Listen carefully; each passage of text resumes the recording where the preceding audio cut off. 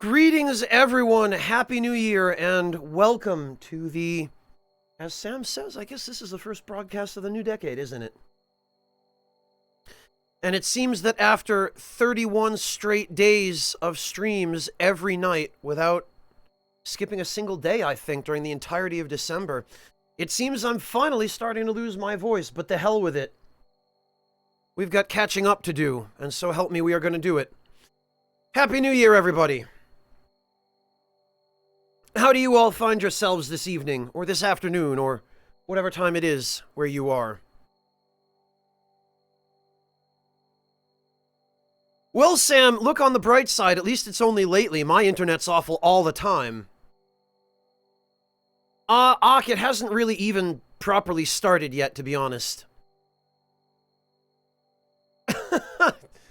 Yeah, Yummy, I'm hungry too.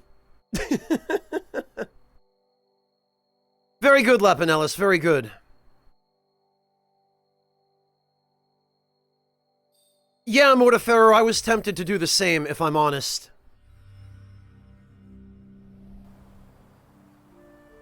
Hello, Sweet Tang.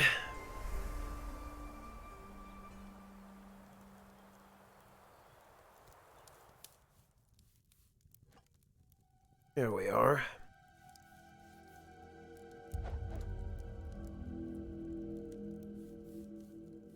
Very nice, Drake. Same to you, Vorlock. Welcome. Dude, this decade just started. You gotta give it a chance, man.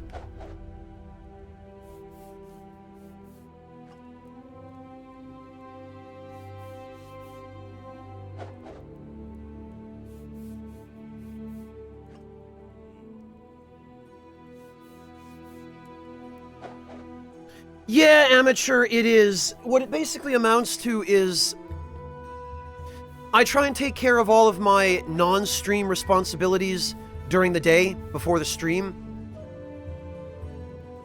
And even on New Year's, there's still a fair bit for me to do. And I also have been waking up later than I would have liked lately, which leaves me less time during the day. I'm trying very hard not to let that slip, but what it all amounts to combined is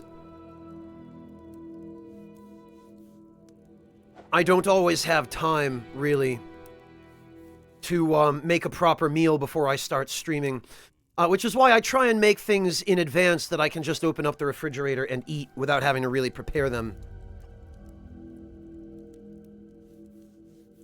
You did, amateur, yes.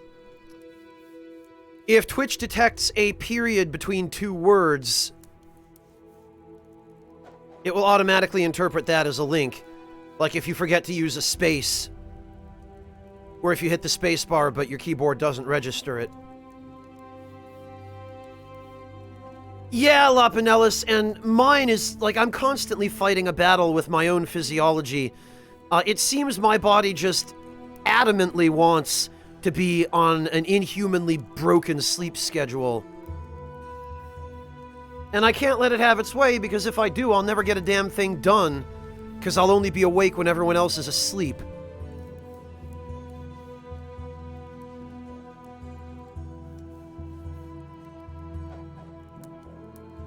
Oh, that's nothing more to kill. Check this out.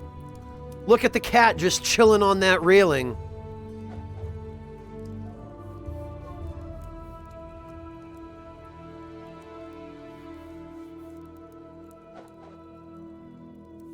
Yeah, Modaferu, my compromise is that, at least lately, I've ended up just trying to eat something during the pre-stream.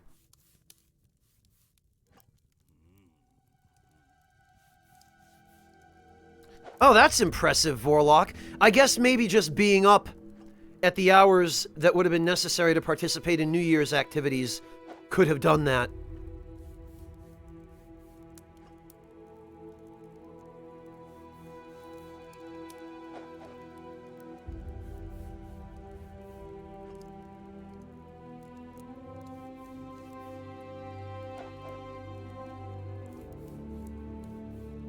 Yeah, Lapinellis, it's kind of the same for me. It'd either be way too early or way too late.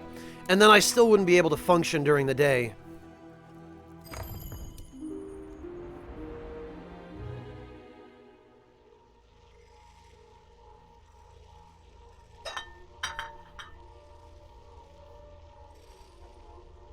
Hello, Chibi!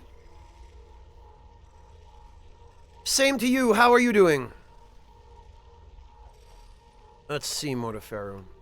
Oh, yeah, I saw that. You really like Sugar Crow's cats, don't you, Mortiferu? To be fair, they are adorable. This cat just stuffing himself onto the radiator like that. I love him.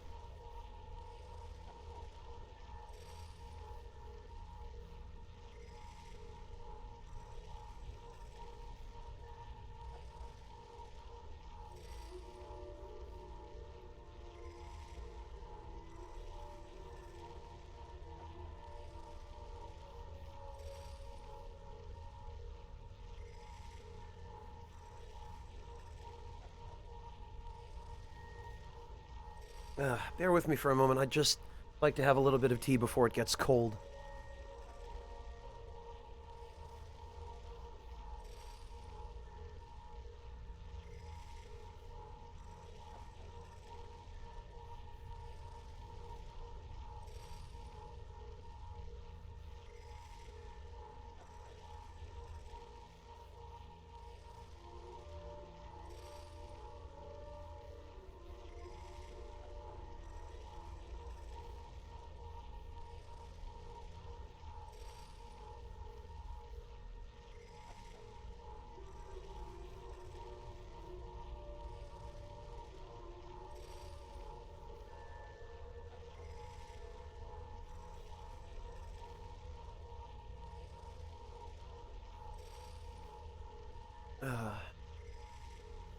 All right.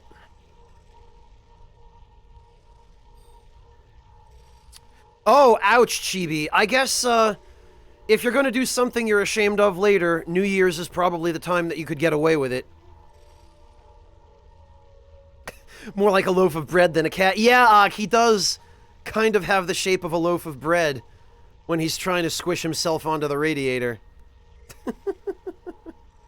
Hello, Benji. Welcome.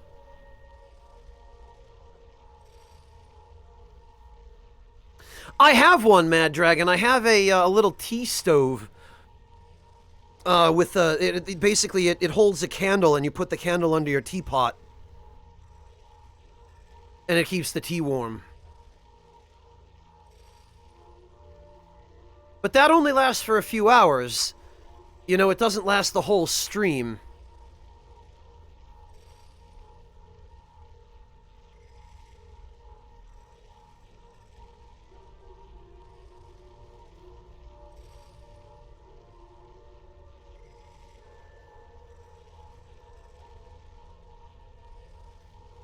Alright, I guess... Yeah. Right, now the question is... Okay, he's got corruption fatigue, so I guess we're gonna use Lucy.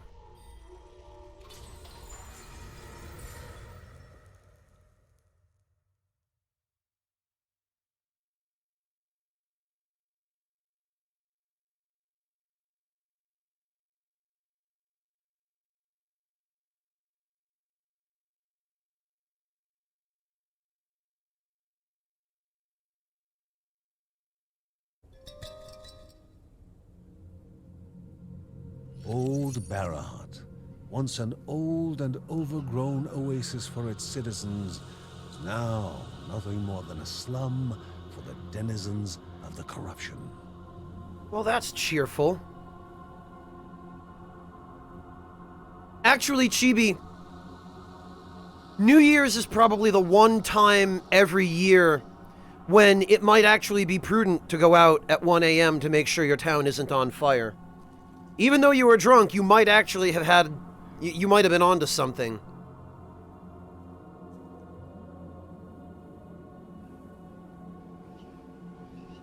Well, Amateur, if I were living in the world of Fallout, I probably would have just that.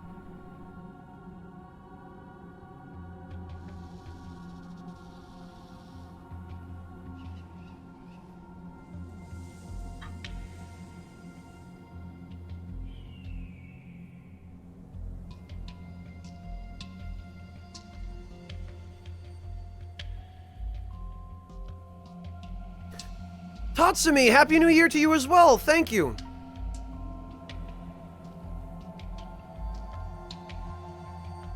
Well, yes, Amateur, that's why I don't trust Bethesda to develop my life.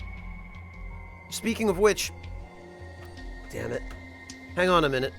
I actually just accidentally spilled a little bit of tea.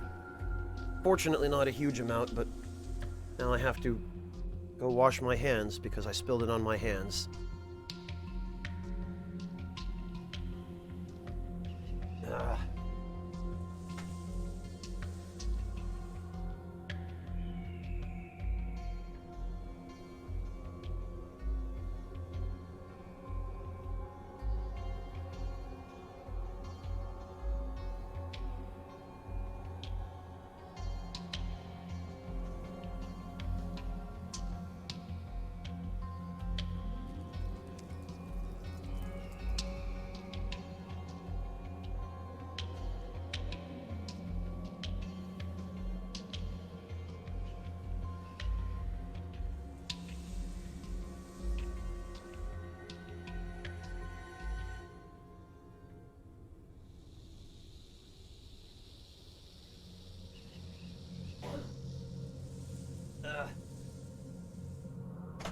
Boy, the first stream of the new decade is off to a great start. Ugh. I'm sure it's just tea, Amateur. I'm just, frankly, still not totally awake. Alright, there we go.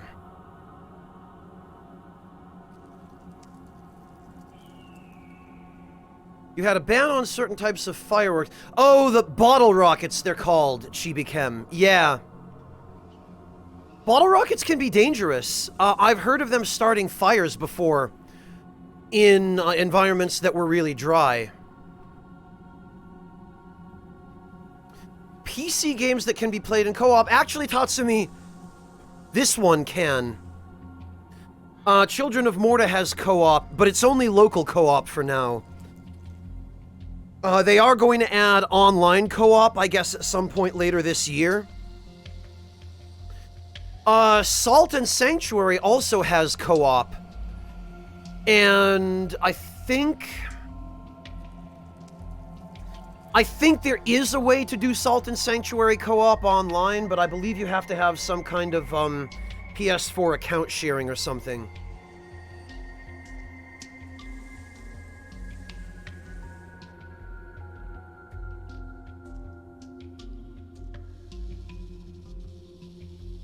No, Yummy, not rockets made out of a water bottle.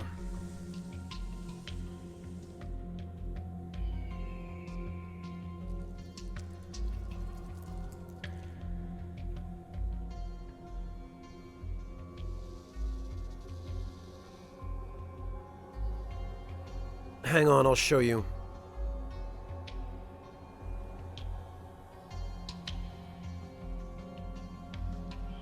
The thing is, Yami, there's a type of firework that's also called bottle rockets.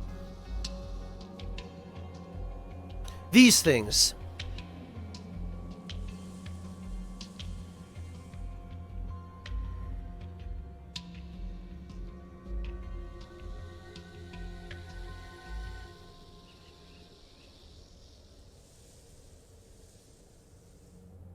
Yeah, Chibi, it sounds like maybe it is. They're just... I don't know, they're a nice idea and they're fun, but if they land in any kind of remotely dry leaves or brush after they've ignited, it can be a serious problem.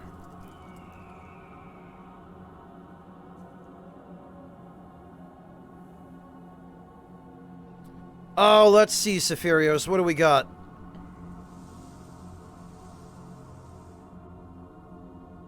Yeah, Yami, they're called bottle rockets as well. It's the reason they're called bottle rockets is because that long stick, you basically put that stick in an empty bottle, and it aims the firework up. You basically launch them out of a bottle.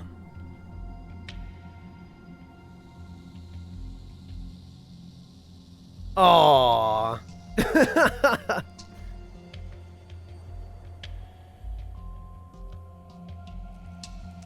Thank you, Sephirios, for the adorable pictures of your dog and your cats. Boy, the cats look comfortable.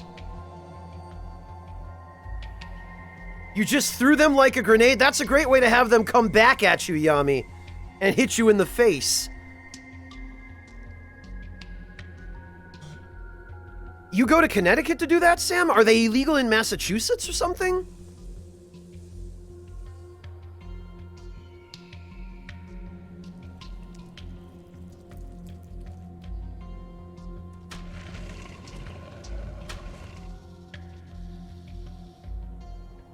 Yeah, I don't think people really understand. Oh God, what a... Okay. New enemy type.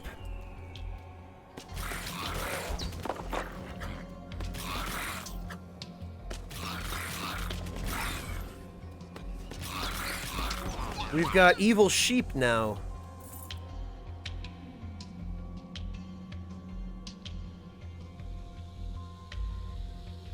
Yeah, I mean, first of all, I'm not American, and second of all, maybe Americans don't know how to enjoy fireworks, but Americans also like not having their houses burned down, or their forests.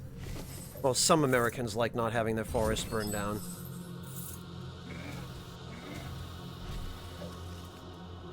Oh, you. Oh, God.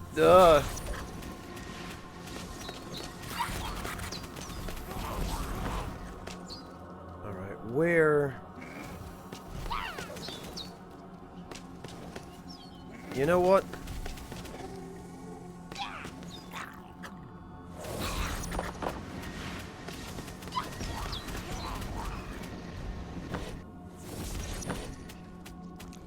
Ugh!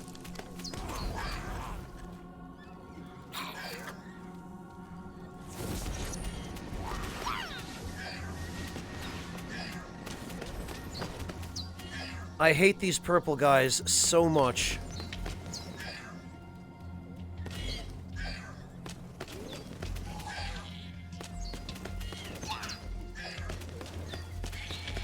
There we are.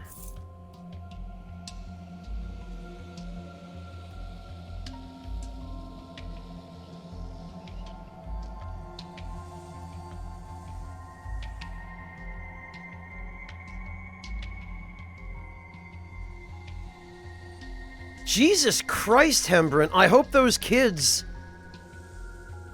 were punished to the full extent of the law for that. They fired fireworks at the firemen and prevented them from fighting the... God! Those kids belong in jail. Jesus.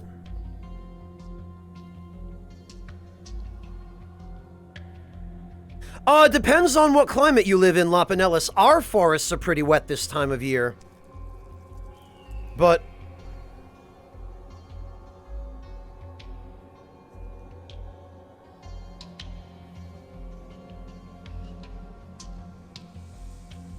California, Lapinellis, where there's been a drought for the past several years, and everything is super dry, I wouldn't get a bottle rocket anywhere near that state.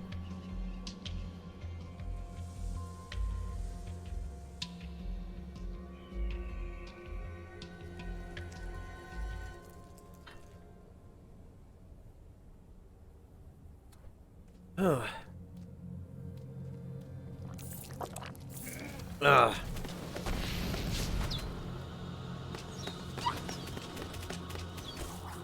Well, at least those guys have become a little easier to deal with. Oh, God.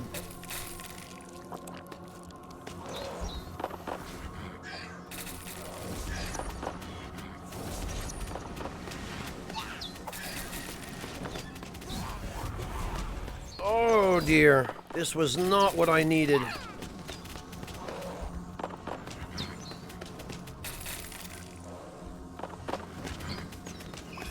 Actually, the elite evil sheep wasn't too bad to deal with. That huge group of enemies, though. Yeah, Morta, I don't think California is ever not on fire now that you mention it.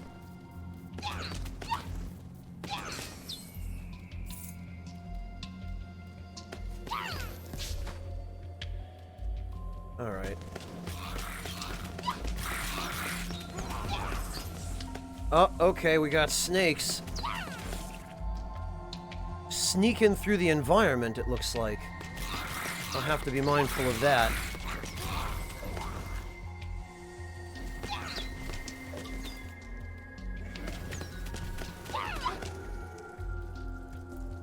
This bastard right here, this fireball guy.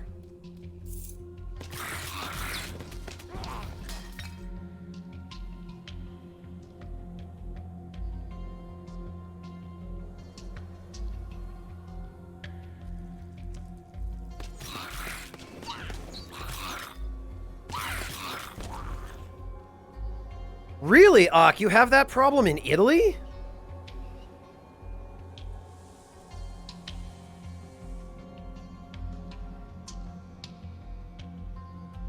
No, Morta, it's not really so much that as it is the fact that they've been getting so little rain and everything is so dry that a single spark can start a massive forest fire.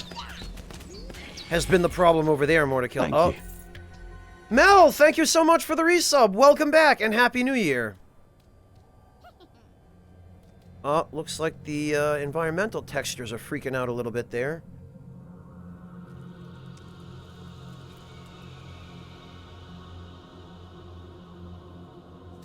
Hey, Nestorados! No, we only just barely started.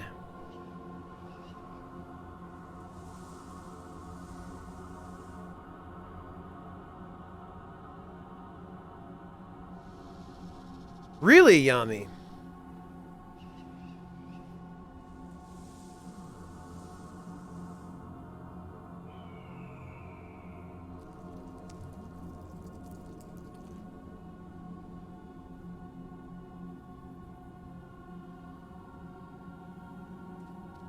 Alright.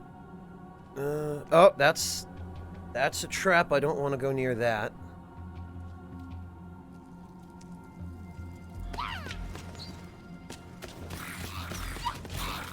I love how the instant I hit one enemy, they all know where I am.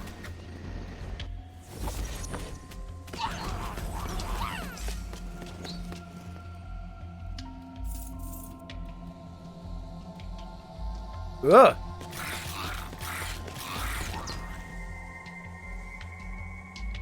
Hey, Juju!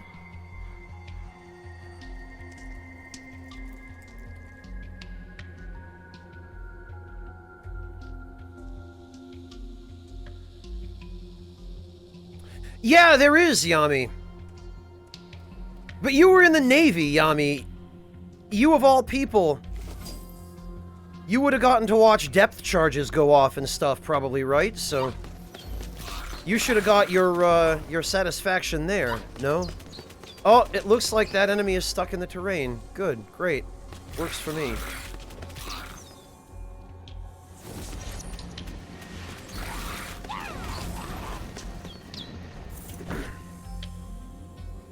Okay, I've got one skill point.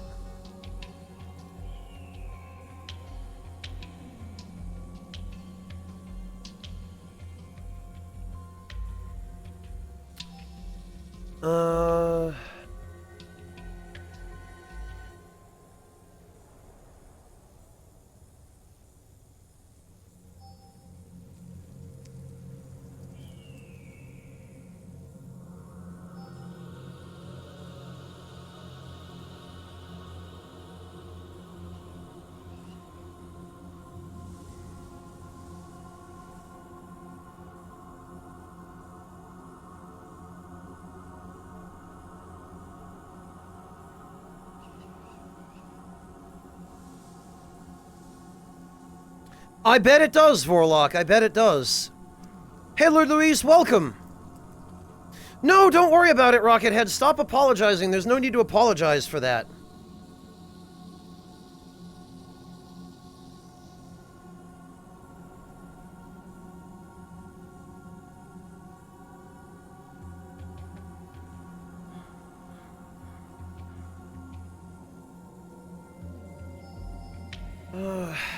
You know, maybe the decoy ability will help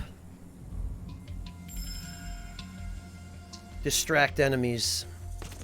because I've been having real problems with keeping enemies away from Lucy. What is this, L1?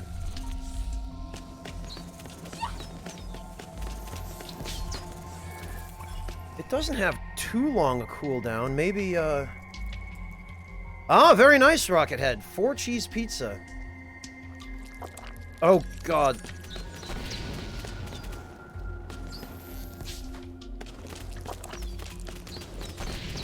These bastards, I wish you would just stop spawning. Go away.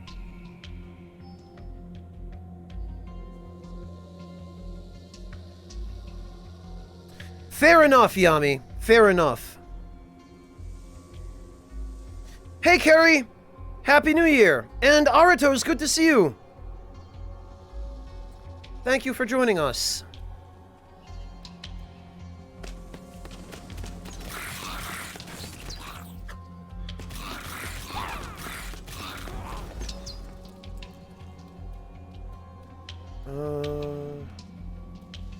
We haven't been down here.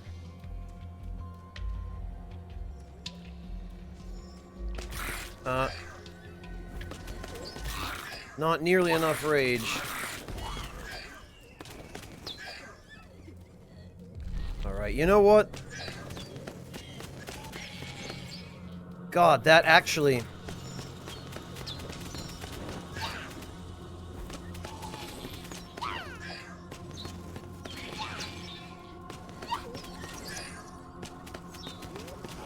That decoy is turning out to be pretty handy.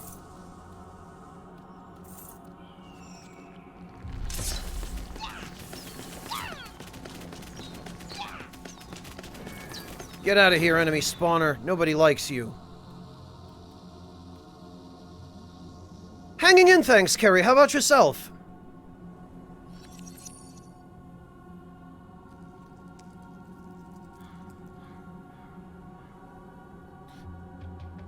Oh, Stephen Fry, you really like those puns, huh? Granted, most of the others here seem to as well. Hey, Squid King, I am doing alright, thanks. How about yourself?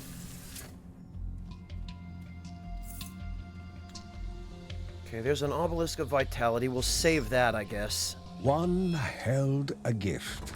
Two hid ferocious creatures. It was the lady or the tiger or the Bergson. Oh, got him.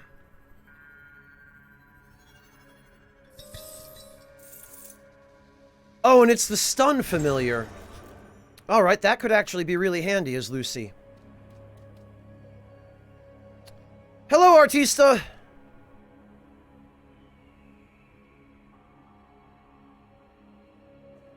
Just want things to get back to normal. Yeah, Kerry. The holiday season is kind of stressful, isn't it? Oh, damn it. I really ought to pay attention to where I'm going. That was all my shields and a bunch of health.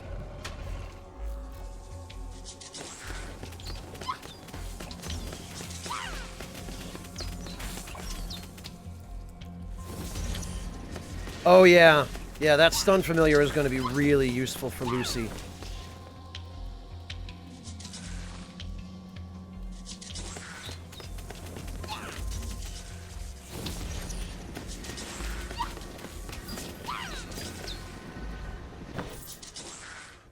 Oh, 2 more gems. Nice. Hello, breakfast. Same to you.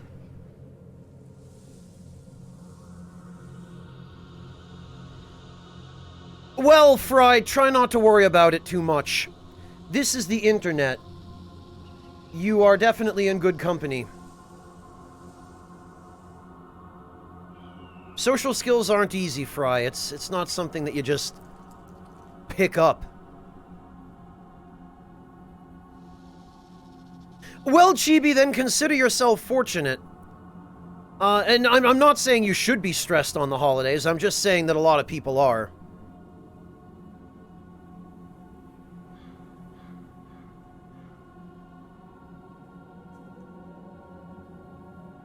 Hey, Ken, I'm hanging in, thanks. How about you? Oh, yeah, Carrie, it's especially tough when you're in a relationship and you can't spend the holidays together. Yeah, I get that. I totally get that.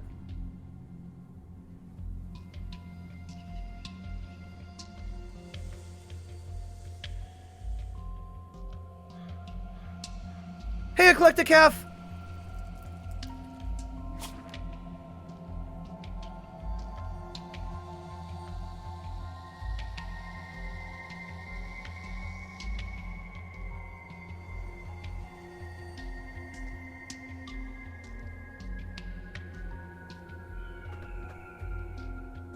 Chibi, it's no consolation to me that you almost died. I'm just saying, sometimes the holidays can be stressful for a wide variety of reasons. Often it's just social pressure, pressure to go out and do things with people, pressure to be involved in events or spend time with family. Sometimes it's legitimately the amount of work you have to do or the amount of money you have to spend, which is, I think, probably the biggest stressor for a lot of people in countries where consumerism has kind of superseded the original meaning of the holidays. But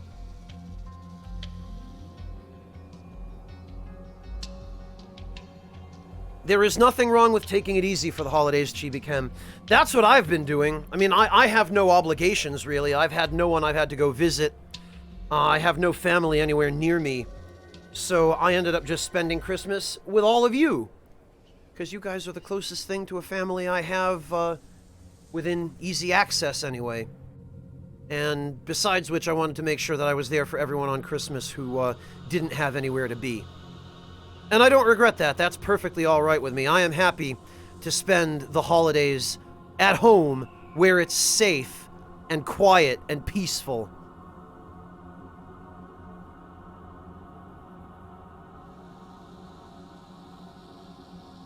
Oh, that's even rougher, Kerry. Yeah, when you want to be there to help, but you can't. I'm really sorry to hear that, Kerry. I really hope that you get to spend some more time together soon, then. That sucks.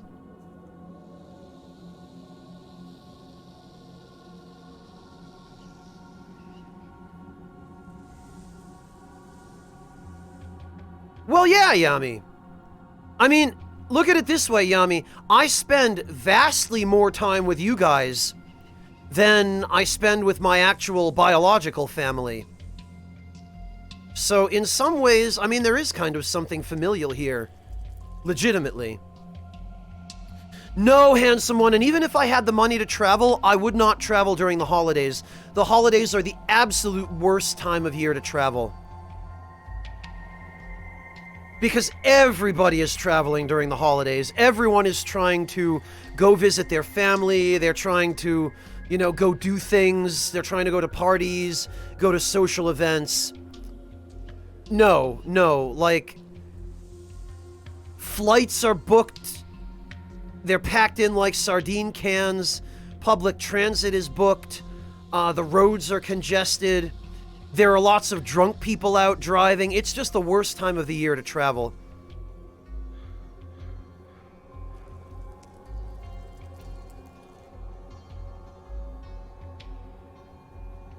Well, Chibi, I'm just glad you're okay. And Kerry, it's no problem. I really mean it. I can relate to a certain extent. It's not easy to be away from someone you care about, especially when they're struggling, so I understand.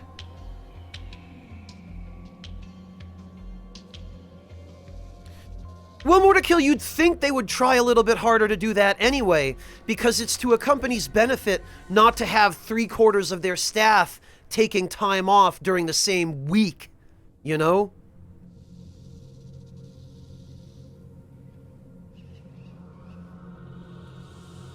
Oh, Vorlock, you shush. Everybody here is equally important.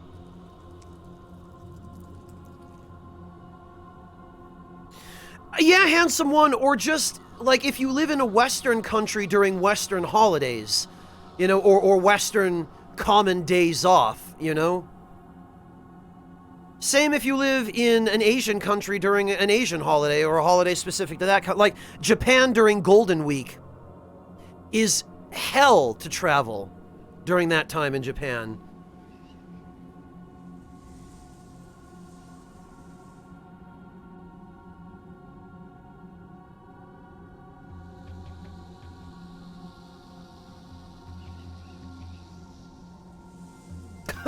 Right, Yami, because this is suddenly 1700s America. Happy New Year, Aishlet, my friends. Welcome.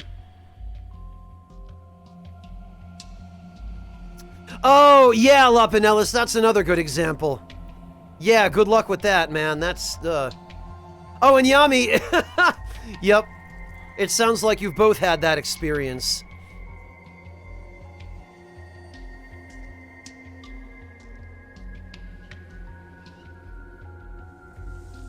Yeah, Nestorados, the social stuff is a really big part of why the holidays are stressful for a lot of people. Because most of the year you can get away with just hiding in your home. But during the holidays, you're expected to actually go places and visit people and do things.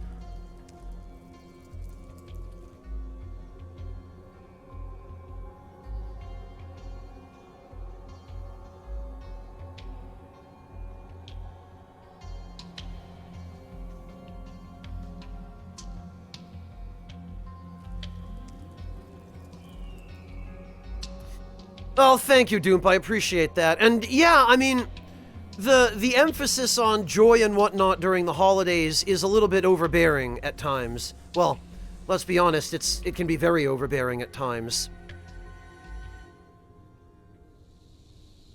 And it can definitely dissuade you from wanting to go out and interact with everyone, or really anyone. Ha! Yeah, Yami. I can only begin to imagine what a country as crowded as China must be like when everybody is out celebrating the New Year.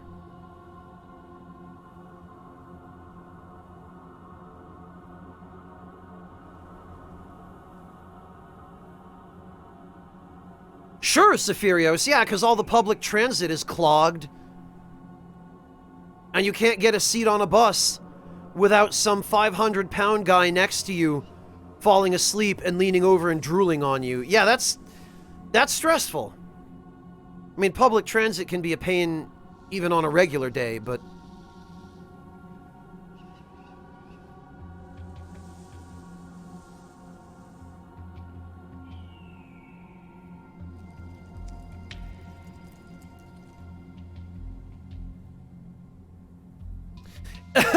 Yeah, Hembrant, I'm right there with you on that. I had a group of friends when I was in high school who would adamantly insist on me going places with them and doing things with them. And some of that stuff was fine, some of it was alright, but there were a lot of things they did that I just wasn't into and that I didn't enjoy and that I would catch hell if I didn't go to. So now that I'm on my own and I have the prerogative to choose exactly what I do and what I do not do, pretty much what little free time I have is spent doing this here with you, because I get to stay at home where it's comfortable and safe and I don't have to deal with people face to face. I mean, not that I can't deal with people face to face if I have to. I do at work, but I need to recharge.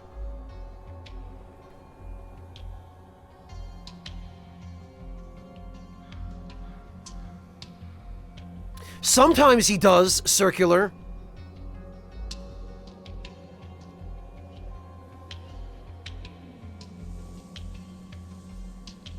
Lapinellis, honestly, in a lot of ways, you're probably better off that Lithuania is not really a tourist destination. I've seen what happens to tourist towns. I used to live in one.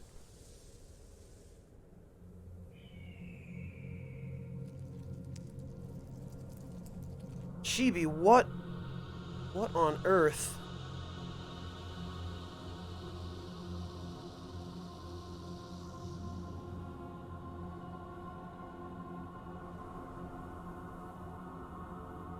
What the hell? Chibi, what is this? What am I looking at here?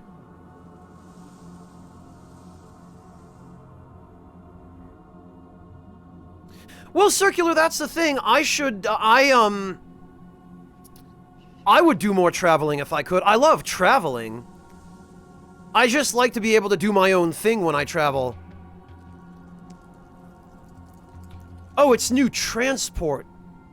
A bus that goes above traffic. Okay.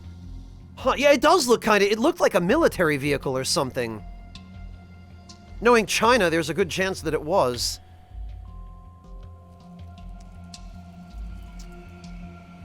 Okay, a bus that goes above traffic.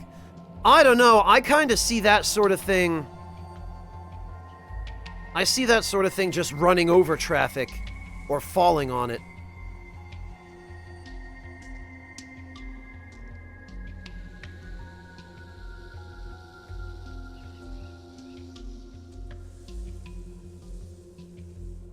Fascinating, though. I don't think I've ever seen anything quite like that. It's an interesting idea, but I have my doubts about how practical it actually is.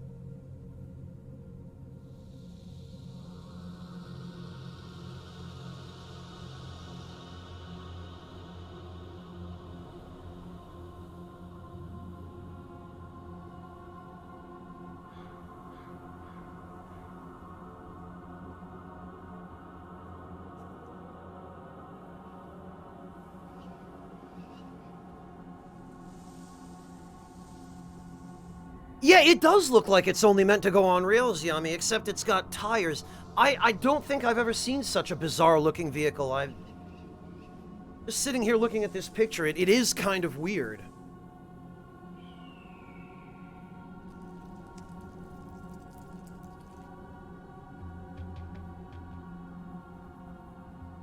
Yeah, Chibi-Chem, that's China for you.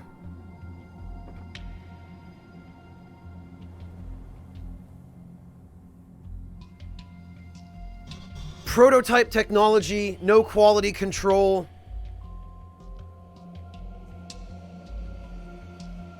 Yeah, exactly, Yami. At that point, just build a subway.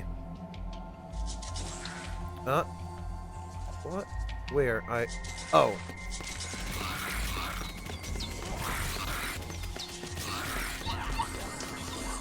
Oh. Okay.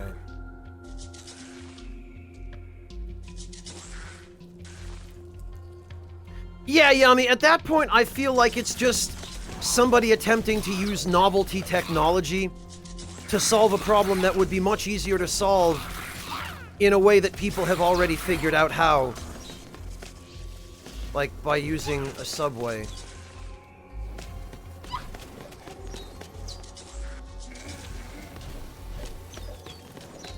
God, these guys...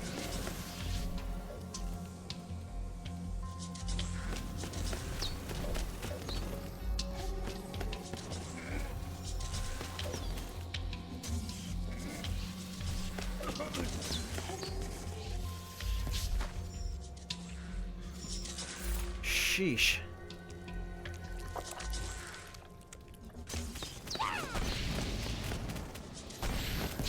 Yeah, Lapinellis, it may be cheaper, but if it doesn't work, then you've spent all that money for nothing.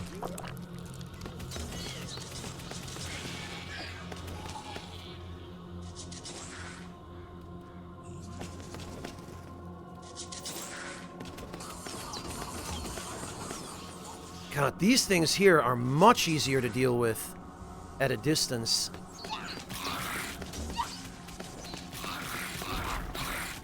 Okay.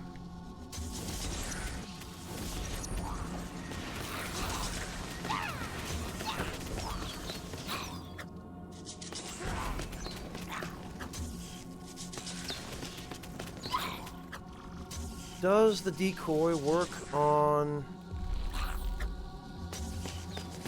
elite enemies? It certainly does. Orbiting tornado. I don't think this is going to be all that good, but...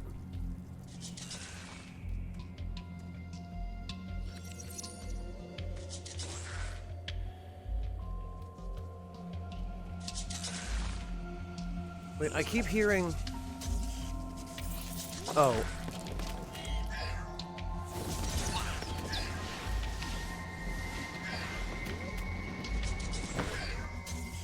Okay, wow, yeah, orbiting tornado.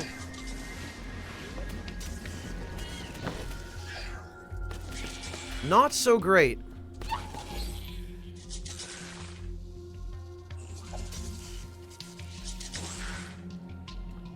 Holy hell, Chibi-Chem, that's like having a train on the road. What a terrible idea.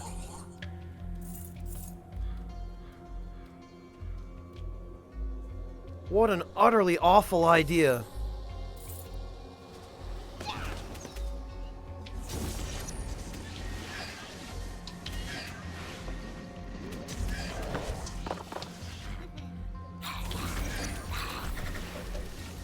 Okay, yeah, this...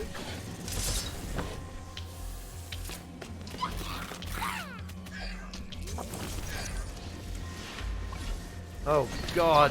Yeah, now I should not. I'm never taking this,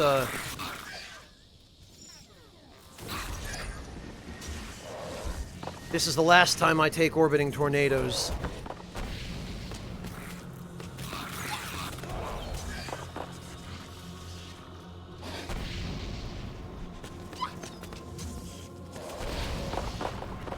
What the hell? I can't use my, decoy now?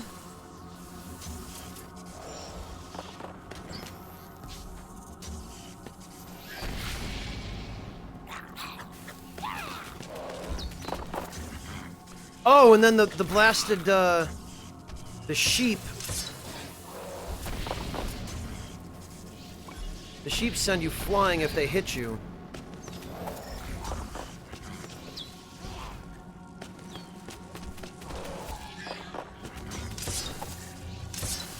God, this is awful.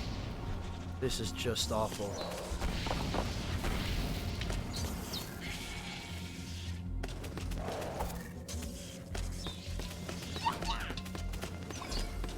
There. Jeez.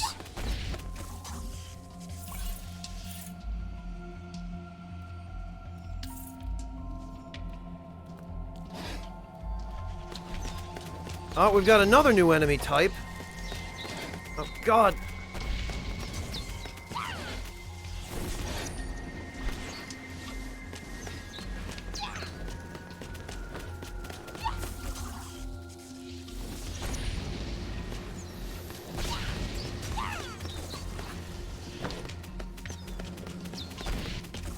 These guys, they just do not give up.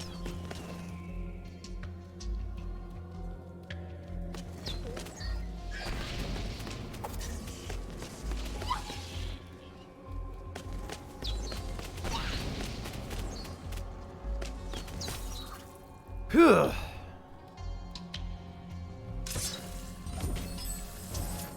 That was way too close.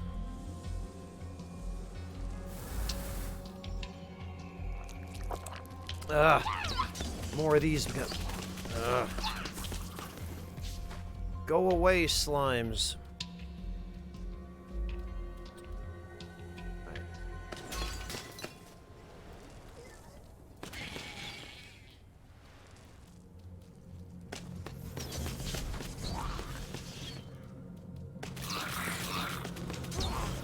I need my health potions. Oh, and another gemstone.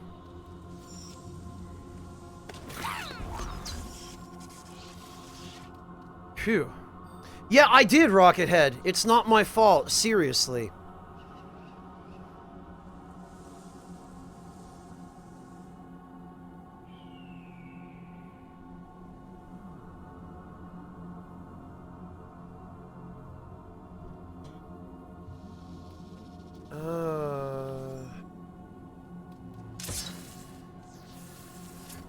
Right, there's one more over here. It's a good thing I got this many healing potions.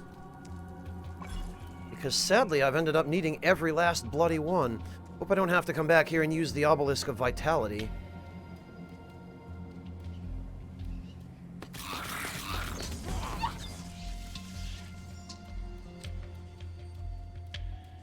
Alright. I thought I had fully explored all of this. I guess now I have. So next is over here. Okay, oh, and there's another obelisk down there that I guess I missed.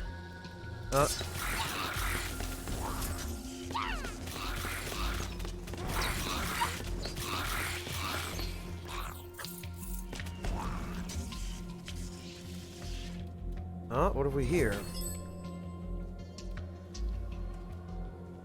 Nothing, I guess.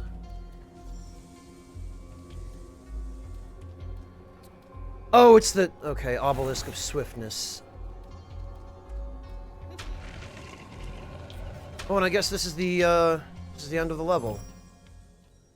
11th hour. Double damage while your health is below 20%. 25%. Well... I don't know that we're going to have an occasion to use that on this character, but... Yeah, but the problem with this particular RPG is that you can't actually take potions with you.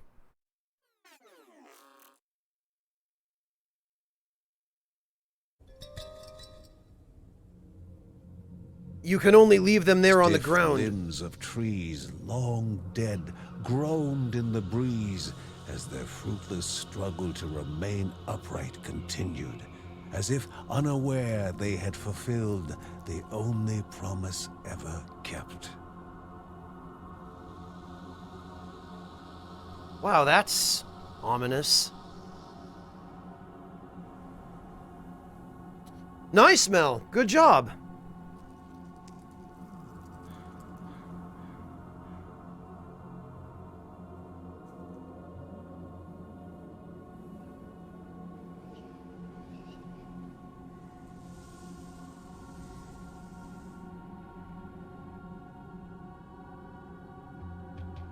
Legacy of yeah, maybe a little bit, Chibi. Maybe a little bit. I can kinda hear that.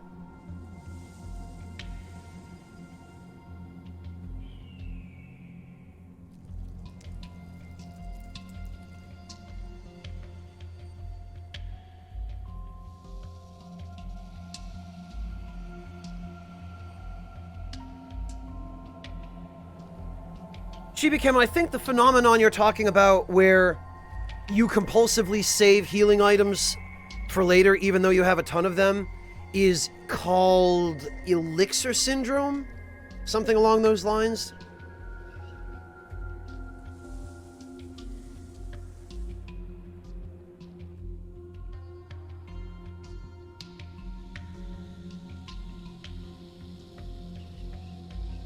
Well, yeah, hoarding in general, amateur, but there's a specific term for it in the context of healing items in RPGs, especially really valuable items.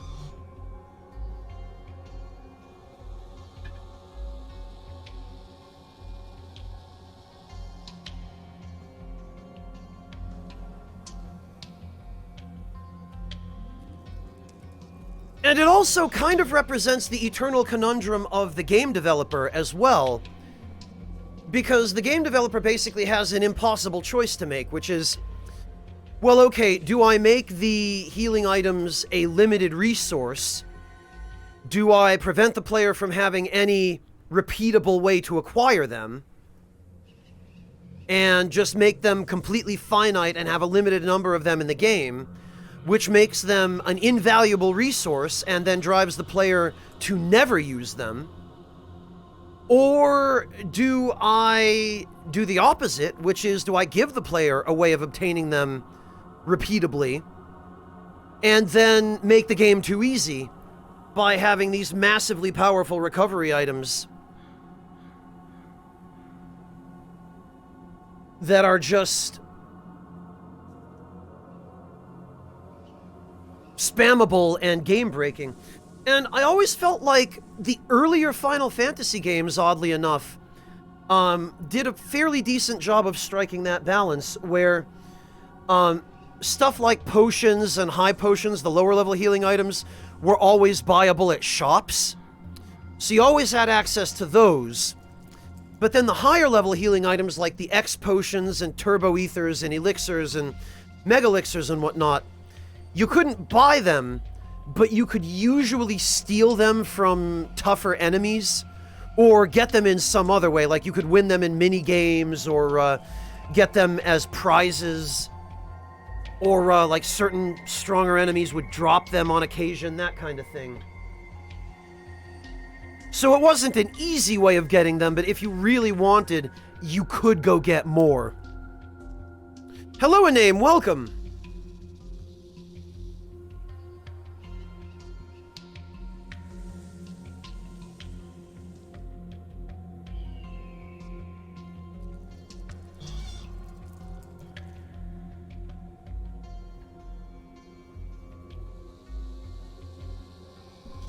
Spells versus potions, Chibi? What debate are you referring to there?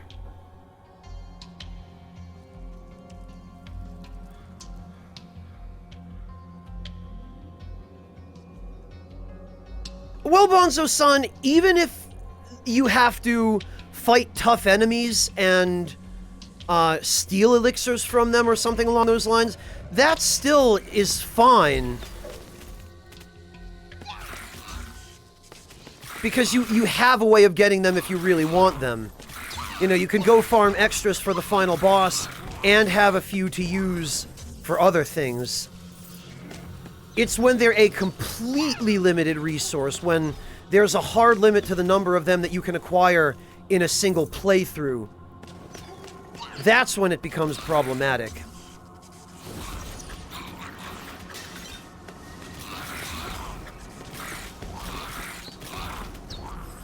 Right, I've got to use up this damn tornado rune. Oh, God.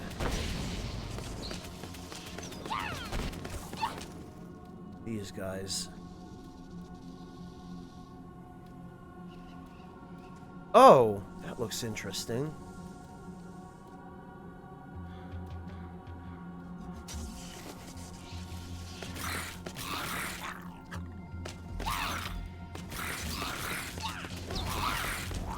Okay.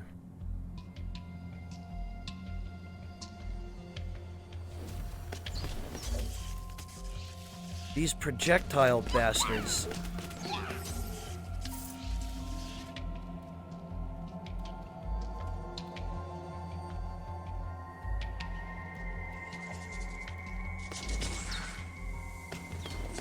You know,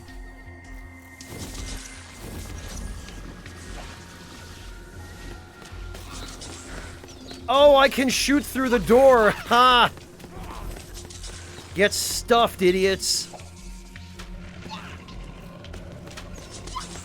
Well, I accidentally stepped on the switch. Whoops.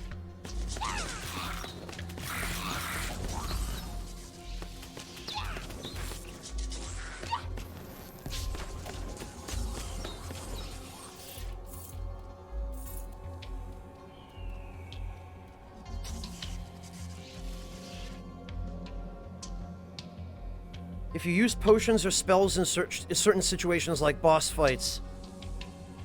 Chibi, are you talking about using a cure spell as opposed to using a potion? That's the kind of thing you mean?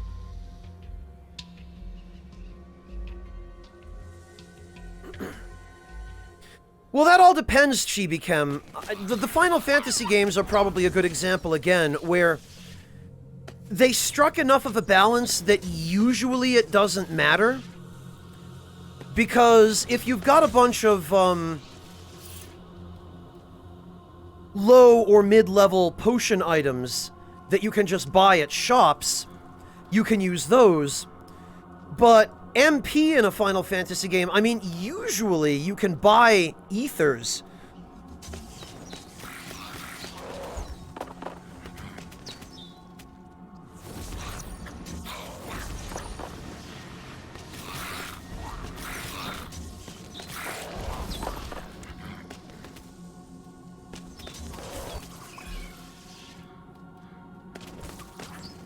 Or you can just rest at an inn if you have to. That's the thing is, a game has to give you a way of restoring your spell uses, regardless if it's based on MP or spell charges. And even Final Fantasy I which was one of the only Final Fantasy games that used a spell charge-based system rather than MP. If you would rest at an inn in Final Fantasy 1, it would restore your spell charges.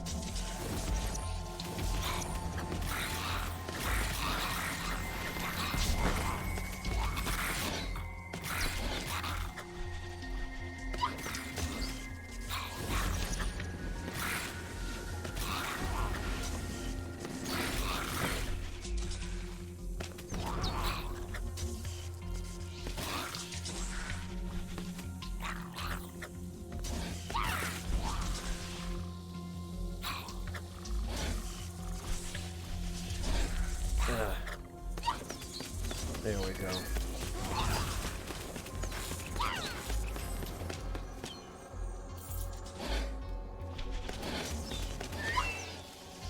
Sheesh. This enemy looks a bit like a turtle.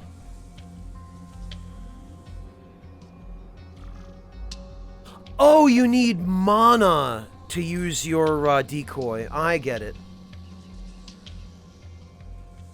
I guess kind of like D&D, Mel, yeah. The thing is, Chibi, a good game will strike a balance. Like, with a good game, you have the option to use, ideally, your healing items if you're playing as characters that don't have any spells.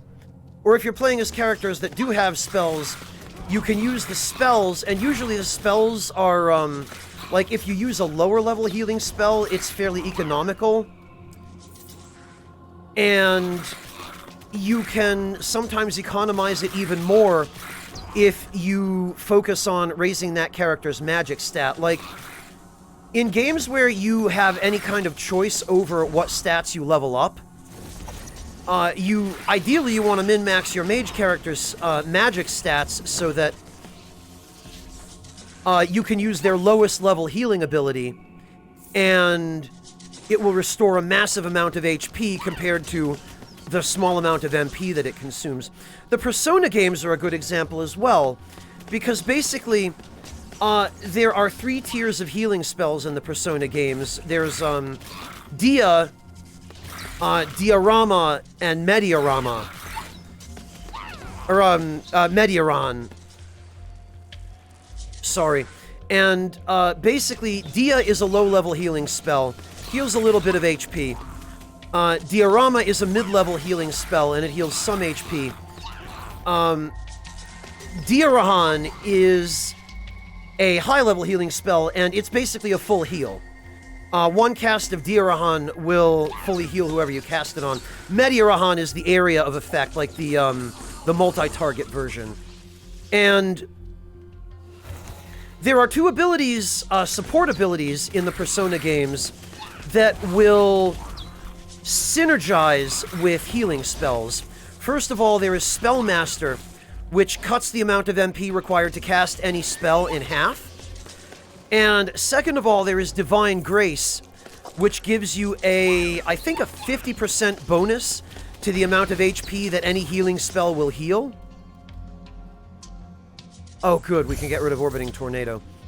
And so it ends up being that the most efficient way to heal your party for most of the game, at least until you get the higher level healing spells, is you fuse a persona that has Diorama and Mediorama, the 2 mid-level healing spells, as well as Spellmaster and Divine Grace. So basically, you get your mid-tier healing spell for half the MP cost, but it heals 50% more HP than it ordinarily would. Yeah, Feanor's there. So that ends up being the most economical healing spell. And even after you get Dirahan and Medirahan, the mid-level healing spells with the boost abilities can still be more economical if a character does not need a full heal. You know, if a character's taken a couple hundred points of damage, but you're not at the point where you're ready to drop the MP or the SP on a full heal for them.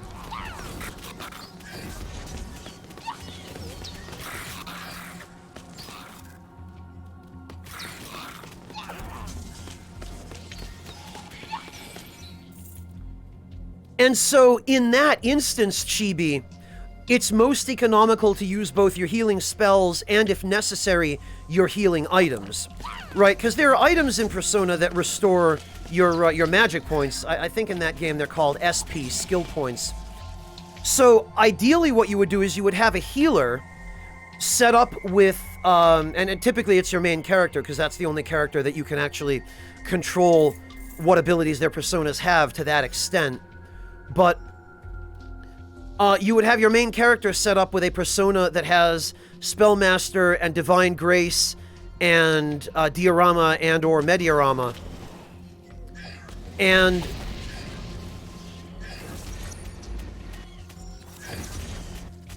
then you would either give them an accessory, like a piece of equipment that restores SP every turn, like the SP adhesives in Persona 5, or you would, if you can buy items that restore SP, you just carry a bunch of snuff souls and just use the snuff soul to restore your SP whenever your healer runs low.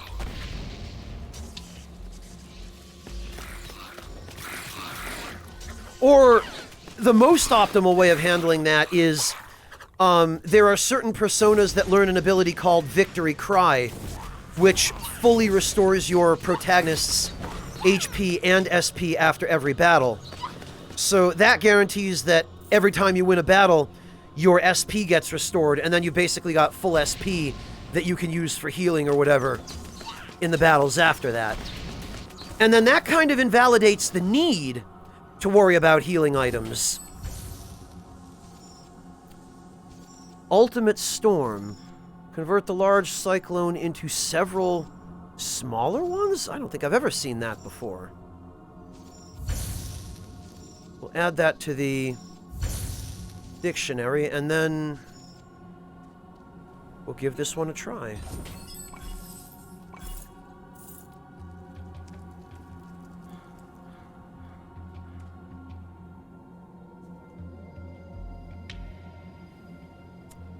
Yeah, Schlemp, it's always nice when you understand Persona Fusion, because the better you understand it, the easier a time you'll have even with the game's tougher bosses. And being able to choose what skills your personas inherit is huge.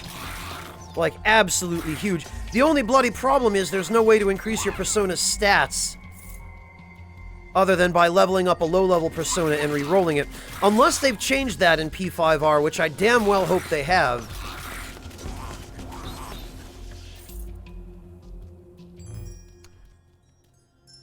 Electrocalypse.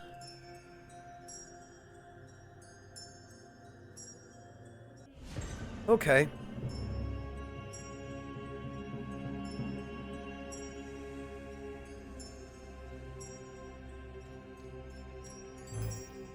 Yeah, Chibi-Chem, although if you've got an effective enough setup with a character that can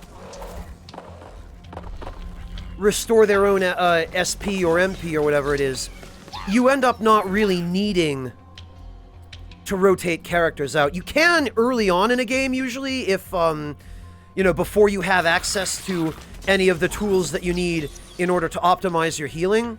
Rotating healers can work. Oh, God. Oh, no! These guys got killed! Wood and metal were strewn about. One body was present, one missing. Found an item. Stargazer's son's paintings. Well, hell! I thought these guys were safe.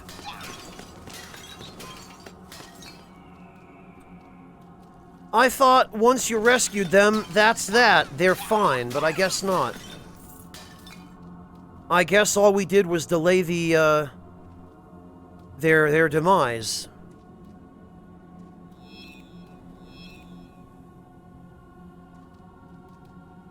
Well, shit.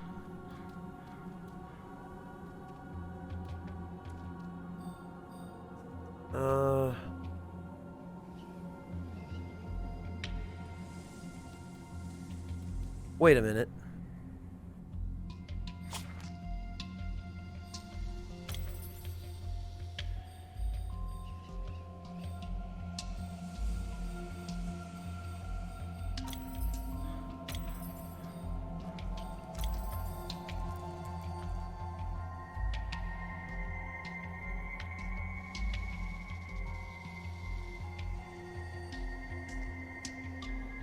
Happy New Year, Andrezel! What the heck? We found the Stargazer Sun's paintings, but they don't seem to be listed here anywhere, and I can't...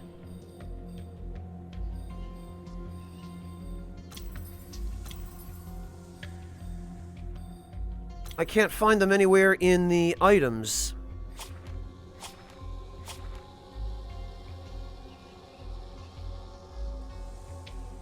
Ugh, bloody hell.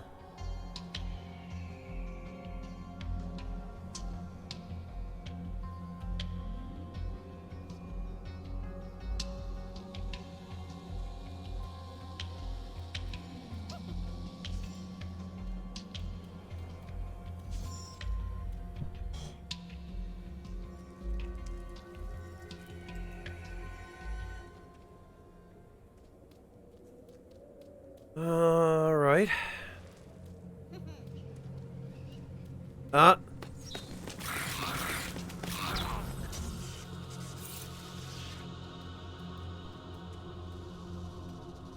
Okay, we have to go left. Ha!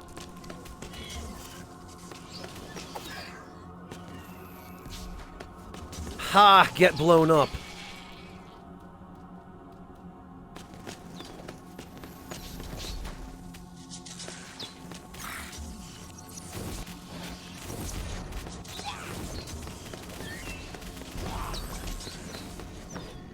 Yeah, I'll tell you what.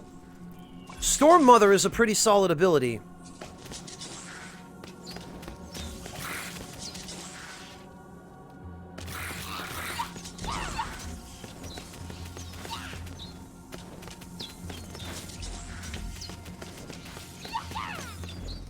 All right.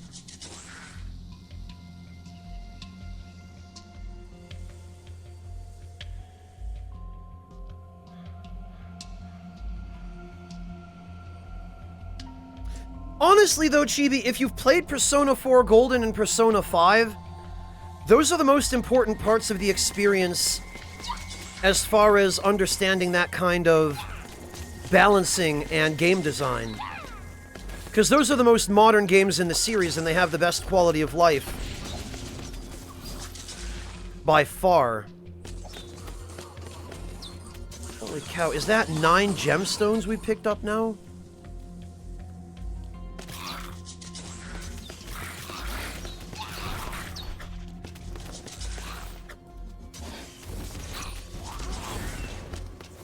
Also, is it just me,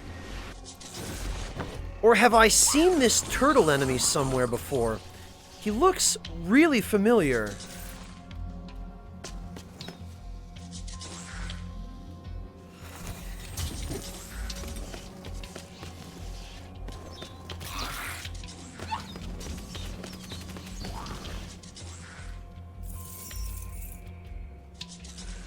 Oh, that was a nice amount of money. Next March, I think, Yami.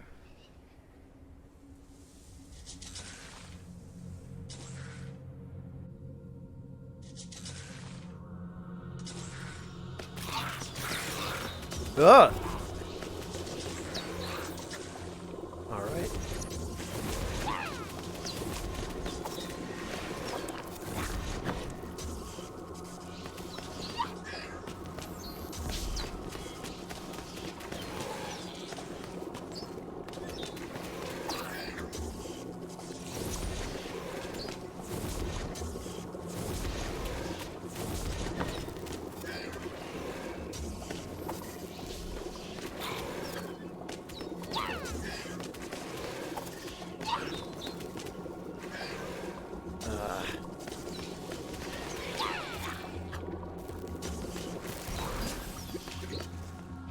Sheesh.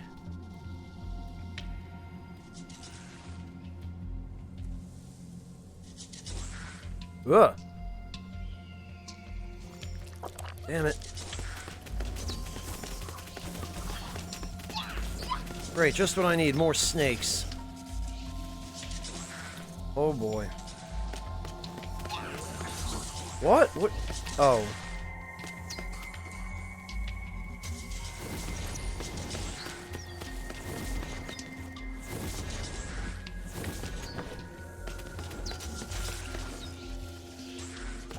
Okay. That's what was hitting me before. This guy right here. Oh, I know where I've seen him before.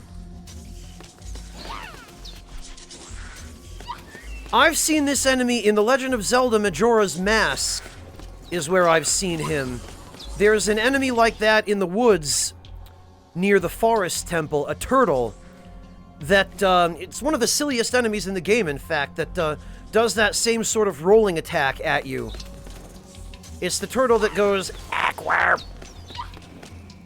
That guy. You guys know the one.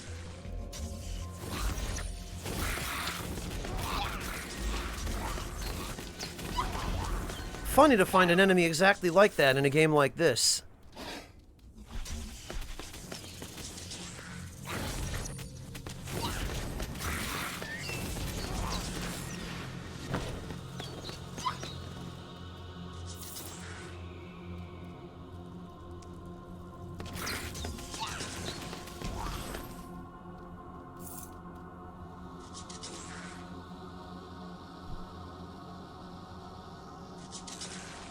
I saw that, Schlemp. I watched it.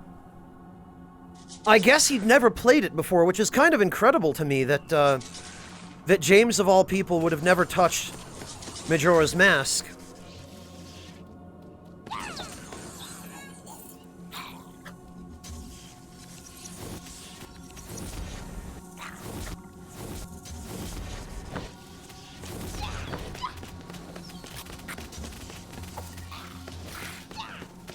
Come on. There's groups of enemies.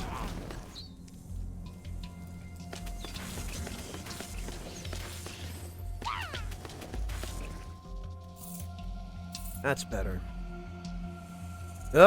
Never mind.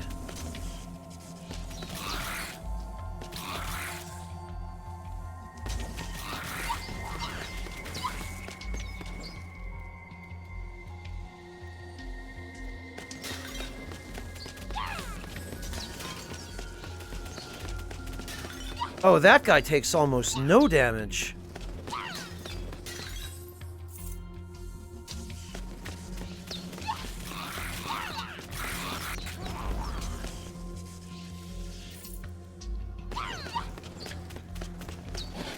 But I guess he doesn't have all that much health.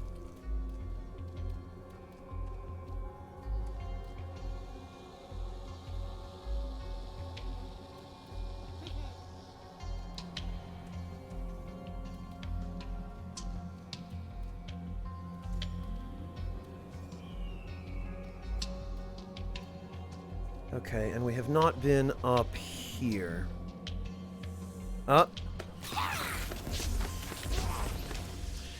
That's a handy little ambush. I'll have to remember that.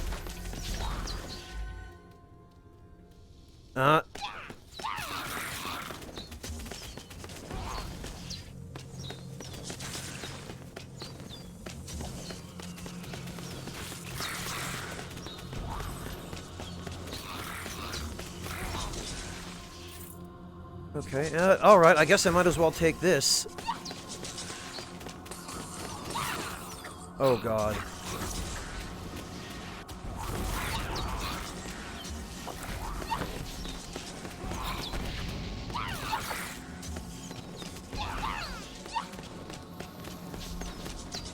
Stupid warlock, go away.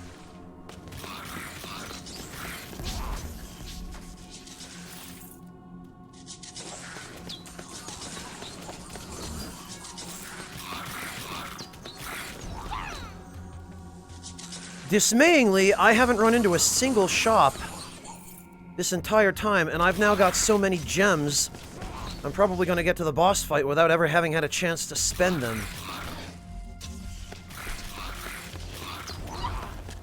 Blasted sandworms again. Up.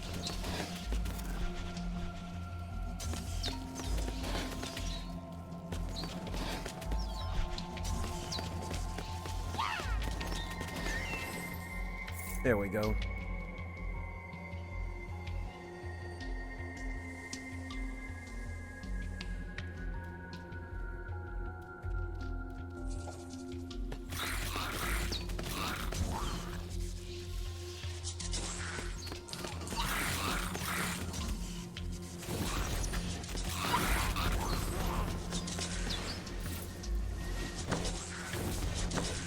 Yeah, it seems like, the smaller cyclones from Storm Mother are really handy for helping lock down enemies that dodge the main cyclone.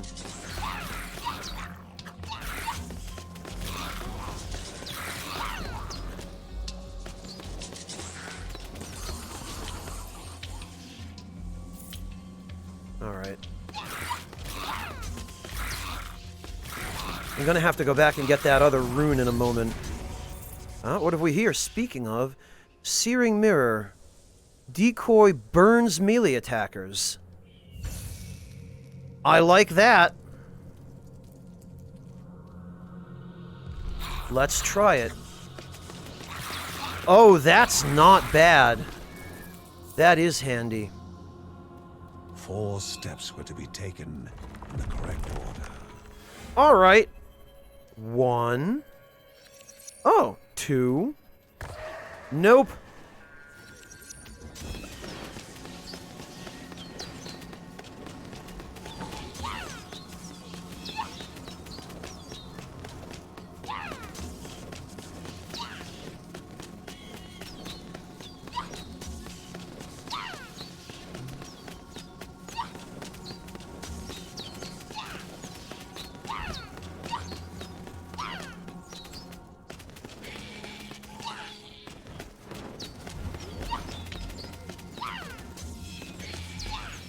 Where's that? Okay, so 1, 2... Nope! Alright!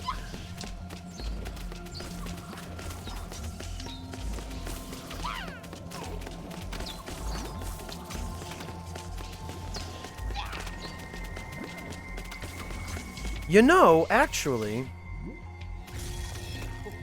Oh, this surrounds me. Okay.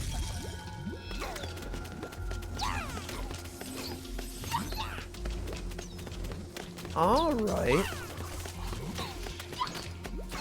Well, in some ways that's useful, in other ways it's not, but...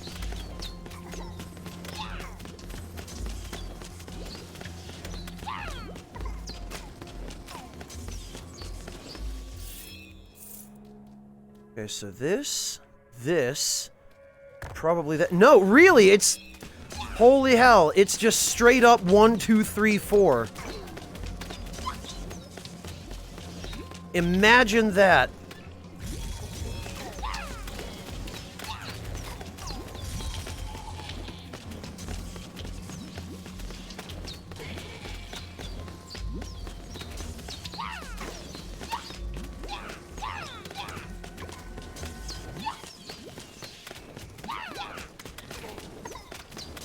No kidding, Vorlock. These are supposedly procedurally generated, but boy, what are the odds?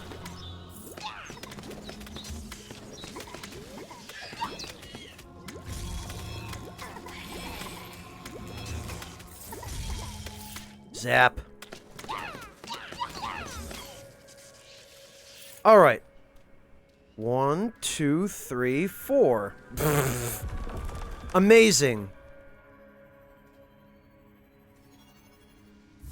We get... Surprising Storm.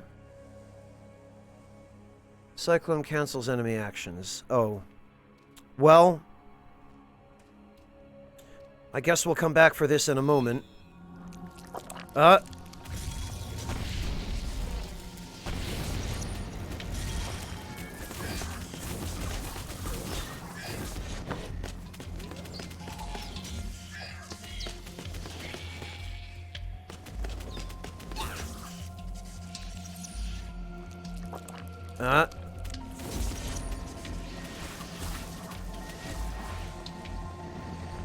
Okay, now we will come grab this.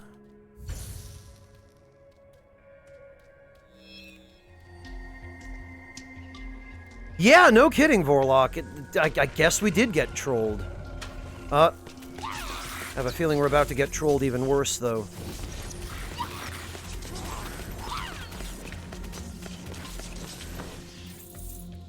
Something more sinister will be appearing soon.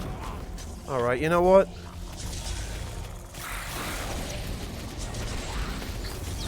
A greater enemy, but also a greater reward. Sure.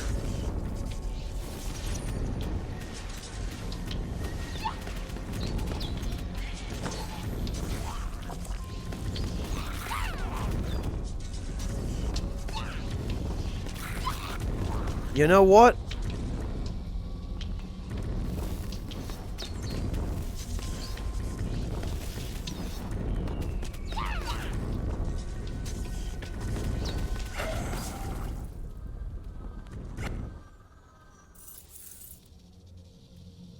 I don't know if that reward was quite worth it, but at least we got a healing potion.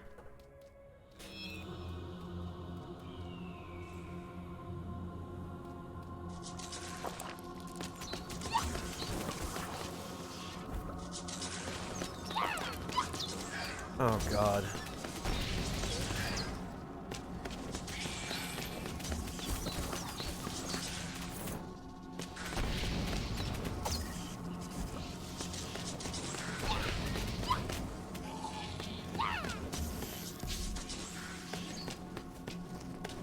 You bastards.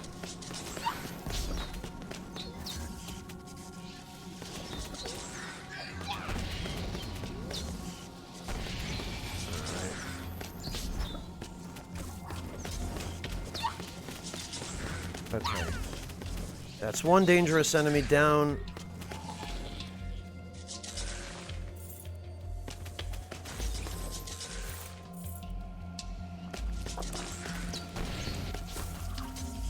There's another. Oh, I see why they keep spawning. All right.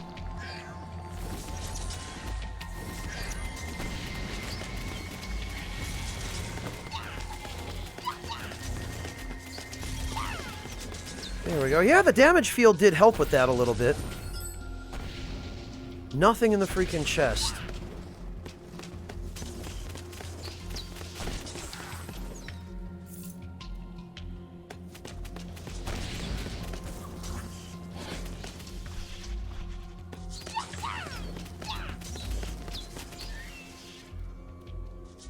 Phew.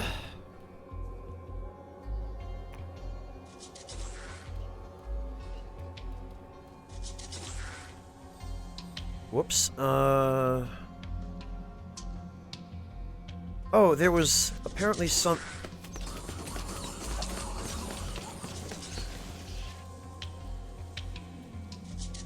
There's apparently something I missed over here. Really difficult to tell what these things are. They look like some kind of evil sandfish. It's too bad there's no bestiary.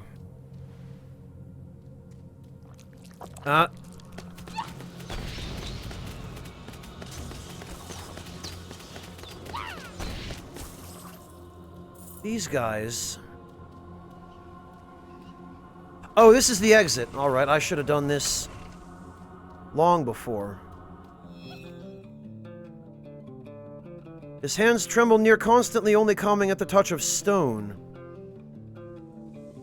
Come try it out, you won't regret it. Oh, okay, that's Rune Healer, and of course it costs gems.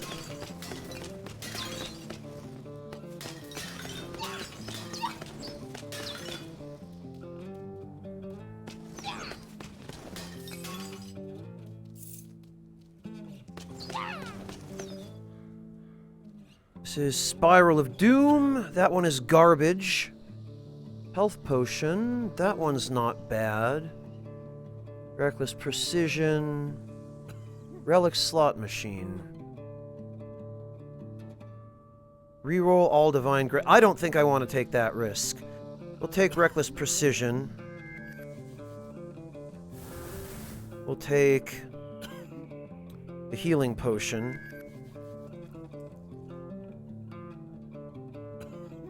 Spiral of Doom really isn't that useful.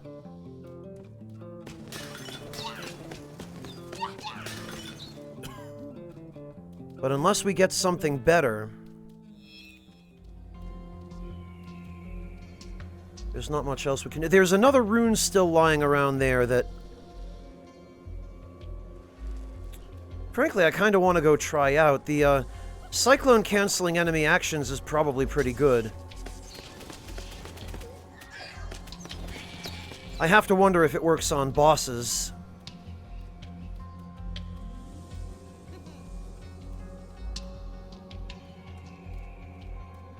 But I guess this would be my opportunity to try.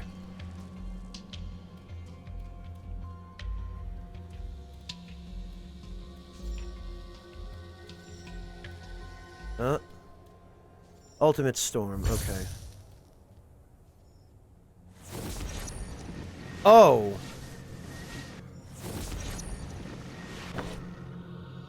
So that's just the little cyclones without the big one.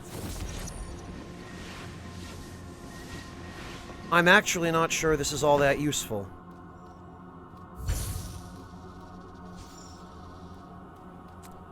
I thought it was going to be several smaller ones, not just a couple.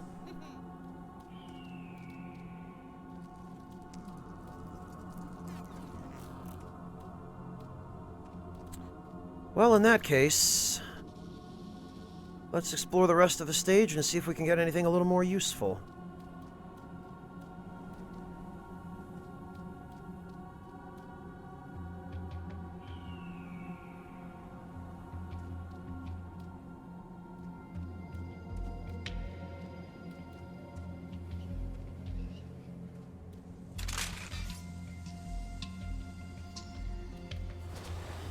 Ah, I figured. Oh, God. It's one of these, huh?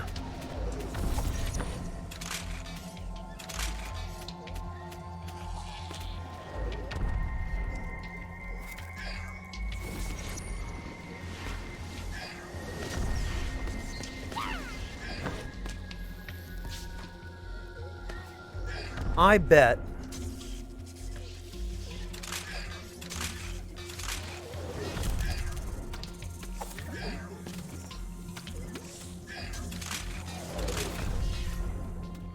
Yeah, I bet I could kill him by luring him onto the spikes.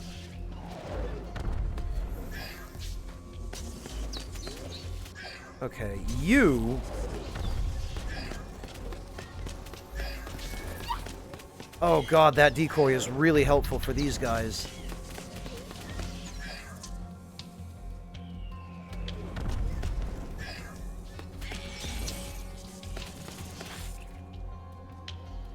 Okay, what do we got? We got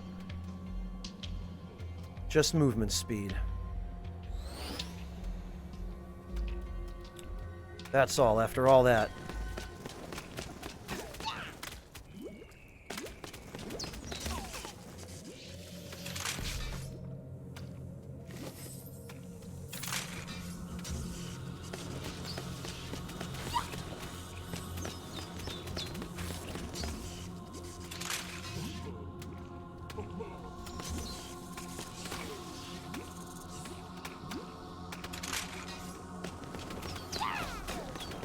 Man, I am tired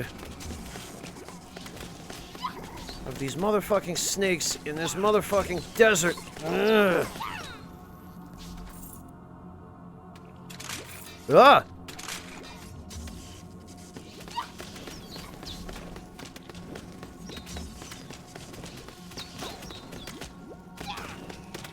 Oh god.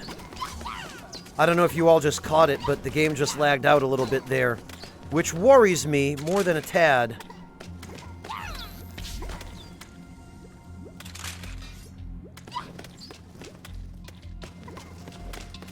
Can we maybe...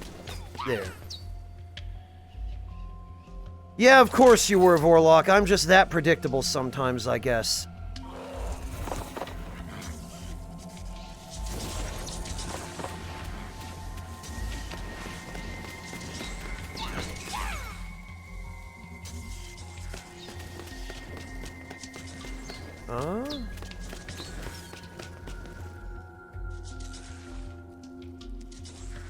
Let me just let my shield recover. There we go.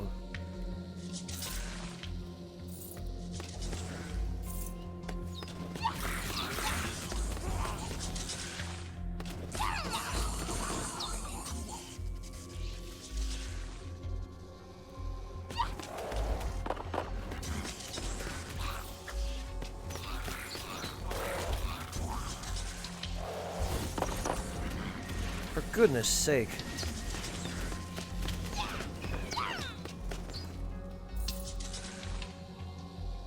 Alright, oh, we have a decent amount of money now. I sure am glad I went for the money boost. And maxed that out as soon as I could.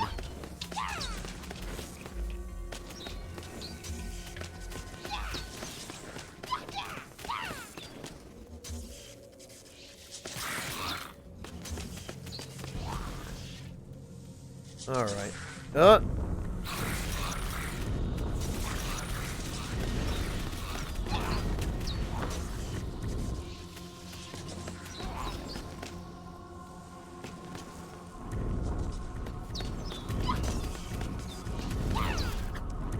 Actually, the bullet elites are not too bad.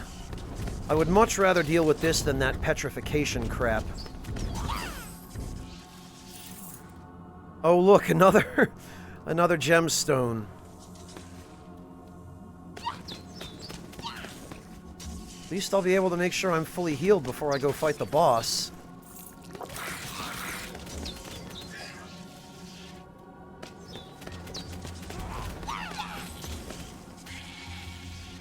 Yoink.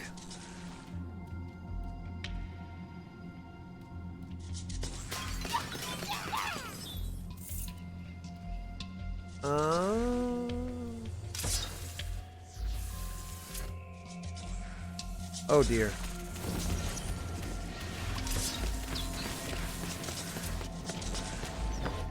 More snakes. I don't want to grab that health potion just yet.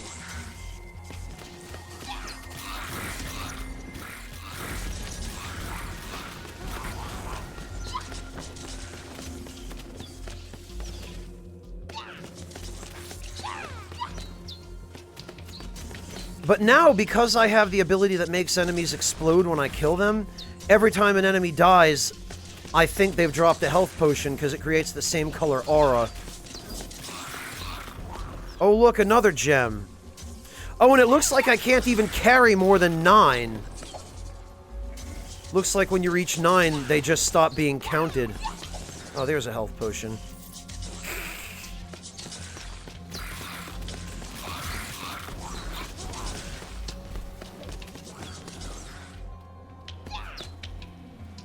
Oh, and there's a projectile guy down here.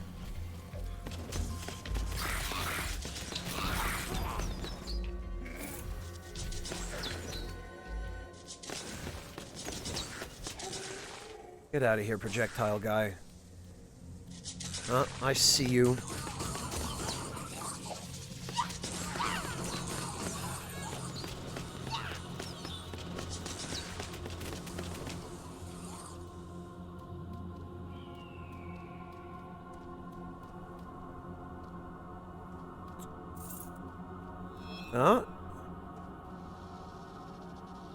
Oh, okay. What have we here? Oh. A new codex entry.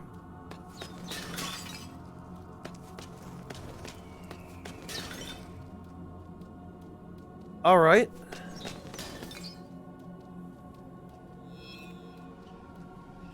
Is that it? Ugh! Damn it, every time. I see you.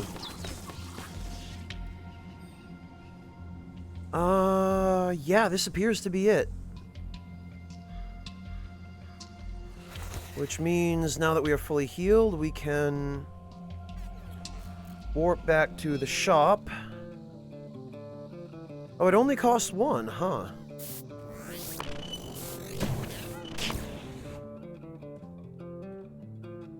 Wait, what? Ability runes mended.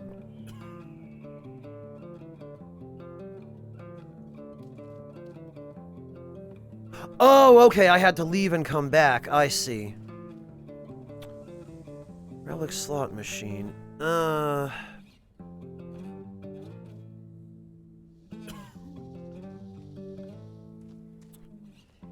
mean, I guess I might as well get this. Because it's better to have two than just one.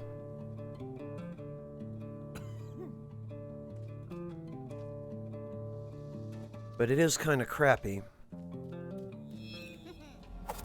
Alright, well... here we go. I have no idea what this boss is possibly going to be, since I thought we already fought the Guardian.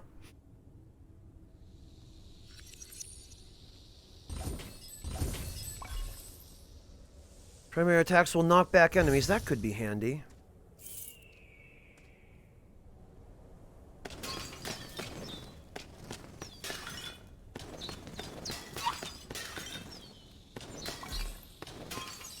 Oh, more health potions. Which I wish I could bring into the fight with me. Guess I better have some tea before we do this.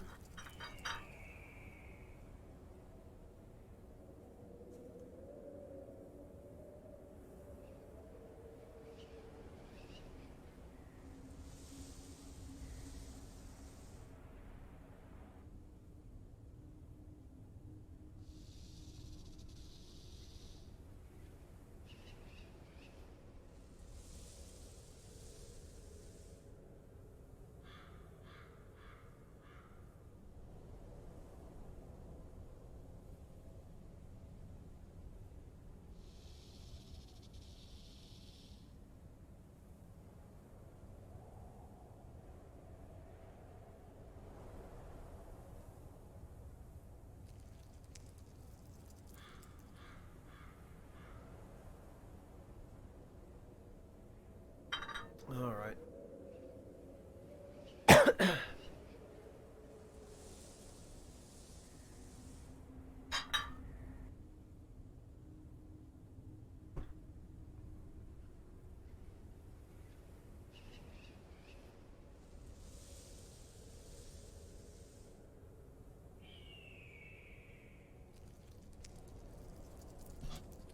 Well...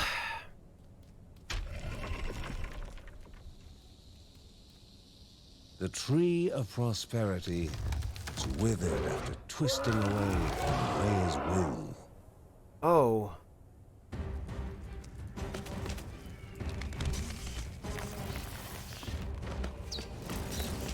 Oh, okay.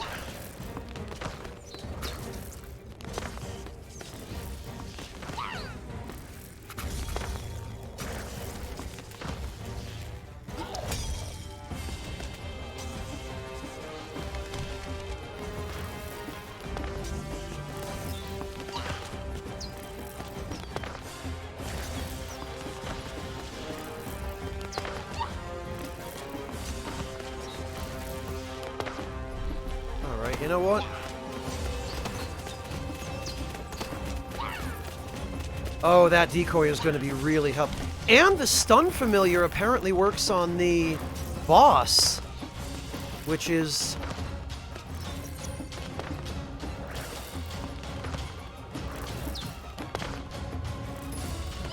not bad. Oh, okay.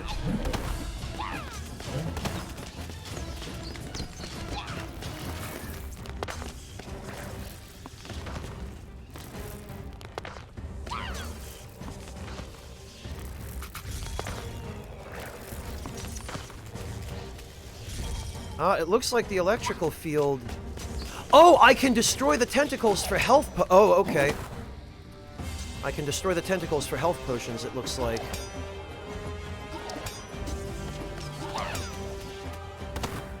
Alright. Okay, this actually isn't so bad.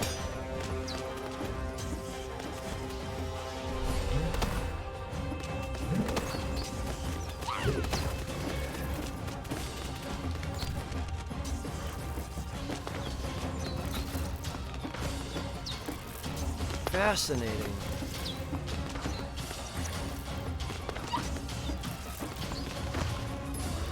Well, we got another health potion.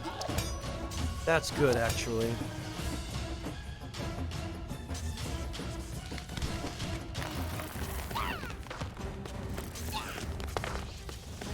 I am kind of astonished. Unless we get this boss to phase 2 and it has some really dirty trick or something up its sleeve, I am astonished that this is all we have to deal with.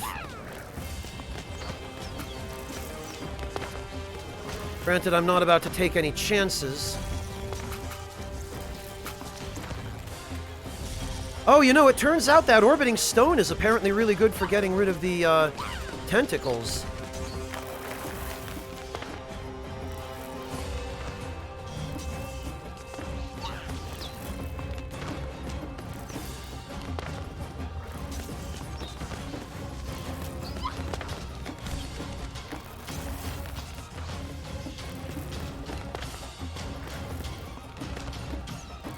Alright, you know what?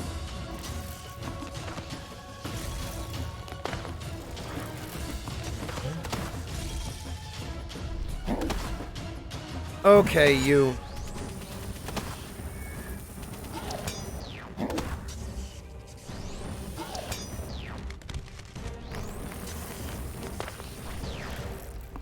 Okay, that actually did a fairly underwhelming amount of damage.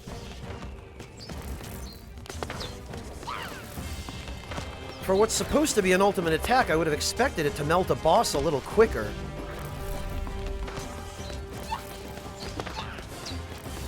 Oh, putting the decoy down there causes it to spawn the vines near the decoy.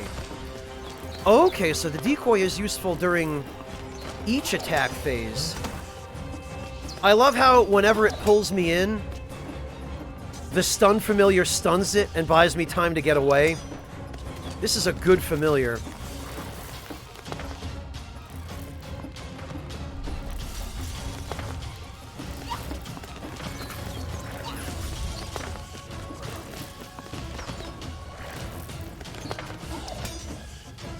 I feel like the problem now is the bosses are just getting so tanky.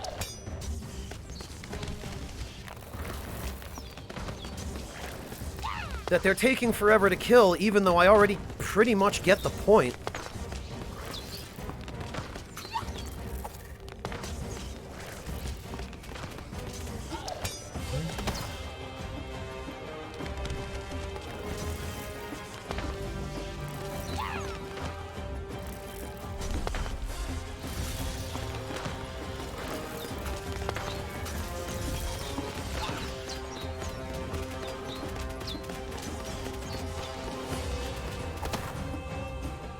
I don't think I've had my shields go down once this entire time. Holy hell. It is a long fight, Lord Louise, and not in a good way. It's long just because the boss just has so much health. Like, there doesn't even appear to be a phase 2. It seems to be just this.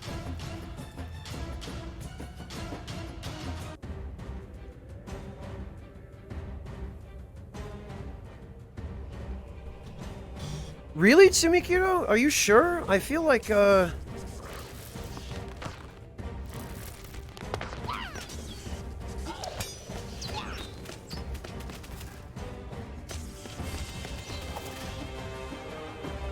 take a swing. Oh yeah, he's not taking any damage. Alright then.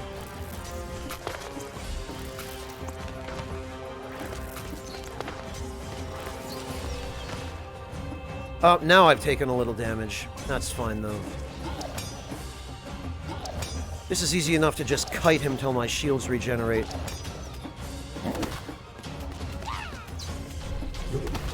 Yeah, that's right. You hit that decoy.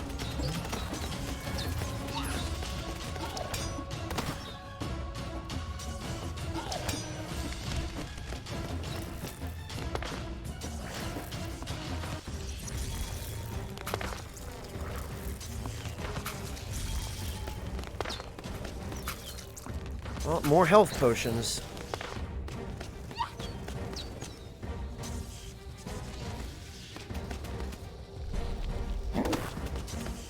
We got him. The spear cracked as rock splintered and left behind the seed that the Bergsons were looking for. No money for that? Really? Manuscript of sharp weapons, whatever that is. And? No time to waste. Mary was waiting. Oh, medicinal seeds for Mary. Okay. Oh, okay, Tsumikirdo. But I think it turns out you were right. I guess I wasn't damaging it while it was rooted in the ground. Hey, Mona Reaper, welcome! Happy New Year! Yeah, it is kind of a boring boss, Nestorados. But at this point, I'd rather deal with a boring boss than one that's unreasonably difficult. And at least I had plenty of healing that time.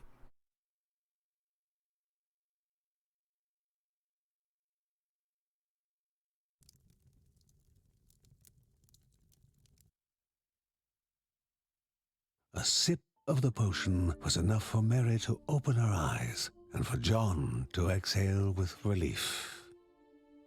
Unbidden, pain shot up Mary's spine and filled her eyes. Something other than her illness. The baby was coming. It was time. Great. The air was suddenly still. Mary's sickness had made them forget that the ravenous mountain god was after their baby. Curses. Oh!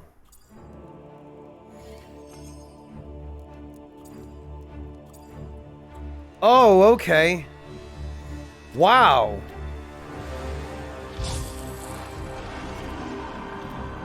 The Black Altar had come alive with an ominous will.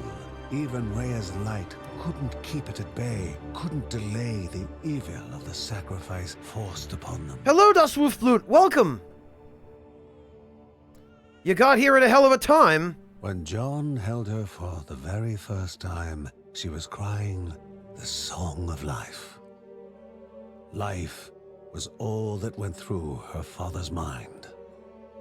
How he wished that he could give his own life instead of his baby's. But his life was worthless to the cruel god.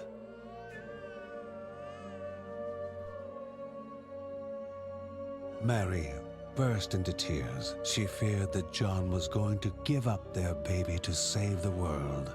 A world that at this moment was worth nothing at all to her. Wouldn't it be a swerve if they just let the game end like this? We sacrifice the kid. What chance did the Bergsons have against this monstrous cruelty of an immortal god? What a rotten fate that had doomed them to this destiny. How could John accept this heinous cycle of looming apocalypse and child sacrifice? His whole body shook from the conflict inside him. Every glance from his family was like a mortal wound to his heart. Yes, Das Would they Wolfblut. let hope die this day? I am.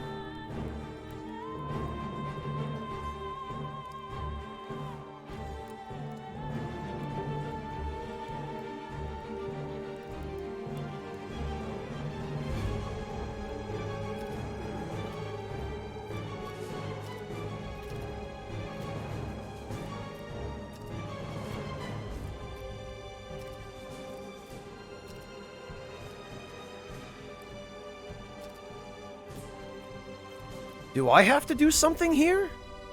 This could not be the end. No. Oh, okay, I guess not. Grandma had already sacrificed herself for them. There would be no more sacrifices. Okay.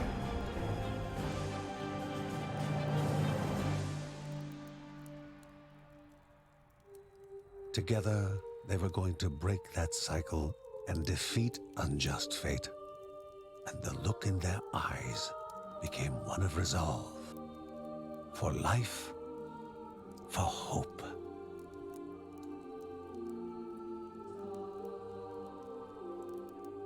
It seems that way, amateur sniper. On an evening just like any other, the old man appeared, followed by someone else, but it was not his apprentice. The man now carried the weight of two upon a body where youthful curiosity had been replaced by remorse and obligation.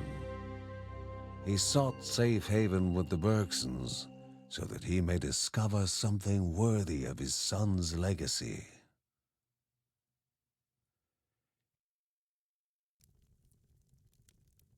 Okay, are we done with cutscenes now?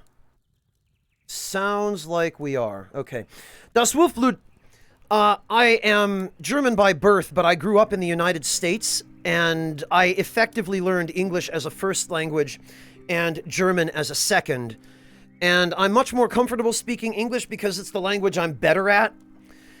And it enables me to communicate with a larger number of people, because there are fewer people who speak German than there are who speak English.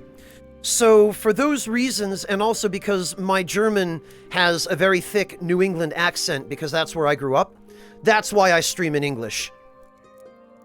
Wolfblut. So I hope that answers your question.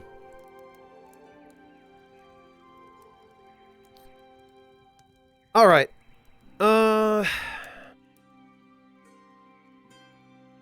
Hey, Alex, good to see you.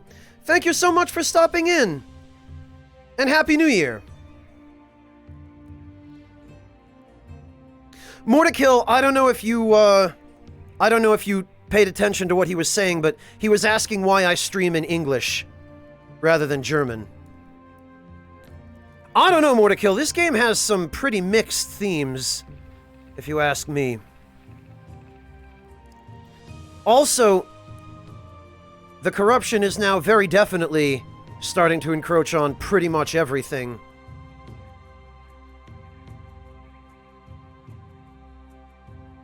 Hopefully the old dude will give us some information on how we can defeat O, because giving him the middle finger was pretty much a death sentence if we have no way of fighting him.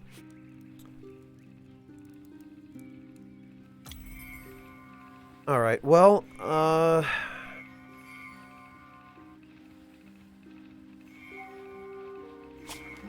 feel like maybe we should...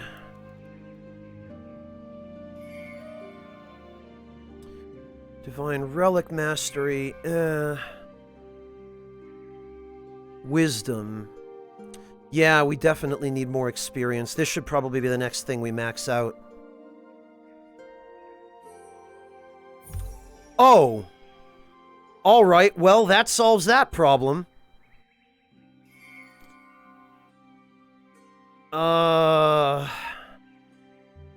Obelisk duration... Rune durability.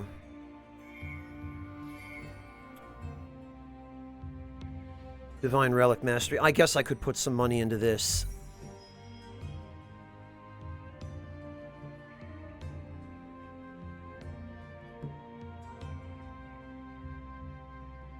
Okay, Alex, have a good one!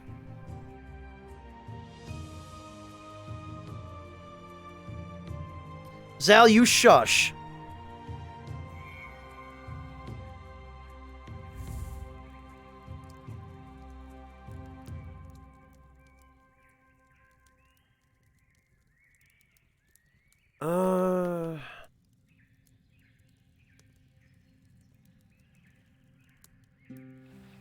Actually, hang on a minute. We got some items, didn't we? What did we get? We got sharp weapons. Oh, sharp weapons upgrade, which was nothing. Stargazer Sun's... Oh, they were souvenirs. Okay.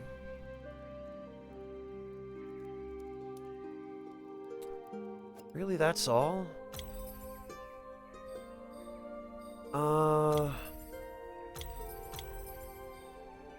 Items, grandfather's journals. Barahut. Met with Neva to gather any intel she had on the recent surge of bandit activity in Barahut. This unrelenting sun claws at the nape of my neck. I was never meant for this weather. I must make quick work here. Margaret is out assisting the people of the forest, so that leaves John and Ben alone at the house. Who knows what trouble those boys are getting into? Field support. Adar. The substance returns. It was seeping out of their mouths as they attacked, the same substance from all those years ago in the Keldipo caves. A black tar swimming in their bowels. Ouch. It's taken over these bandits, giving them strength unseen at the cost of their humanity, and once again, the local spirit is nowhere to be seen. Alright, I guess that's all. I guess we have no access. Or I can't access journals yet. I don't know. Well, it's really hard to read the text in this game, Morta. It's just way too tiny. Was not defending their home more important than saving yet another spirit? Was there any other way to defeat Wu? Many questions remained without answers.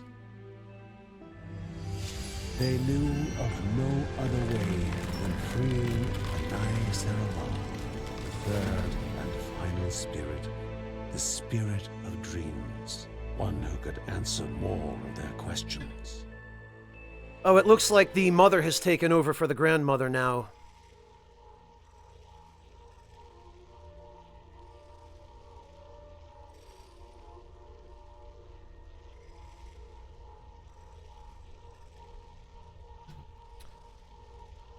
And this puts... Oh, Terra Lava. Okay. The industrial district of Terra Lava, a city with no time for daydreams, where machines continued tinkering away and Anai Sarava's chamber resided. That's a heck of a juxtaposition. The Spirit of Dreams is located in a city of pragmatists. Oh, they've lived for centuries, but now their life support systems are failing? Huh.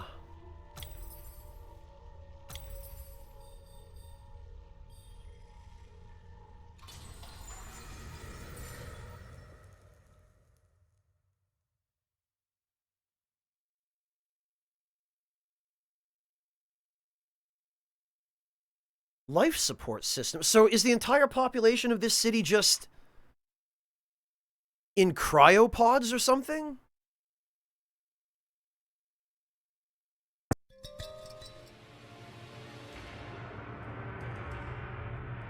The first sensation to hit the Bergson was the wet heat that assaulted every piece of exposed flesh. The second, an emptiness. Huh.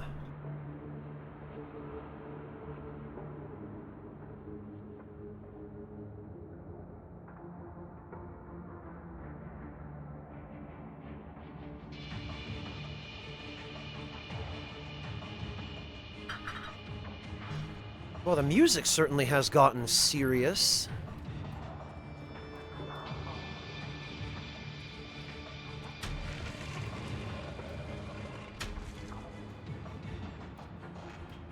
Yeah, Morta, I guess if this is inside a volcano, then... Well, actually, if this is inside a volcano, I'm using the wrong character. Because you'd think everything in here would be immune to fire.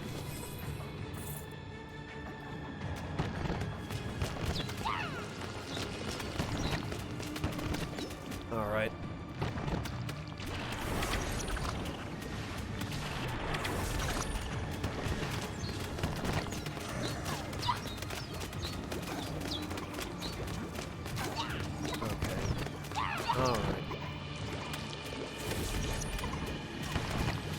enemy generator over there needs to go. And you get these blasted damage sponge monsters.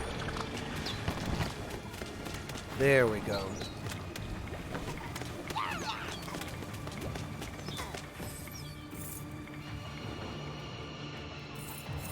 Okay. What the...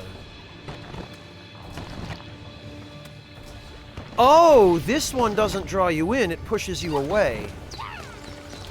Actually, that could be really handy.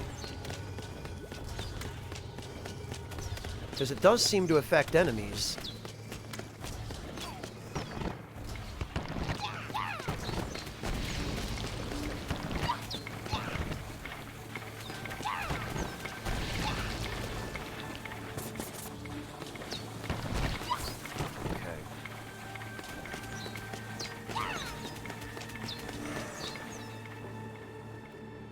Nothing too bad so far.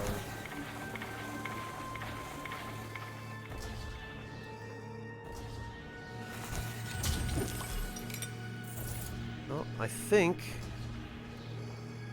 Okay, there's a healing potion there. Hello, Greg! Welcome! Happy New Year or something to you as well. Uh-oh.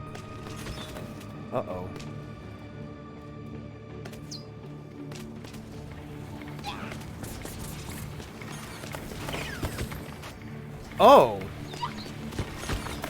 Thank you. Yes.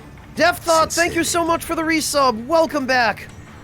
Really appreciate your support, Death Thought. And Happy New Year to you. Congrats on 40 months. Decent start so far. It's been fairly uneventful, the way I like it. Oh, God.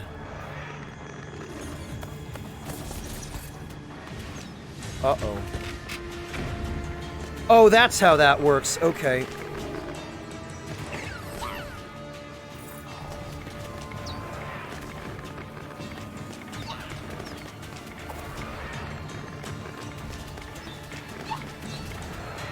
Actually...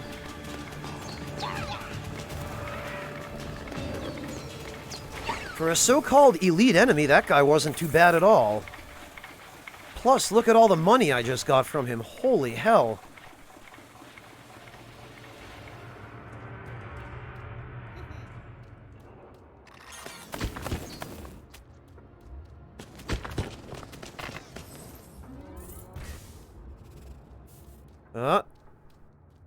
Whoa! Oh, I can't defeat this.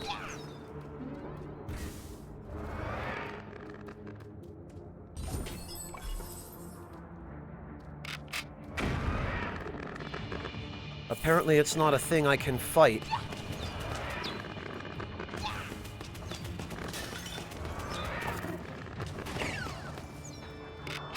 I wonder if I can use it to destroy itself.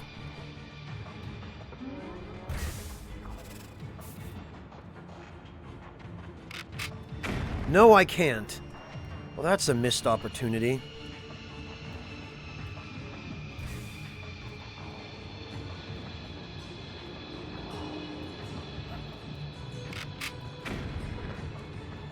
Yeah, that's actually kind of an annoyance, having that thing constantly shooting at me.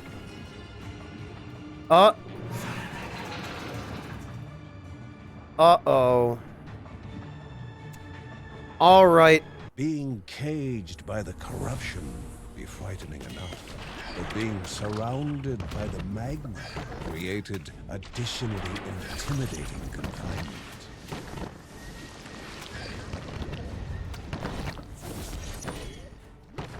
Oh, I ought to be using the decoy here, not the cyclone, because the cyclone is apparently quite useless. Damn it.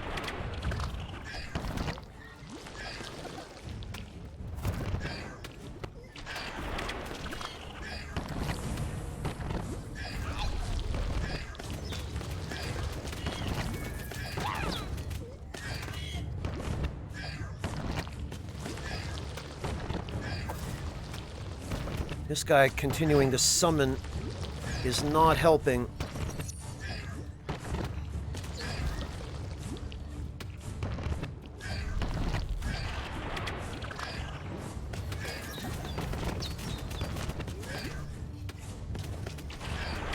Oh, this is not going well already.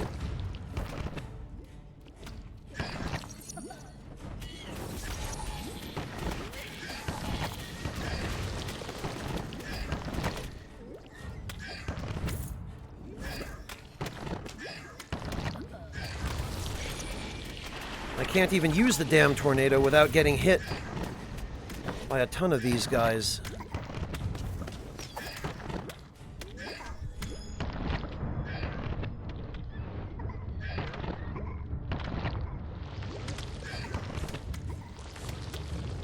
Alright. Okay.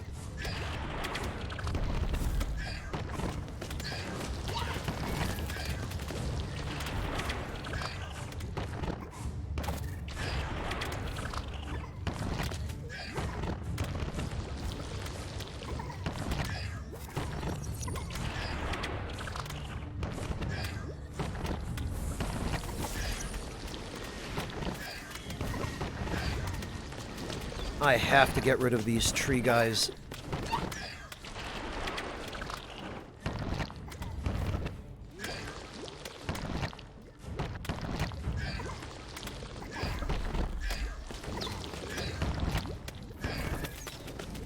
There, okay. Because the tree guy is the one who's summoning all the others.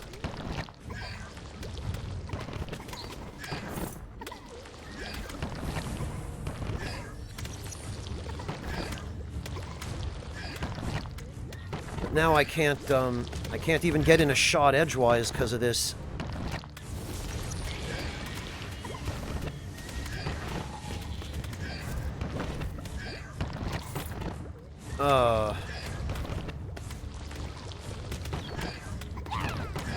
This is awful.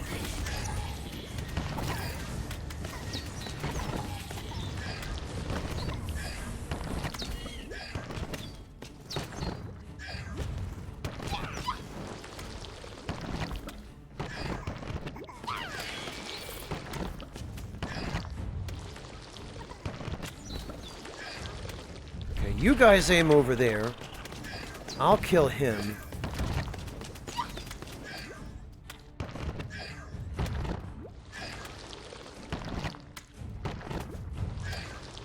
Actually, it's kind of handy that that other warlock has survived as long as he has, because his walls are actually helping me sometimes.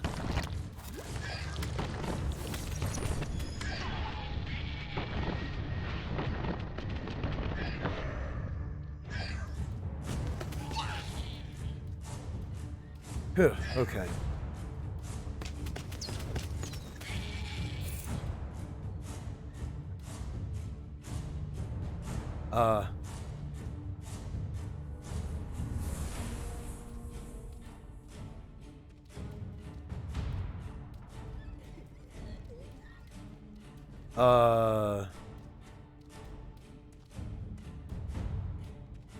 Am I missing somebody? Is somebody not dead?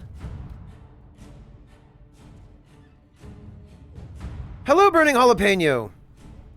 Well, Burning Jalapeno, you have to give me something to... Oh, that's why. Because there's one over here.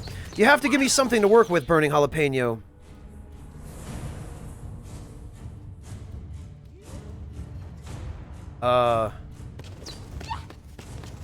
Is there somebody else? Yes, there is. Somebody else is stuck in the terrain.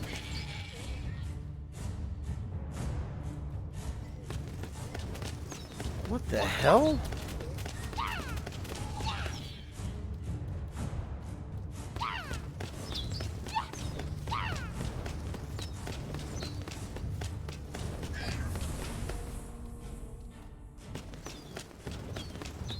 There's clearly someone else stuck in there.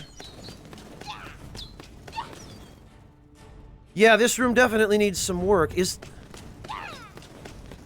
somebody stuck somewhere else?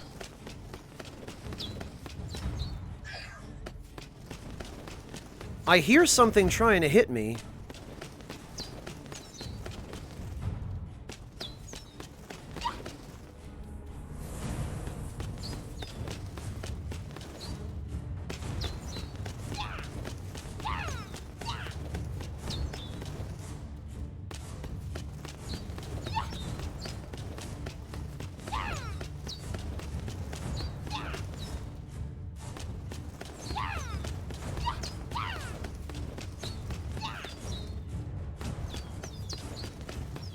Oh, please don't tell me it's in a spot where I can't reach it.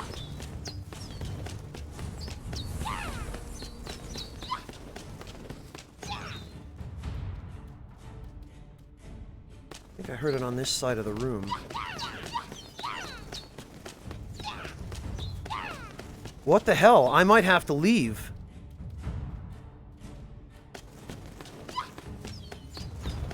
No, Greg, I can't. I would have to leave the dungeon and come back.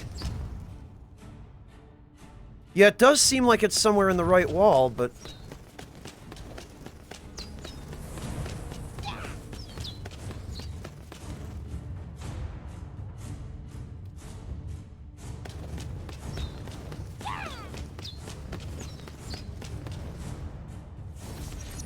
I can't seem to see it.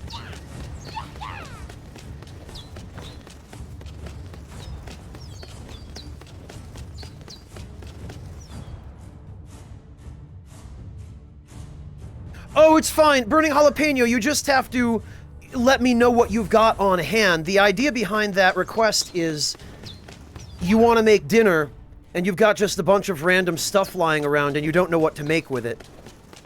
So I can give you some suggestions.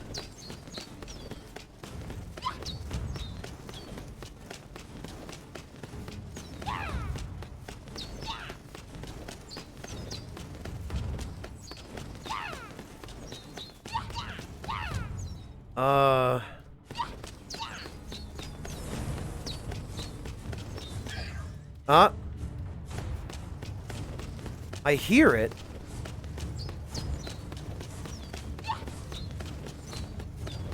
But I'm not hitting it.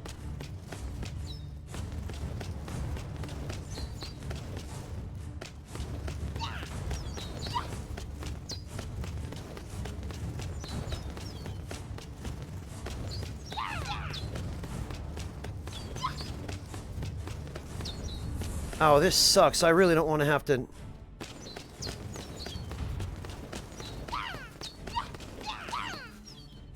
I really don't want to have to leave.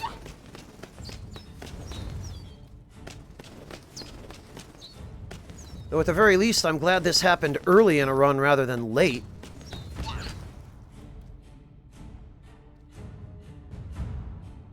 I can't, Ego, because even if I use the decoy, it won't come out of the wall. It seems to be stuck where it is. If I could actually see it, if I had an idea of where it's stuck, I might be able to kill it. But it's possible that it's stuck in a spot where I can't reach it.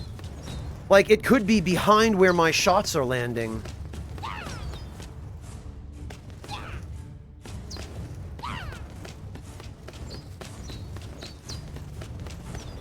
Because I've covered pretty much every angle that I can reach, and I still haven't hit it.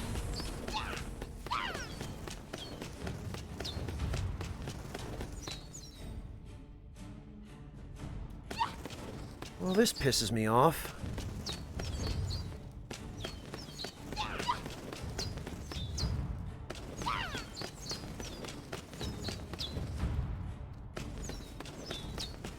Is it in here, maybe? I think part of the problem is those stupid tree enemies that summon the purple guys. I think one of them summons some enemies inside a wall. The tornado won't go into walls either, Sweet Tang. See, it just ends up here. And it apparently won't affect enemies through... I guess I have no choice but to leave. Well, that sucks. Yeah, I do too, Ego. It's really unfortunate. I might have been able to stick this out and make it work, but... Again, if this is going to happen, I would rather it happen early in a run rather than late. Oh, I'm pretty sure he is in the right wall, Rakish Sage, but I can't reach him.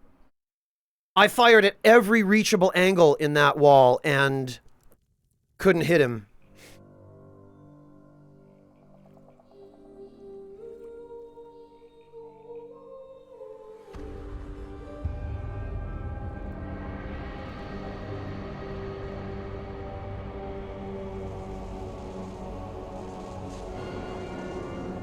Oh, I guess O is pissed. Corruption seemed different, but what had changed was not clear.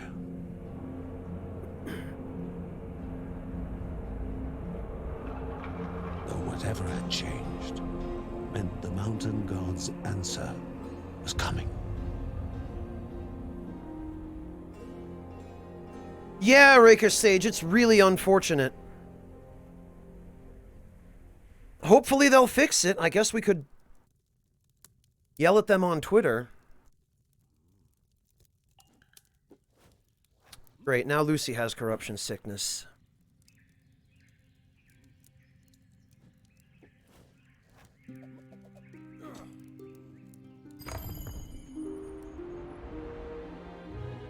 Actually...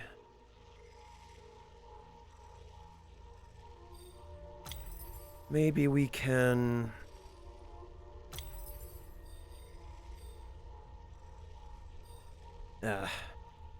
hopefully Lucy will be cured after one trip in, then.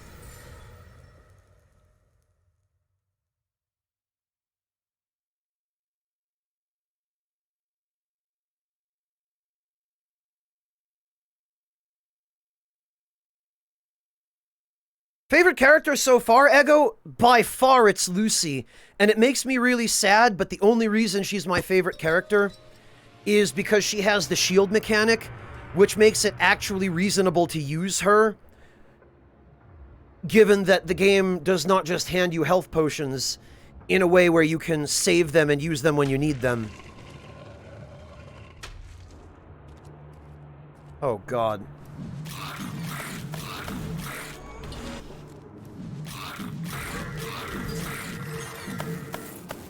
Because basically the game wants you to tank things with your face, but then it also doesn't give you any way of healing yourself after you do so.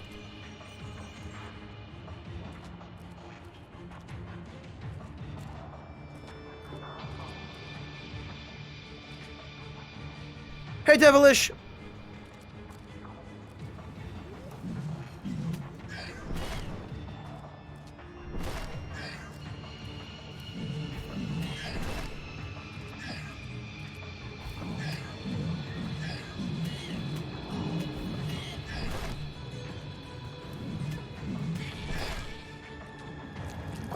What the? Where the hell?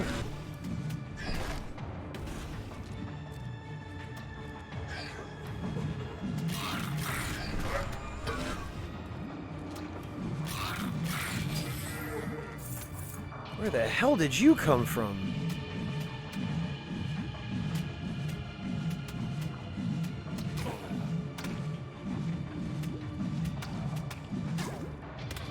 Alright. Wow, okay,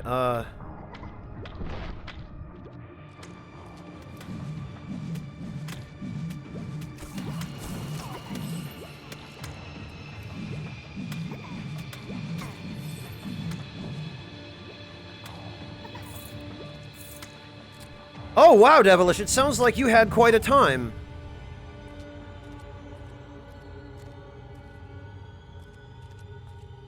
I hope you didn't party too hard. I hope you're not too hungover.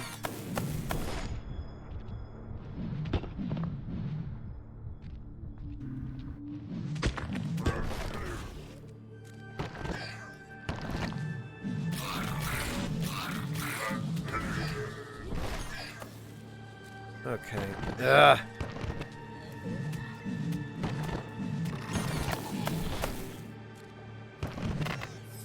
These blasted purple guys.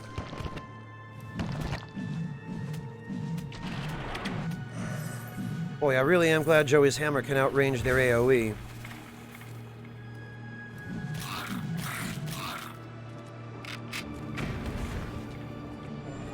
Oh, really? I was hoping the aerial bombardment could damage enemies. Oh, a health potion, just what I need.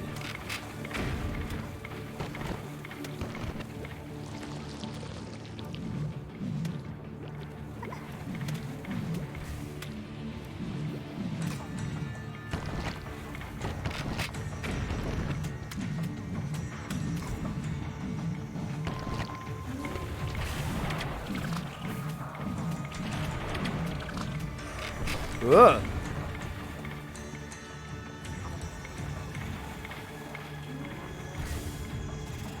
I'm glad you had a good time, Devilish.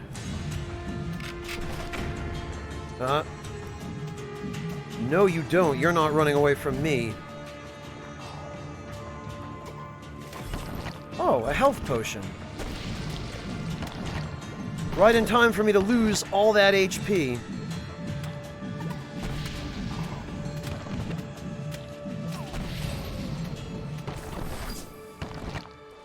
Sheesh. Oh.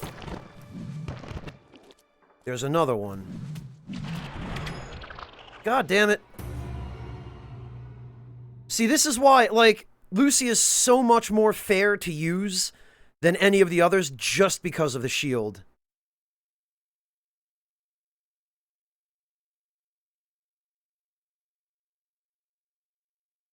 It would be nice, Ego, but I think they've got some fundamental issues they need to fix before they start worrying about new content.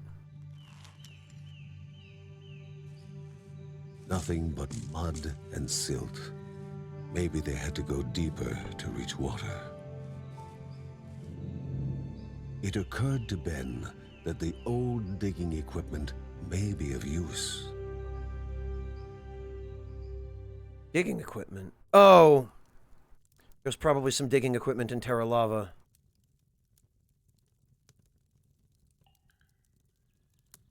Alright, Lucy has recovered from corruption sickness, which is good because I want to go straight back to using her. Whoops.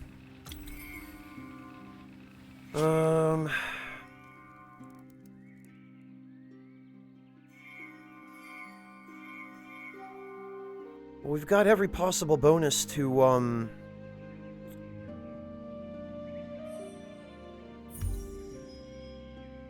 Oh, that's maxed? Alright. Well, there's one less thing we have to focus on now. I was gonna say, we've got every possible bonus to experience and money, which is probably the most important thing.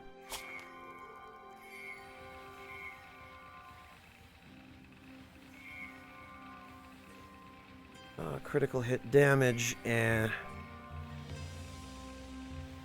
rage gain rate. Actually, that's probably not a bad thing to invest in, so I can actually use those abilities. What the hell, we'll put some into dodge chance.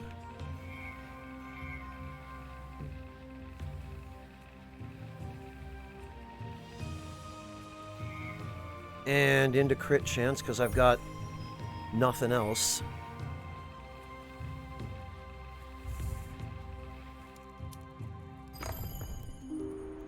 Rakish Sage, I think it's just that the game isn't really well balanced for characters that, that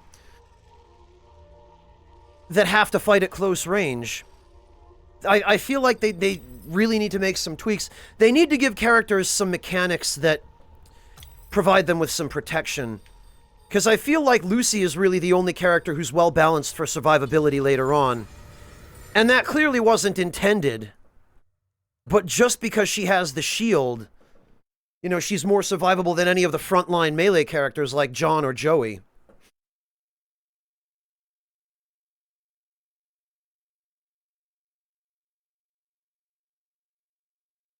Yeah, Ego, but then dashing out of the way doesn't buy you enough time to attack.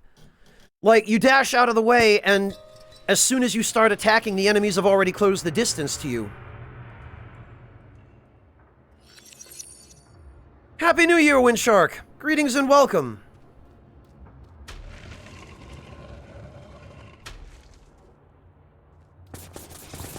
Very, very limited iframes, Greg.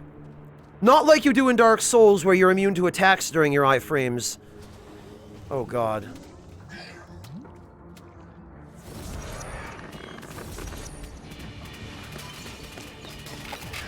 But see, I dodge out of the way, and within fractions of a second after dodging, the enemies are right up in my face again. Like, I can't even use the Cyclone without getting hit by someone. Because they close in so quickly. And Lucy's the only character that has a mechanic to help protect you against that.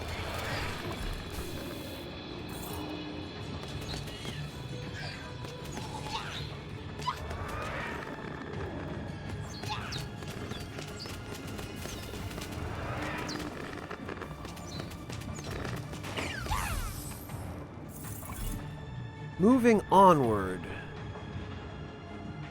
Cyclone moves directly for... Oh, okay. This could actually be really useful.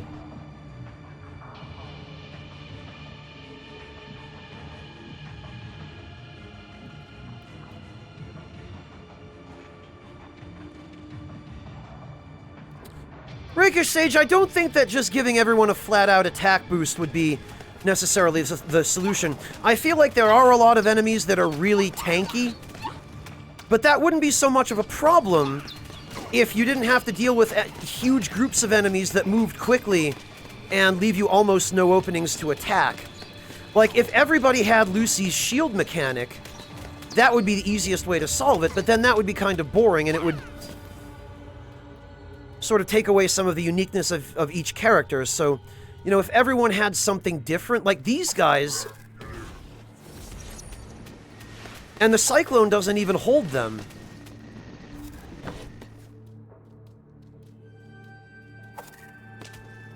Like, I've got time to get in maybe 1 or 2 shots on these guys before they've already closed the distance to me.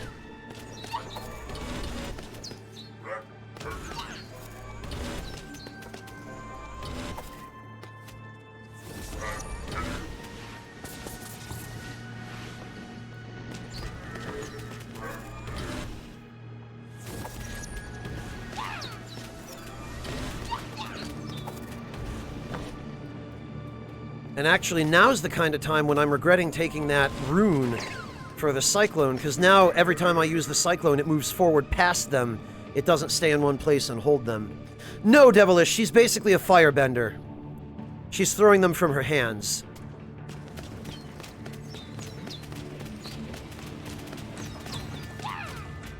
Like, the character mechanics are different and really unique and really cool. They're just not enough to deal with the kinds of encounters the game throws at you.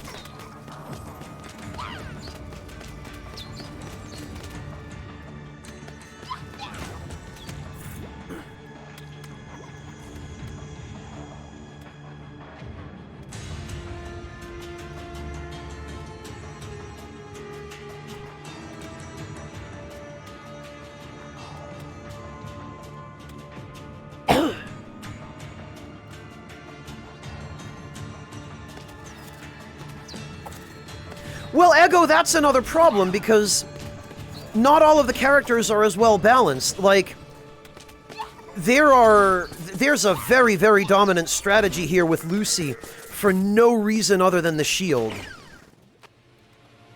And it may be that the other characters have mechanics that are meant to help deal with some of these encounters. None of the other characters have mechanics that are anywhere near as clear or simple or, you know, player-friendly as Lucy's. So there's a disparity, you know? There's a disparity between Lucy and all of the other characters, partly because of the shield, and partly because she's ranged.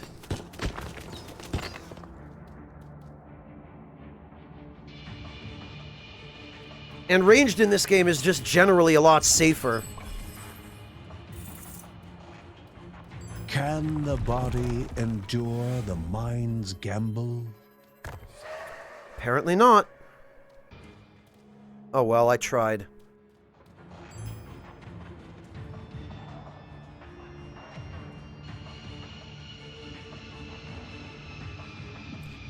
Ego, but that's the other thing, is the amount of grinding you have to do to level up every character is just really tedious. It ruins the pacing. You know, the game wants to force you to use every character. That's very clear by the corruption sickness mechanic. But then that forces you to do 5 times as much grinding as you really should. Like, I already have to do 1 character's worth of grinding just to level up the character I want to use. But now I'm also being forced to use characters I don't care about and don't like, and that I don't find fun or intuitive, you know? But the game wants to force me to use them anyway. Not only wants to force me to use them, but it wants to force me to spend that amount of time grinding for each character.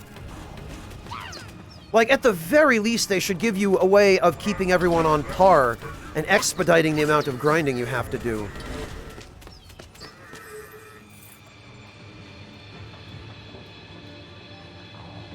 Alright,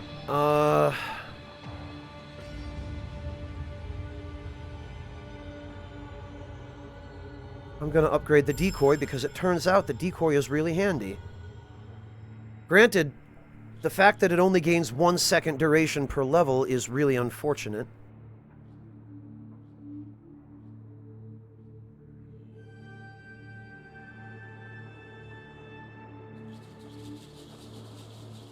Oh, all family members enter the dungeon with another additional gemstone. Great, that's good. It is, Ego. There are a lot of things I like about the game. It's just the fact that it's balanced in a way that leaves you with a very dominant strategy. So all I'm saying is it could use some rebalancing, and the character mechanics could use some tweaking to level them with each other. The big issue really is the fact that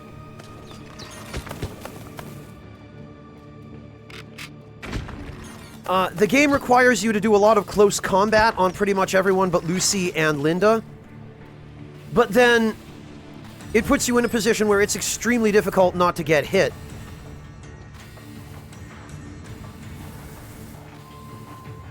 And the game punishes you very, very hard for getting hit even once or twice, because healing items are not accessible, and for the most part, they're not usable of the player's own volition. You have to get really lucky to even get one in the first place to just drop. So basically, healing is just healing is based on RNG, which is not really a good way to go about things if you're going to be putting players in positions where they're getting hit a lot, which is just what this game does. Being caged by the corruption,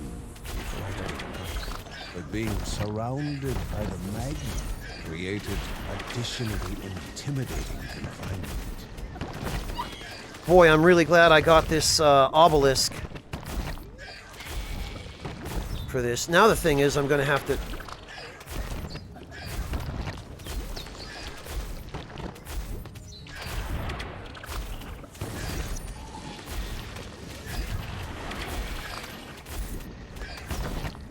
Now I'm going to have to...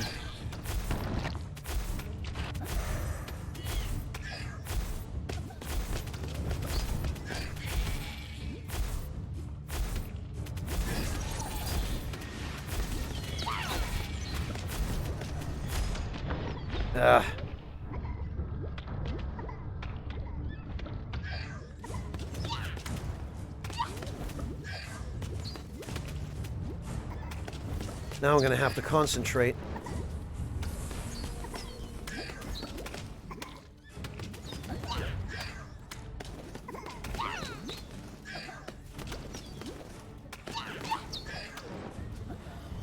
Oh, and then there's that bastard summoning more enemies.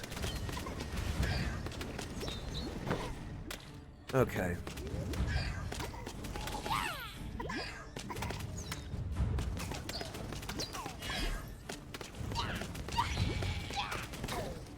Oh good, a health potion. I should be so lucky.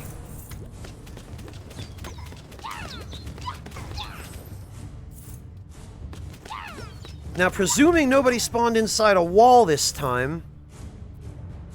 Oh, for fuck's sake, somebody did. Ugh.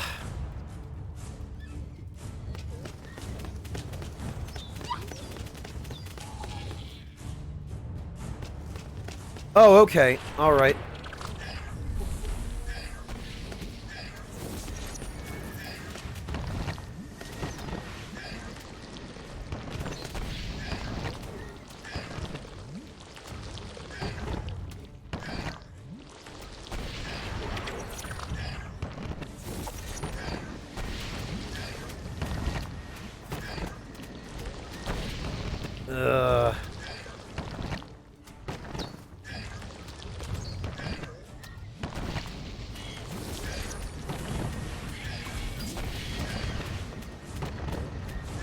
Health potion.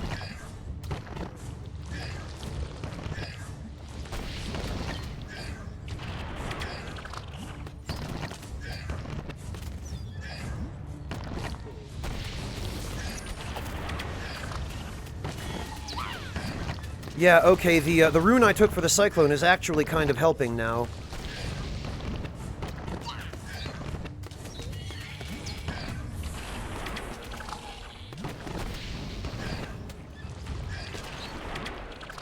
Really? That didn't kill him?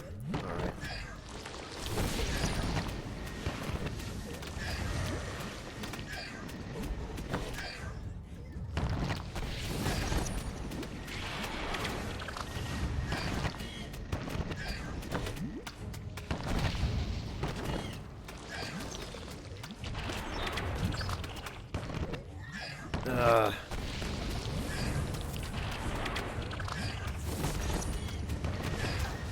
Because I can kind of, like, I can control the direction and use it to sort of cover myself. But these Warlock guys, they need to go.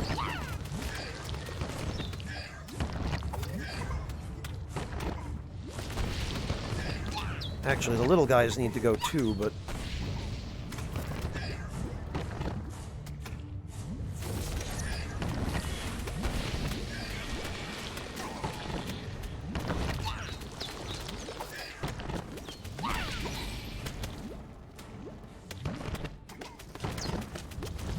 Okay. Damn it. Ugh.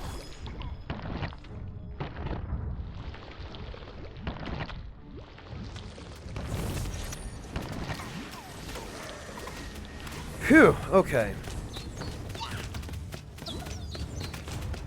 There is certain to be a third wave, so I'd probably better just...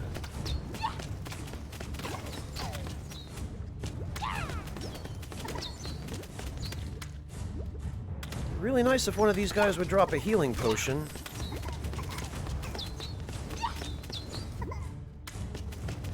But of course, none did.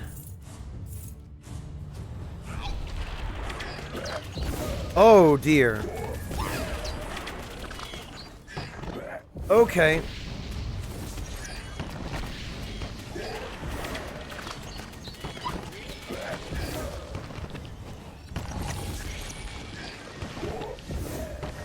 We've got a new enemy type and lots of stuff going on. Alright. Okay, there goes the Warlock. That's good.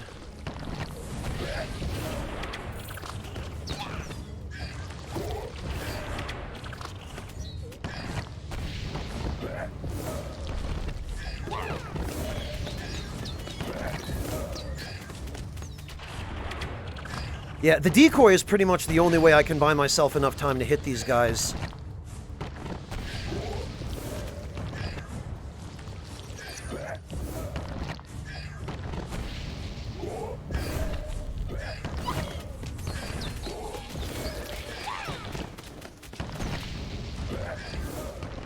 The big guy actually is not as dangerous as he looks, but...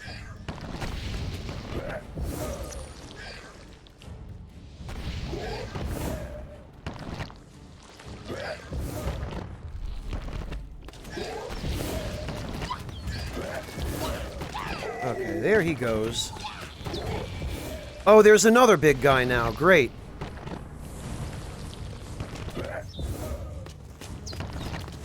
Okay, well, first we can get rid of the mages.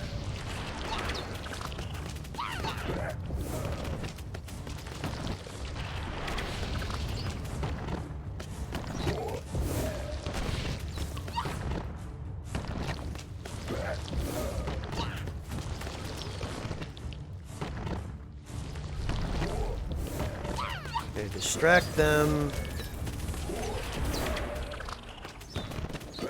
Oh, another one of that. You know what?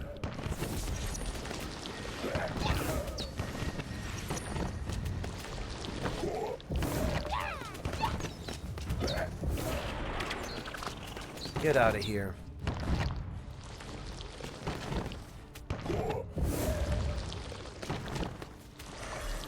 Oh, good, a health potion, finally.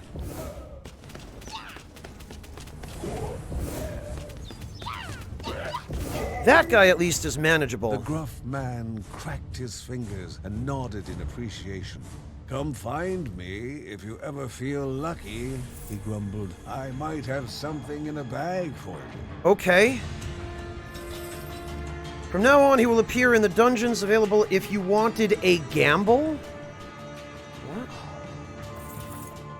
Okay, we get Blade Slinger. That's kinda useful, I guess. Okay. It's hard to remember to use it, Ego. Plus, you can still take damage when you use your super move. It doesn't, as far as I can tell, it doesn't protect you. So, using it would have just... Like, the super move as Lucy is a single target attack. So trying to use it in that room would have just gotten me killed anyway, even if I had remembered.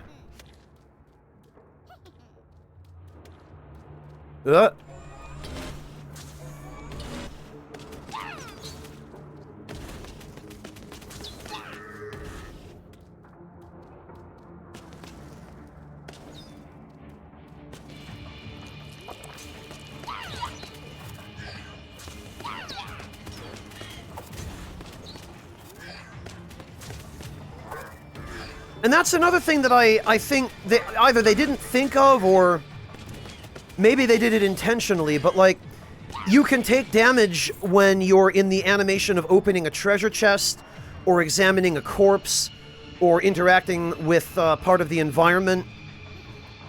And normally games these days will make you invincible during those kinds of animations, just as a kindness to the player.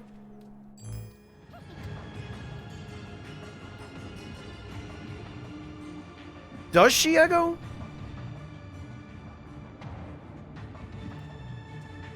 She has AoEs and Rage?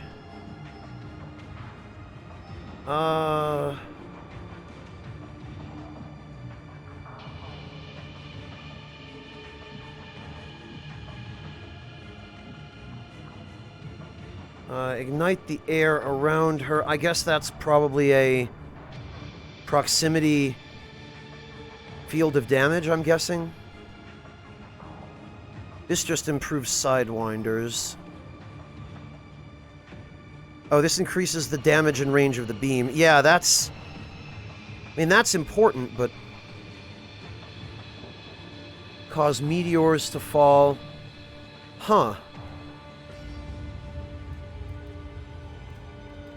Okay, I guess she does have a couple.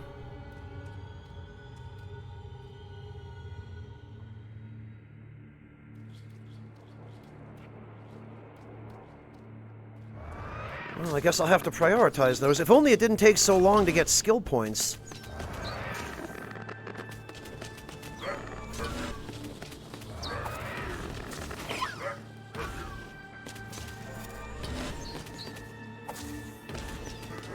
There we are.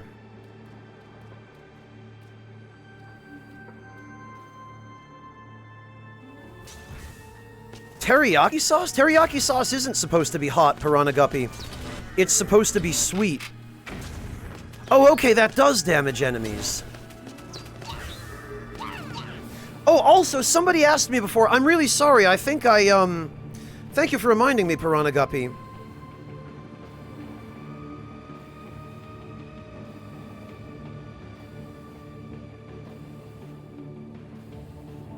Somebody asked me...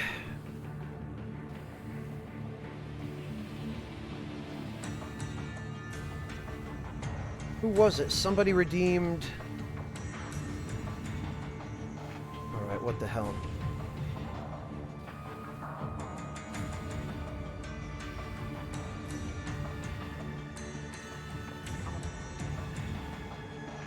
What did somebody redeem?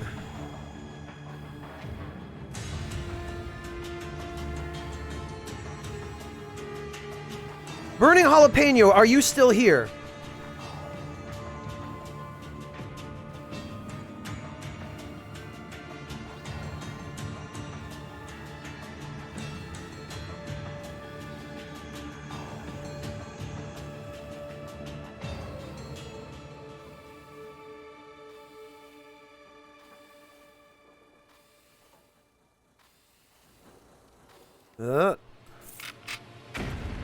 Yeah, Rakish Sage, the Cyclone is not really all that good without a rune to boost its ability.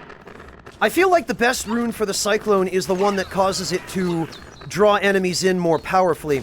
Because I feel like that's what it was supposed to do. But then...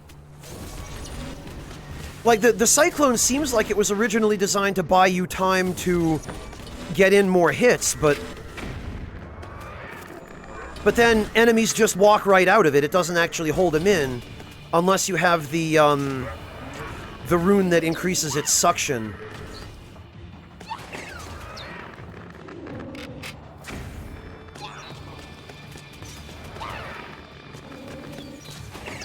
Its damage isn't really all that great. I get that it's supposed to be an AoE for dealing with groups, but it doesn't really even work very well against groups, because either they just dodge it or they escape it.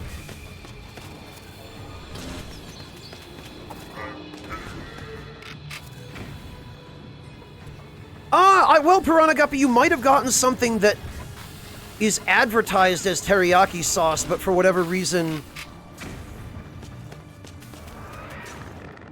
not so innocent is actually spicy.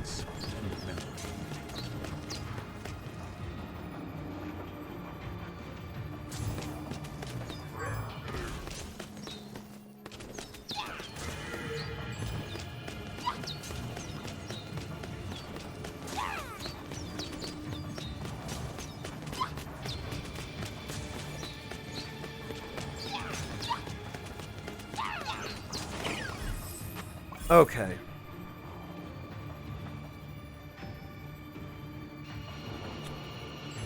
Well... nope.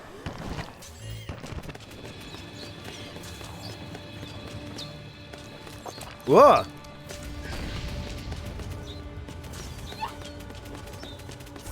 These guys...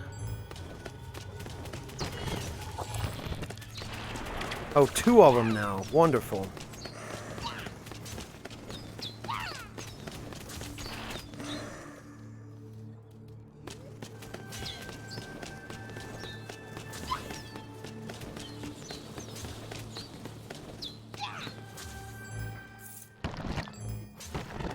Yeah, Ego, but my point is, some of those runes should just be default effects to begin with. Because finding them is based on RNG, and I hate the fact that in order for your Cyclone to be useful, you have to find the correct rune. You know? The utility of an ability that your characters rely on should not depend on finding an upgrade that makes it worth using. It should be worth using from the start, and the upgrades should provide some level of improvement, but you shouldn't need them in order for the abilities to be useful. There we go. What do we got? Oh. Accelerated core. Well... I'm not even sure how useful Accelerated core, in fact, might even be a net loss, because you lose the Sidewinders, and it doesn't seem to really do all that much for your attack speed.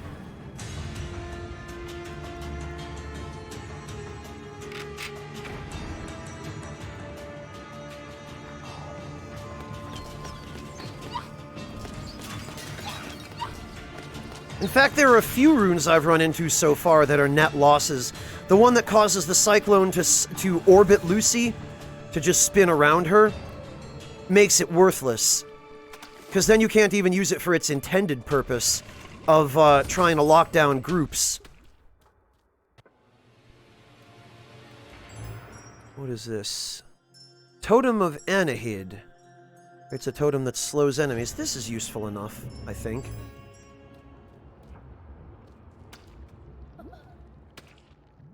Ugh!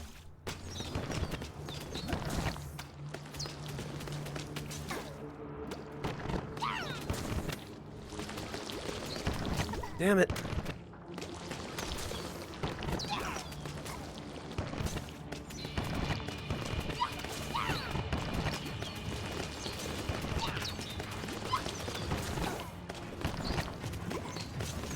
Okay, he's gone.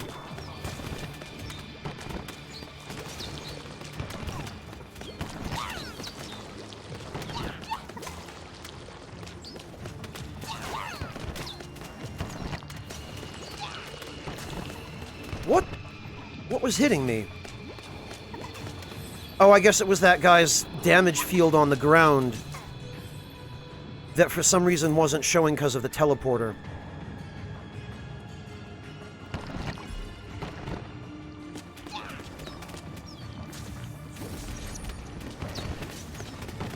Actually... Oh, come on.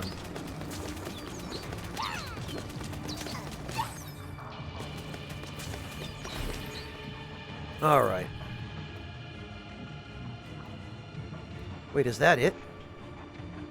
I guess that is it.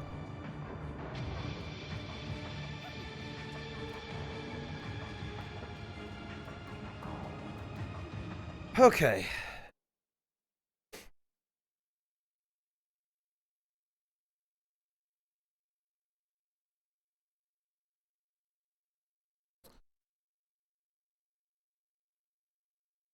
Burning Jalapeno apparently is not still here.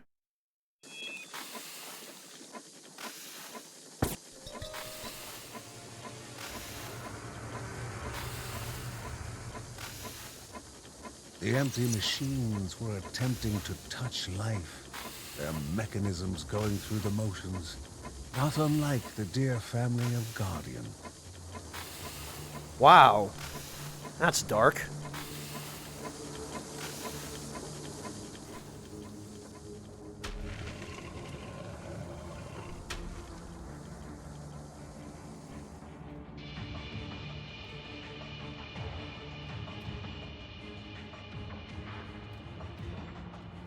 Oh, what have we here? Money. I guess at this point I can use money.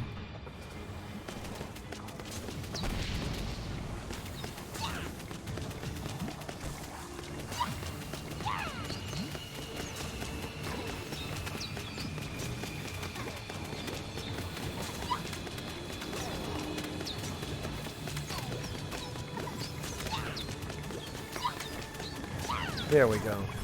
The ability that causes enemies to explode is definitely useful for dealing with groups. Sadly, it might be more useful for dealing with groups than the Cyclone.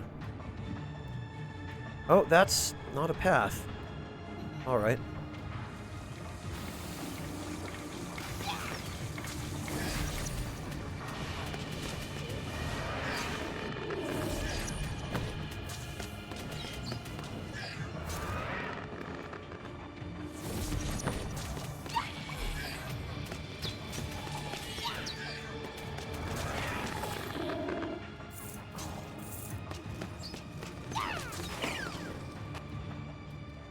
Okay, well, we've got a couple of healing potions. That at least is good.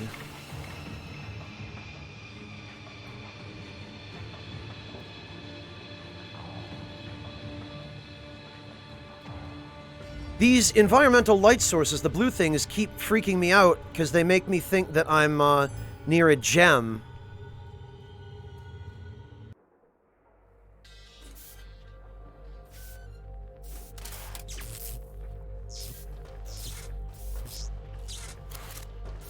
The machine chugged, but water never surfaced, stuck behind two inoperative pumps out of reach. The man warned that both pumps needed to be activated soon after each other. Okay.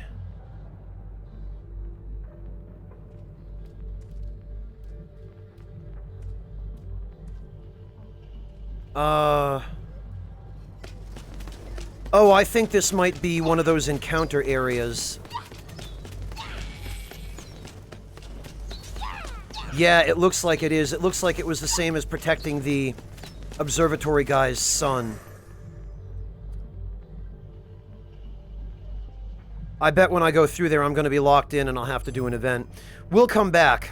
I'm going to finish the floor first.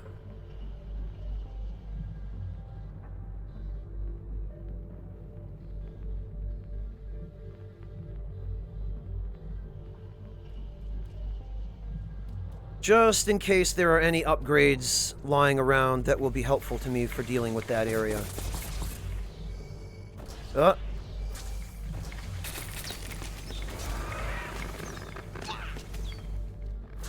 Okay, actually, we're gonna go back there.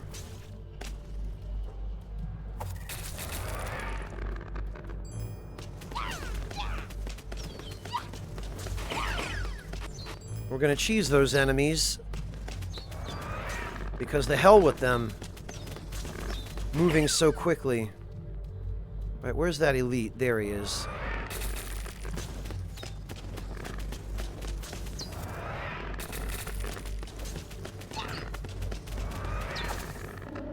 This guy on his own is blessedly easy. Accelerated core. Great. Increased primary attack. I'm not even going to bother with that, actually. It's garbage. Sadly.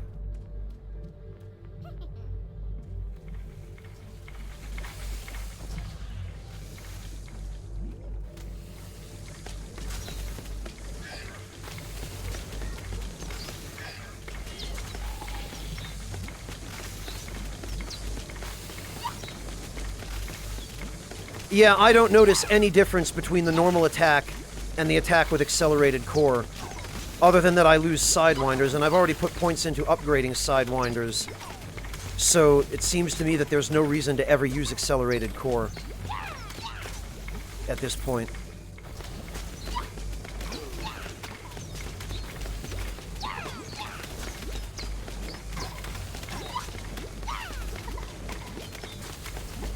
Come on, drop some healing potions.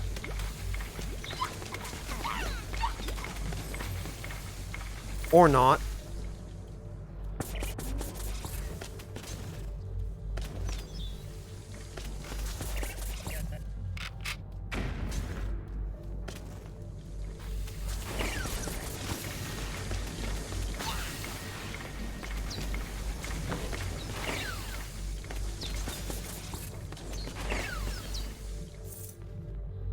Okay.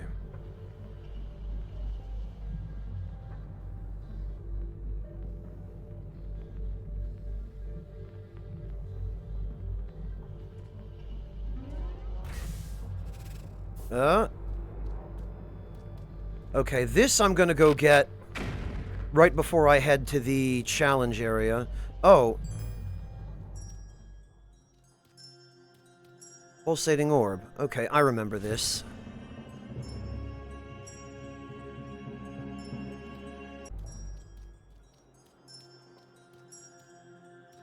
So pulsating orb is decent. That'll give me another projectile.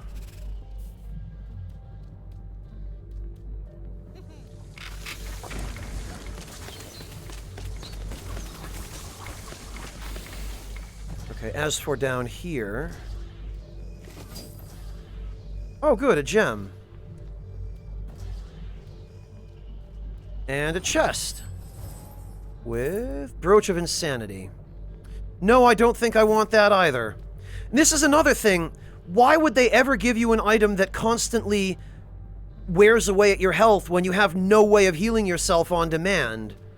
Like, why would you impose a time limit until your death on yourself for a small crit bonus? And I've gotten this item before. It isn't a significant crit bonus.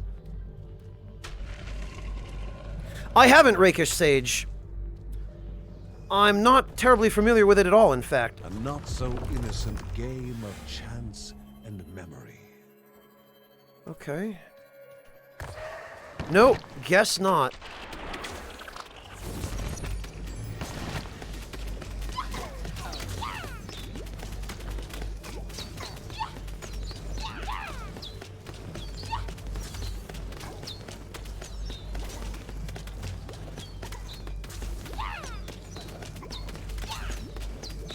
That's another thing, is that there are a fair few supposed upgrades in this game that are just not useful. That you just look at their effect and you go, why would I ever use that?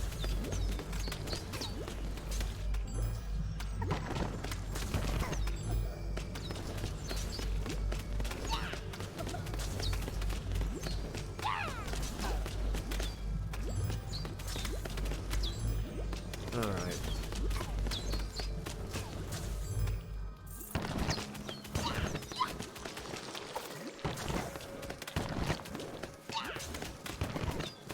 Did I get him? No, whoa! Okay.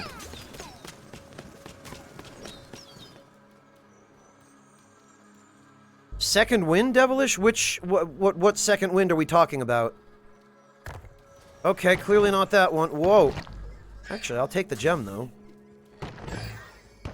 Oh, you can hold more than 9. Okay, that's good. I was gonna say...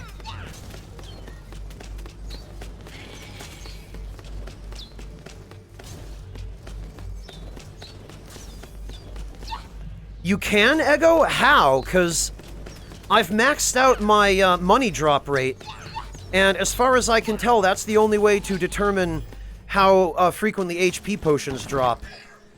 And I get them more often now, but I still don't get them anywhere near as often as I would need to survive on any character other than Lucy.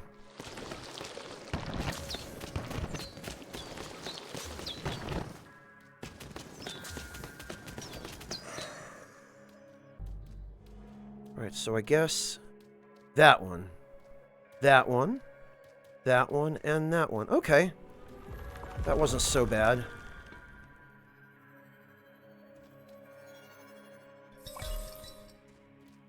Admiring Brace.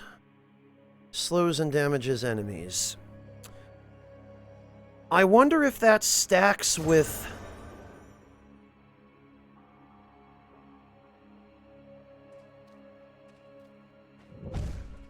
I wonder if that stacks with this.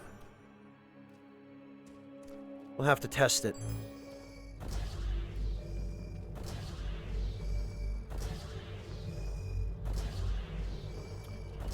Okay, Rakish Sage, I will do some research on it. Thank you. Oh, it apparently does stack. Okay. So yeah, these two abilities are going to be, I think, really useful for Lucy for locking down enemies that approach really quickly.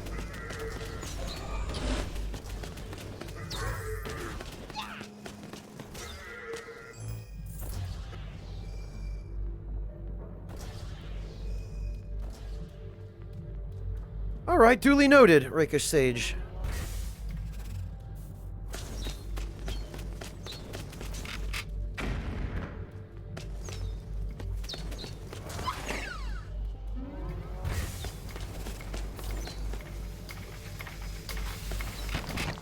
Alright.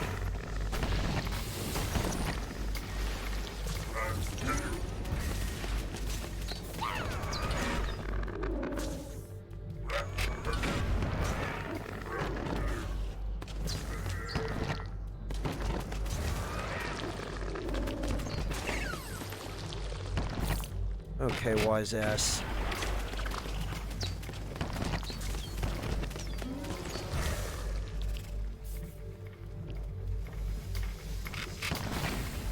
Oh, there's another one. Okay.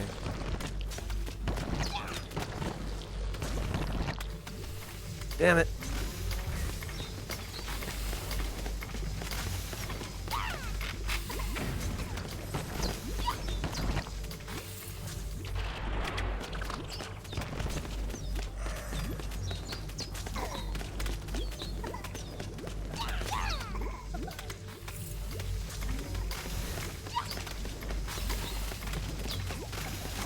Ugh.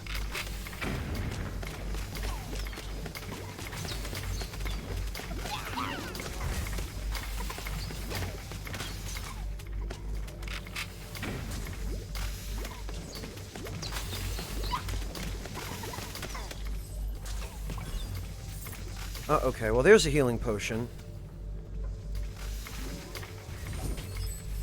Oh, it's one of these guys. Okay.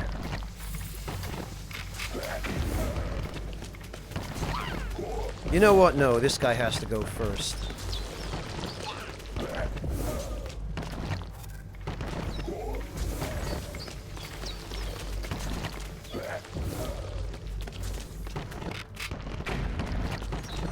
One thing I do appreciate, though, is that the stage hazard up there is helping me more than hurting me.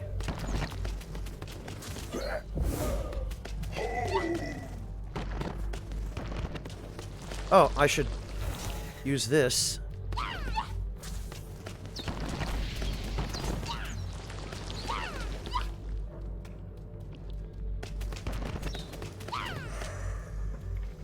There we go.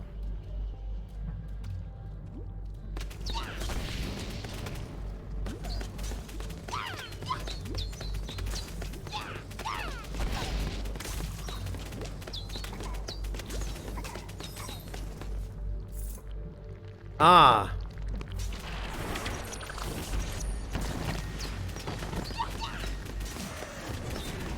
All right, that works.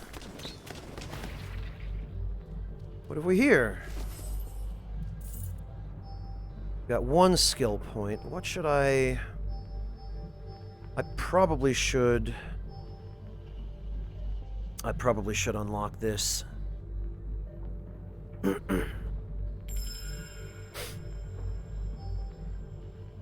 Mage's Will. Receiving fatal damage. Decoy temporarily becomes invulnerable. Okay. Well, that could help.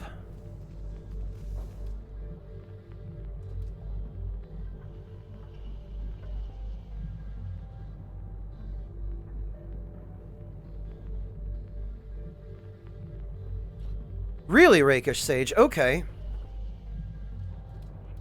Interesting. So, of course, Hades is a game about Greek mythology. I guess that makes sense, but...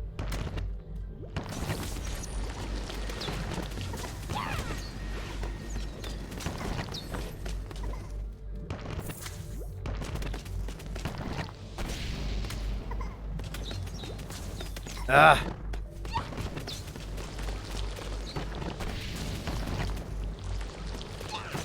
Okay, he's gone. I need to get rid of that one.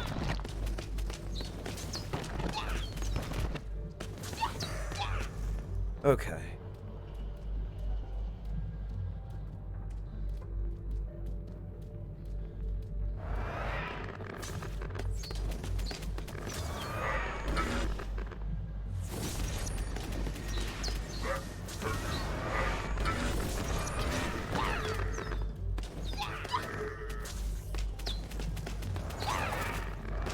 Ugh.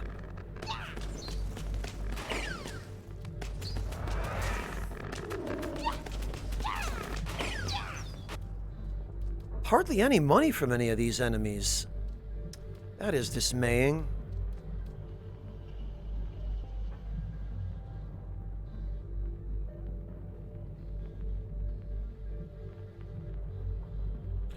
Okay, Rakish Sage, so it seems like it's a little more intuitive.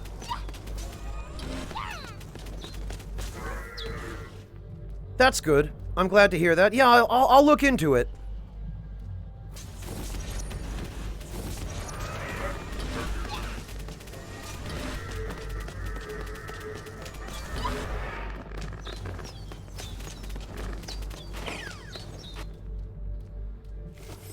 Money, huh? And a health potion. And nothing, I guess.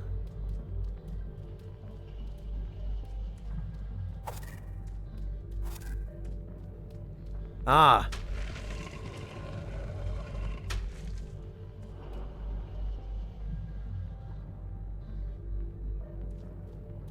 Well, Rakish Sage, we'll see. We'll see. I still have to check it out, but... Oh. Well, goodness knows I've got... Ooh, Ace's Contingency. This is a good one for, her. Potion of Life. I'll take that. Rebirth. I do believe I'll take that, too. And a Totem of Defiance. Create a totem that knocks enemies back? I don't have any runes.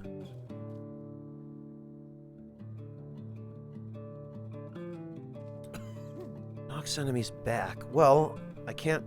Oh, I can't afford it anyway. Oh well, it's fine. I think what I have is already pretty good. With 2 stackable slows.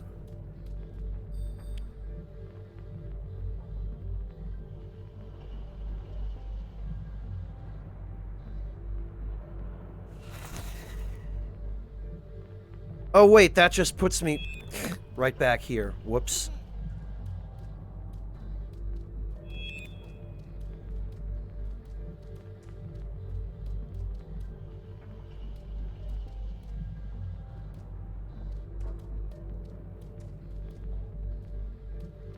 Sugar Crow, hello! Thank you so much for the raid. Greetings and welcome. How are you holding up, Sugar Crow? Did you have a good stream? Are you doing okay? Also, Happy New Year. And the same to you, Ishida. Thank you. Hello, everybody from Sugar Crow's stream. Welcome.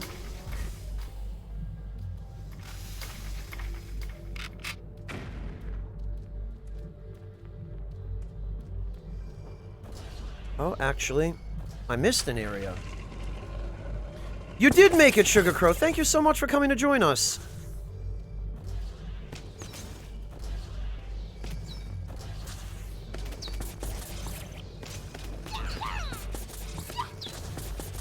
Oh, you know, I'm just gonna cheese these guys because I hate them.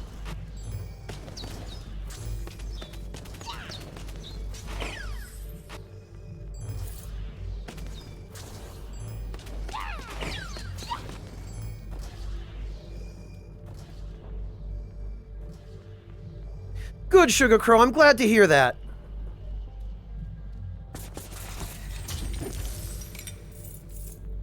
Mark's decoy training? Immediately refill the... Oh, God. Pardon me, I am trying to read an item description here. I said...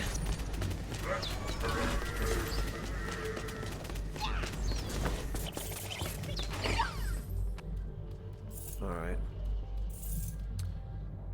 Immediately refill the dash bar after decoy is used. Oh. Okay. That's really specific.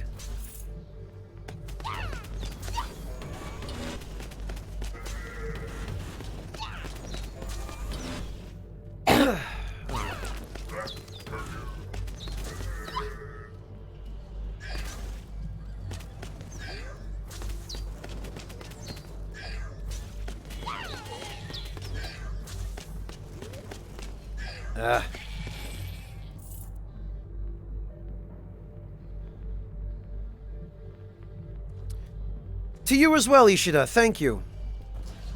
Wait a minute. I think this might be a dead end.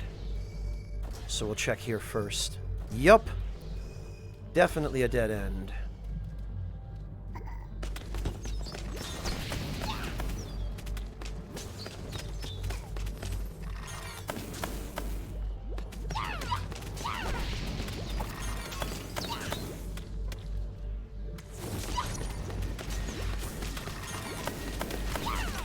Alright, look.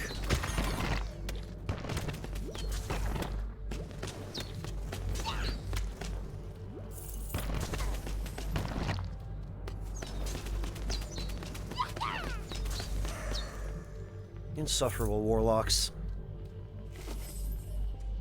I like money, though. Yeah, Sugar Crow, go get something to eat. We don't want you starving. We don't want anyone starving.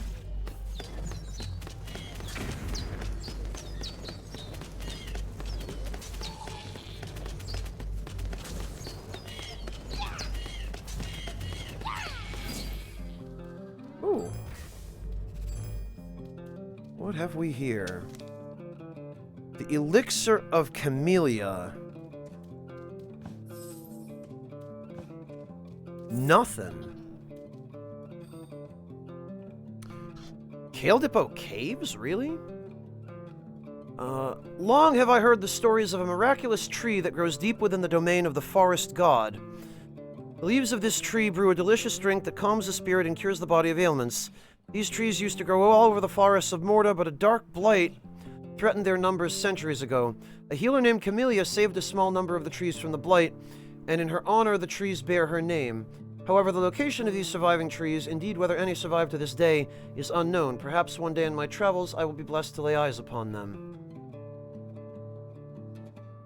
Some name I can't read because the text is too goddamn small. Seeker of the Old Ways. Not into the house, no, Sweet Tang. Apparently you can only respec characters. And the item that you need in order to respec characters is something that you find extremely rarely via RNG. And you have to go through a really long, elaborate encounter in order to get it. Which would be fine if the encounter were a little more common and a little less time-consuming.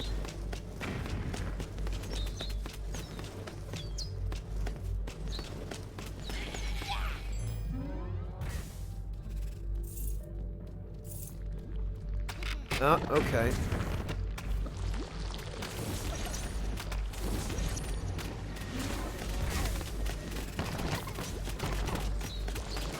Ugh!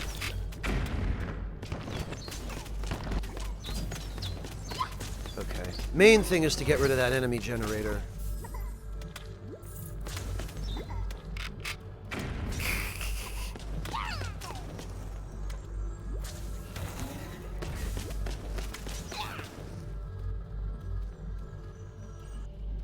Oh, there's another gem. I guess I can go buy that totem now.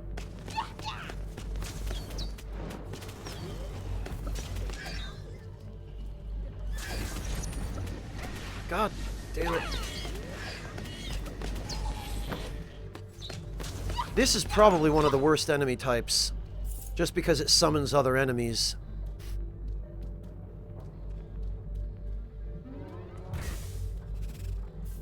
Alright. So I'm gonna go gather a couple of healing potions. Oh, there's nothing here. Okay.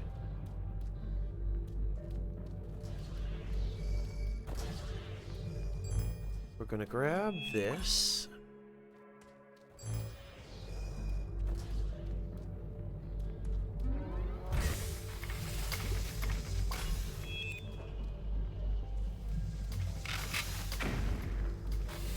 And I'm gonna go get the Explodey Obelisk, and then I will head straight for the optional encounter. Okay, that's just that useless rune.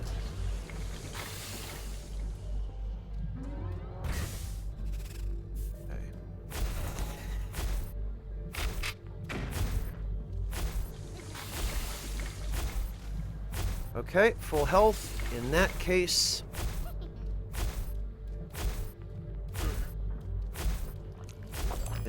here we go.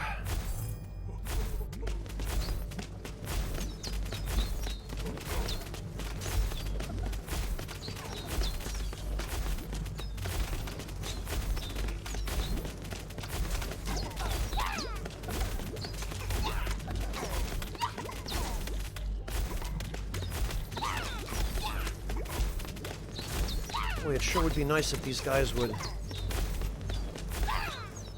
drop some healing potions.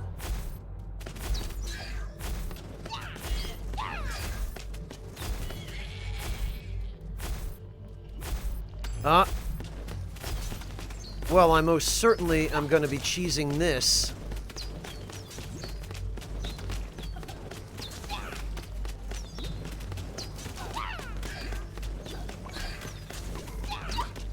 Okay, we did get a healing potion.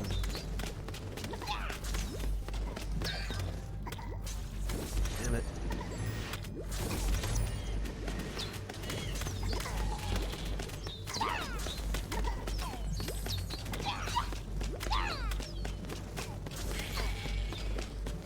Is that everyone? I think that's everyone. Okay. So we clearly have to stand on that Is the other pump anywhere near here, though? It does not look like it. No, damn it, there are a lot of dark... Okay, well that sucks. That means they're deliberately forcing us to step on one pump and then probably give us a time limit to activate the second one. In this game, Raker Sage, it does seem that they did. And yeah, Ishida, every freaking game does this on console. Every game that renders in 1080p, the text is just way too small to be readable on consoles for whatever reason. Alright, well, here goes. One activated. Now to the other in haste. Oh, we're not meant to fight these. We're meant to run.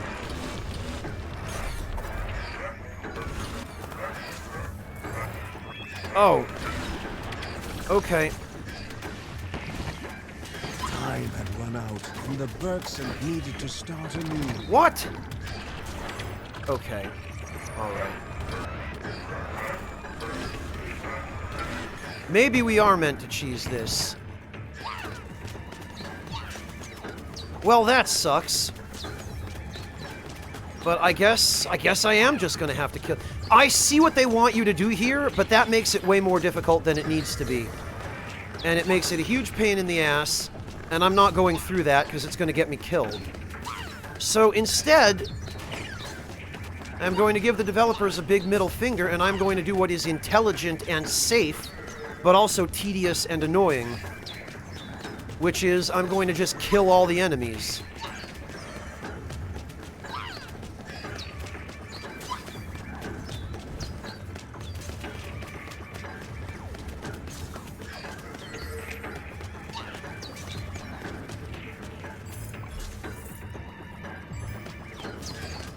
And you better believe I'm gonna cheese them.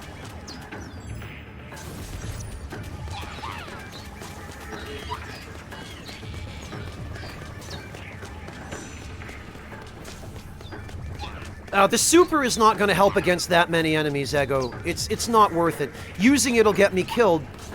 Especially because, at least as far as I can tell, I don't think you're invincible when you use the super as Lucy.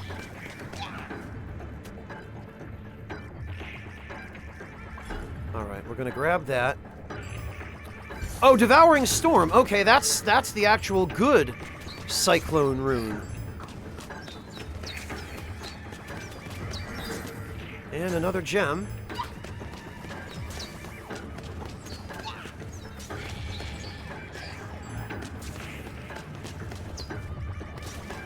Well, from behind the barrier, it's a different story, Ego, yes.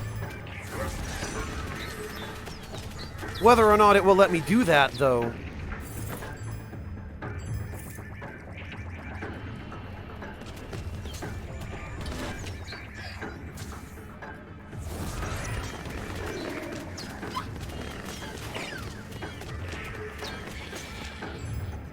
Okay. So now the Cyclone is actually remotely useful, because we have Devouring Storm.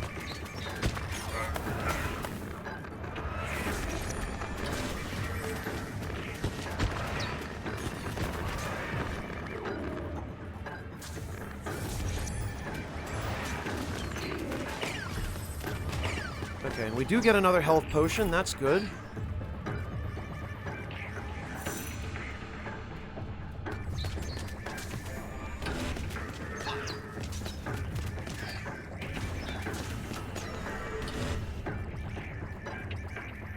Alright, is everybody on the way dead? Looks like.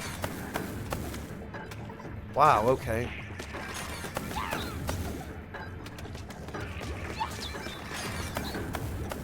Is this enemy... Okay, he is kind of stuck, but...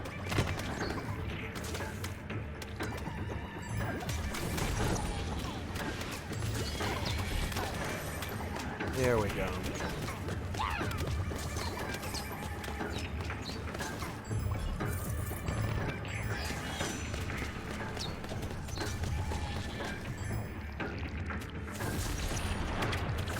Put another one there.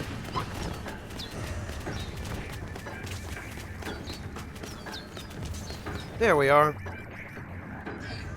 And I didn't even need to waste my super on that.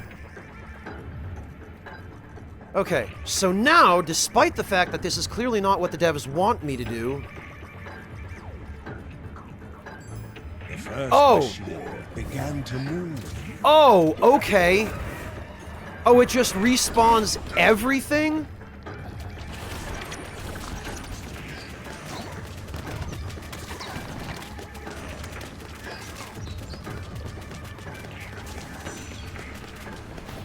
Back to the first pump God! with a sigh. How? How are you supposed to...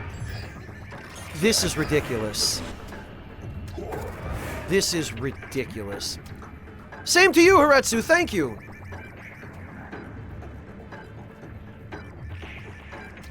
A faint sound of trickling water beyond the rocks.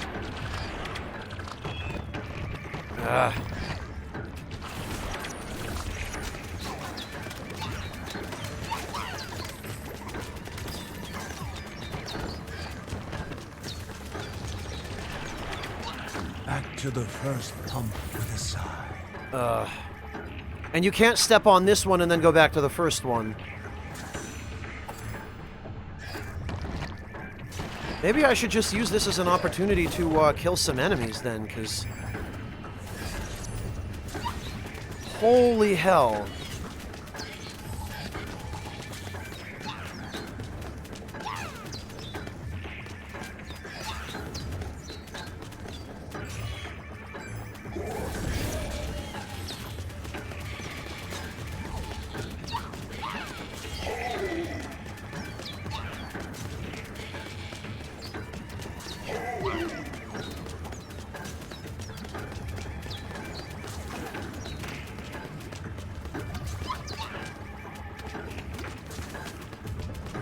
Alright.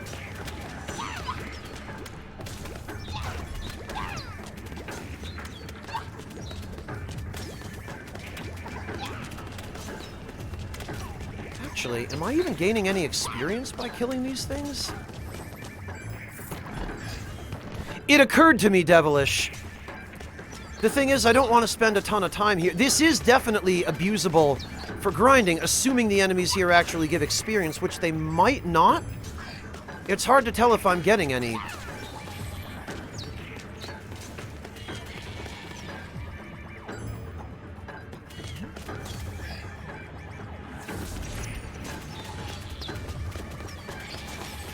Oh, it looks like I am. Now that I've killed a few more, I think I am.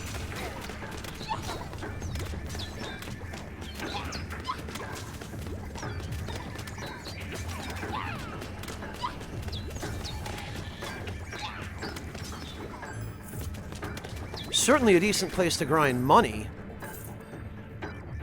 Oh yeah, look at that, 10,000 already.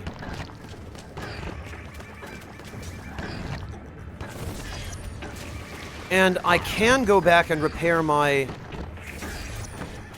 rune at the rune guy, if need be. Which I think I'm going to do when it starts running low, because this is one of the best runes for the Cyclone.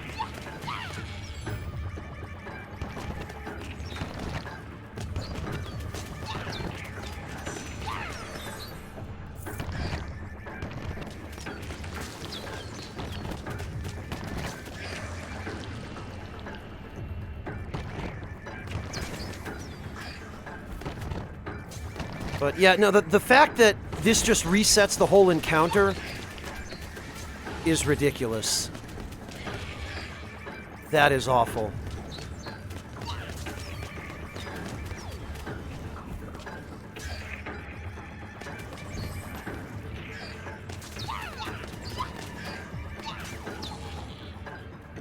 Okay.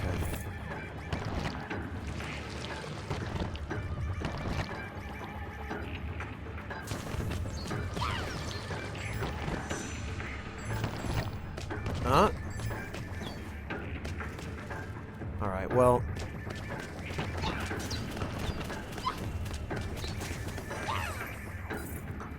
I guess I'll try this one more time.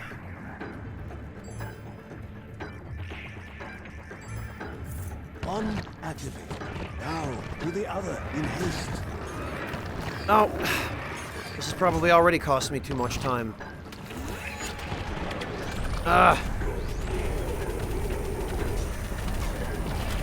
Yeah, this does not do enough damage. And now I'm still getting hit. To the first pump with a sigh. Useless.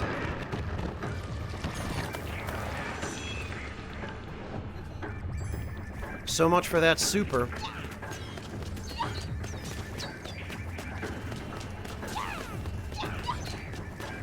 Alright, I have... How many skill points? None.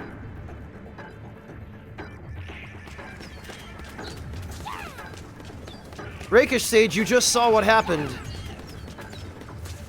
It did almost no... It did less damage than just me spamming cyclones and normal attacks. And I've been investing fairly heavily in attack bonuses at the workshop. So I have trouble believing that I'm underleveled for this area. I have a real hard time believing that that's the problem.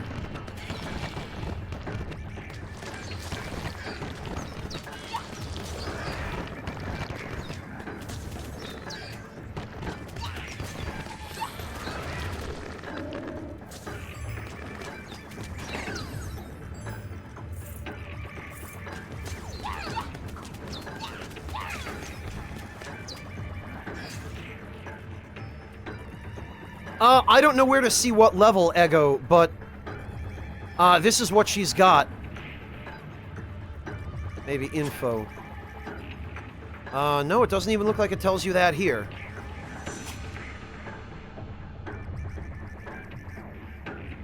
What, 21? Where do you see that, Ego? Bottom left. Where? Oh, at the bottom of the blue, okay.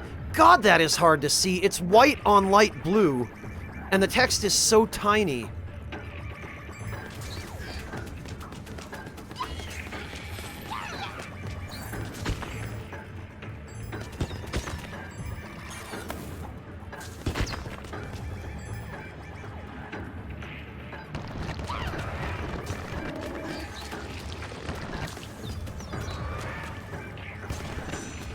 I guess the walls block that guy, too.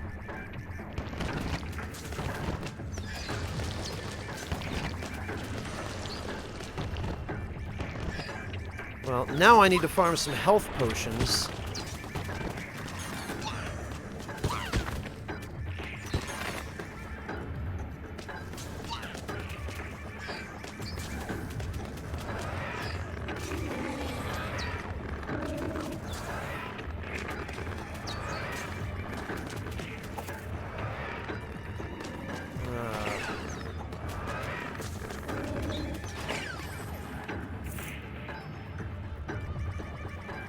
At the very least, by the time I'm done with this, I'll probably have enough gold for another few upgrades.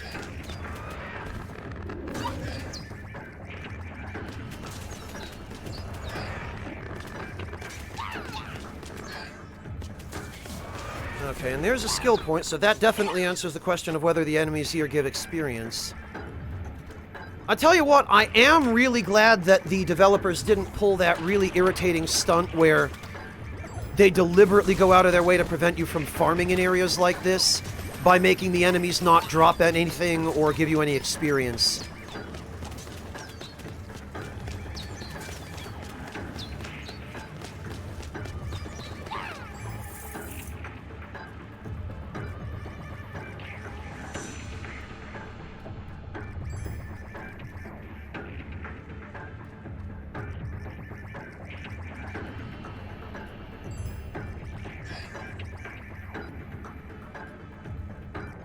I don't know either, Ego. The only thing I can think is that you must have just gotten lucky and chosen a different upgrade path with more optimal upgrades. The first machine began to move.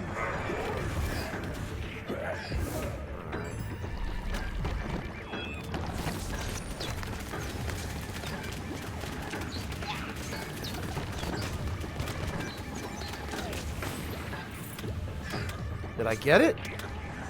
Back to the What? first pump with a sigh. Oh, for fuck's sake. That enemy created a wall on top of the switch, and I thought I hit the switch, but apparently the wall blocked me from hitting it. That is nonsense. That is crap. They didn't really put that much thought into these encounters, it seems. Because if they had, first of all, they would be preventing me from doing this. And second, they wouldn't have put an enemy in there that could just do that. There's so much I like about this game, and yet it feels like the balance is all over the place.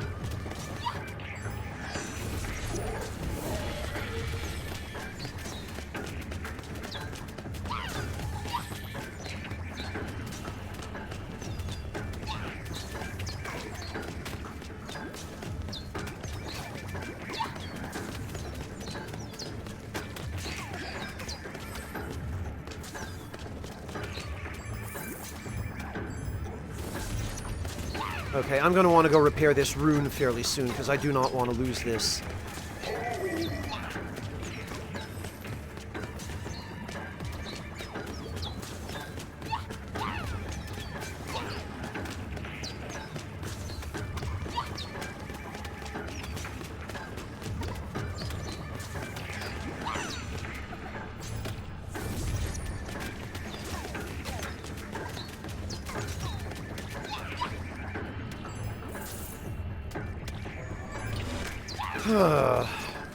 Well, I guess if nothing else, it just gives me more of an opportunity to farm. 1 skill point. I don't think I even have anything that I can spend 1 skill point on. Oh, I do, but...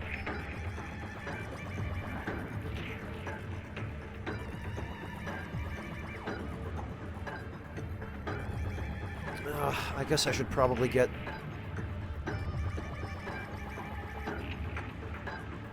Yeah, I should probably get this. This seems really good. Oh! 3 skill points for this. Alright, I see. Fine then.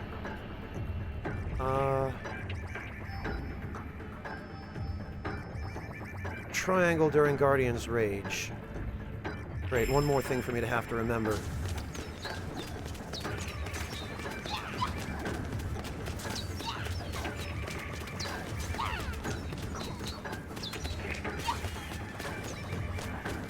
The worst part about that wall blocking the switch was that the wall was directly on top of the switch. And even if I had gone around to the other side of the wall, I wouldn't have been able to hit the switch, because the wall would have blocked me from that direction too.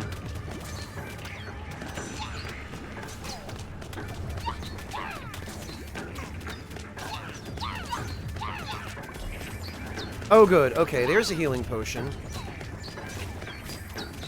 And another gemstone. So enemies, I guess, can just drop gems. Doesn't matter what kind of enemy it is, apparently. I did, Sweet Tang. I don't know if you saw it, but Guardian Rage did less damage to the enemy generator than my regular attacks and a Cyclone.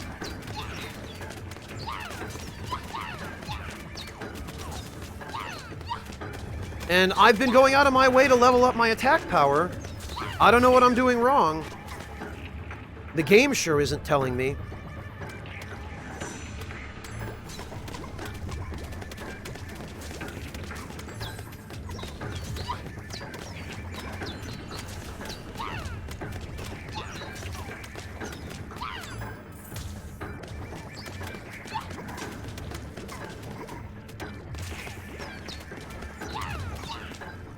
Okay. So I need to go to the exit and talk to the rune guy.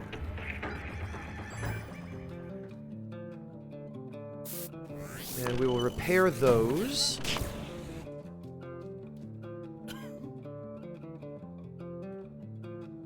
Put on that knocks enemies back. Ego,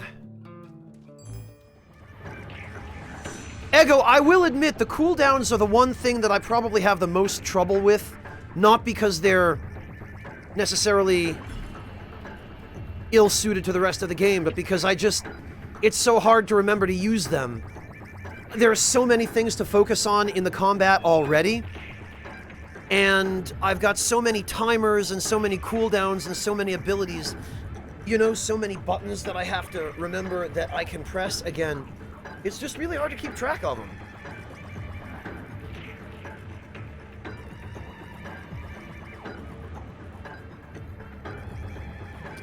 Good, awesome, Rakish Sage. I'm really glad to hear that. That's wonderful.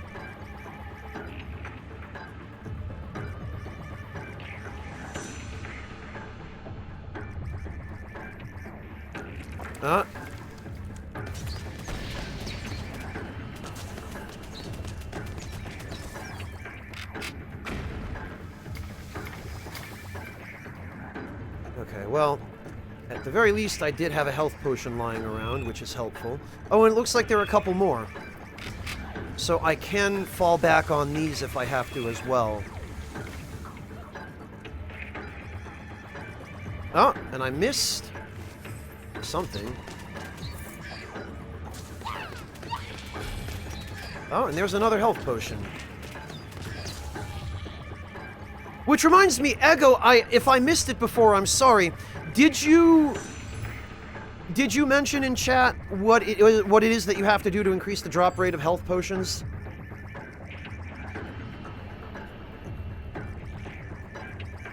Did you figure that out? I'm really glad to hear that, Rakish Sage. Good luck to you with everything. I'm sure you can make it a better year. Hey, Deadshot! The first machine began to move.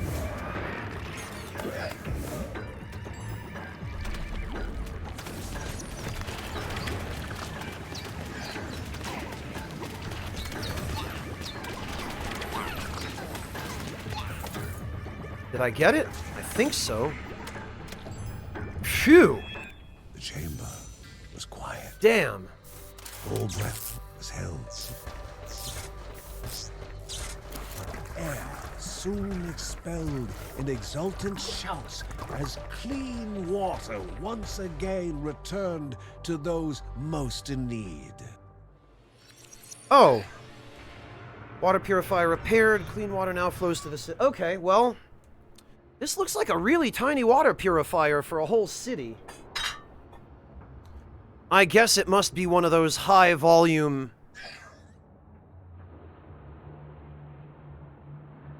purifiers.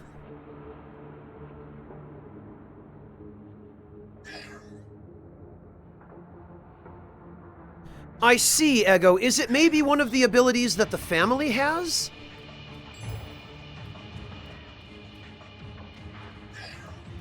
Oh, it's gonna be red. I'm not allowed. Oh, okay, maybe I am.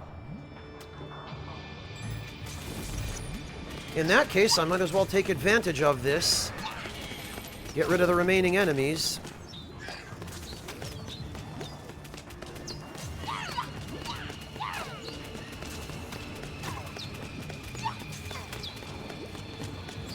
What Aunt Deadshot? No, this is one of the daughters, the younger daughter.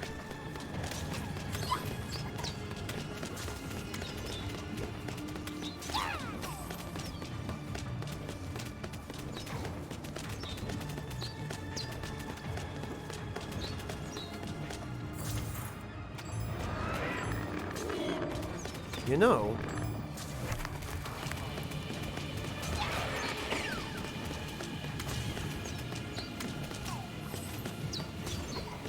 that is one of the things I forget to use most often, sadly.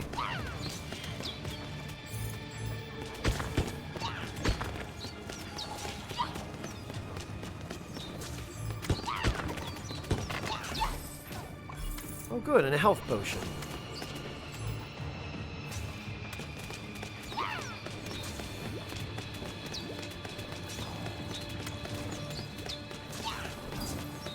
And another gem.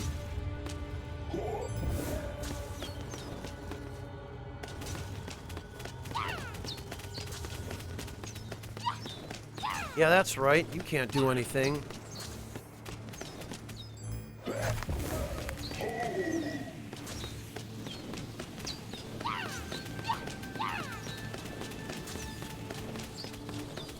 The slow abilities are definitely really helpful for Lucy.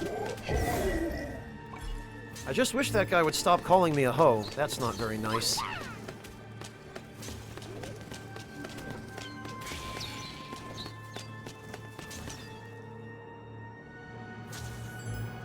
Yeah, Ego, it's just really difficult to remember to use the relics.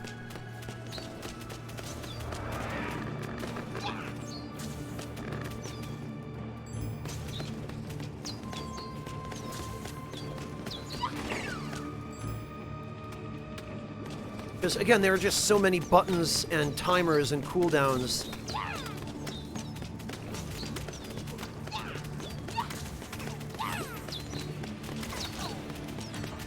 To keep track of.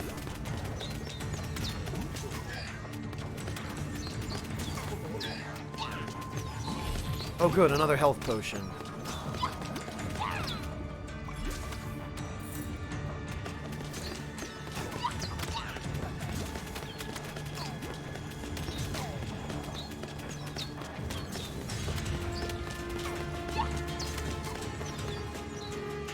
Alright, more of these guys, huh?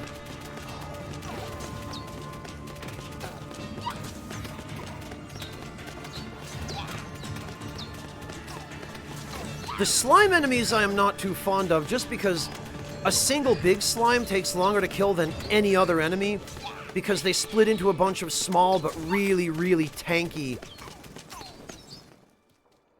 damage sponge enemies.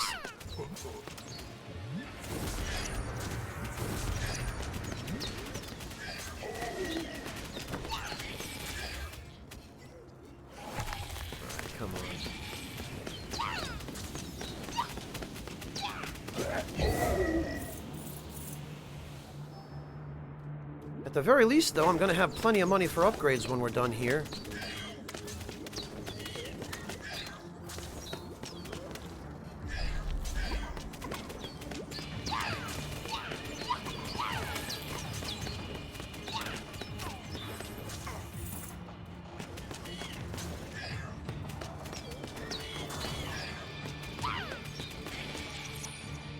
All right.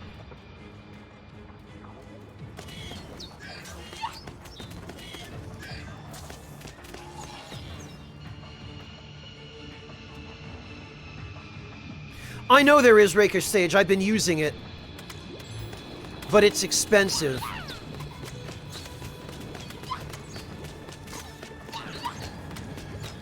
Probably I'm going to put my next couple of upgrades into DPS, you know, into damage.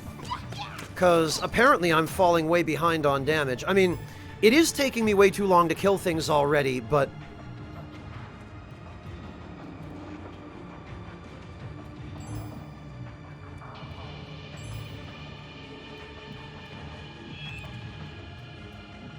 Alright. Oh. Reflective stone. Chance to fire projectiles in different directions when hit. Alright.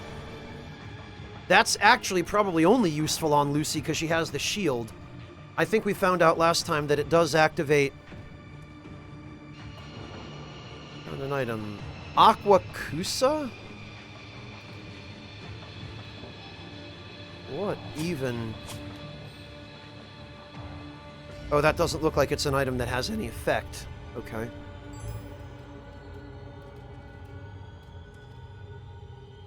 And we've explored the rest of the floor, it looks like, so...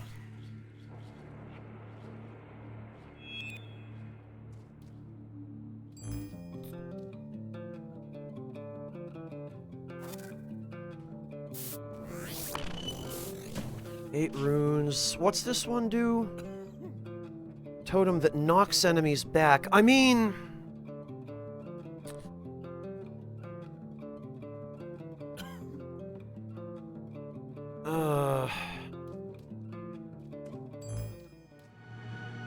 I feel like maybe I ought to save the gems.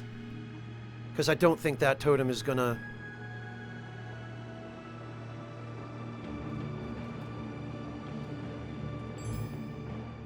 Yeah, Ego, and I don't get it. Like, I've been dumping everything I possibly could into, first of all, the money and experience bonuses so that I could level up faster and not have to spend as much time farming.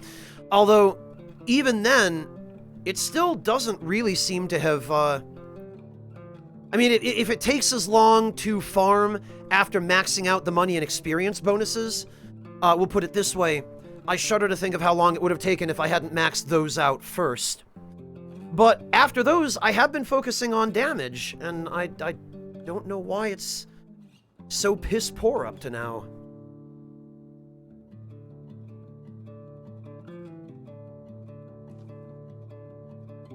I am tempted to try out the knockback totem, though. It sounds really useful for Lucy.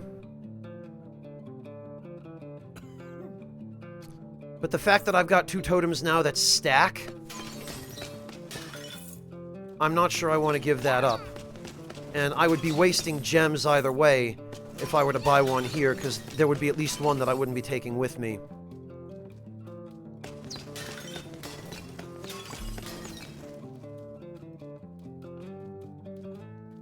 Well, we'll just move on.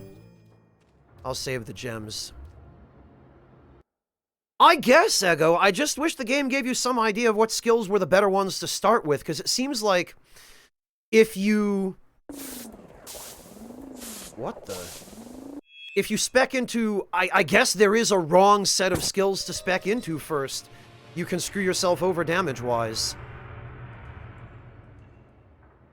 The city that never sleeps, for idle hands allow the memories to take root.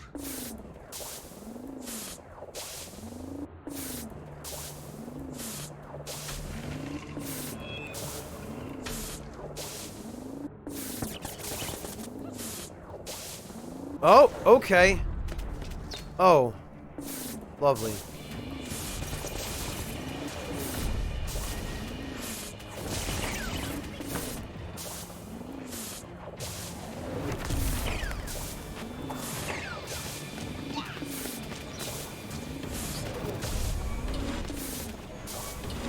Alright, alright.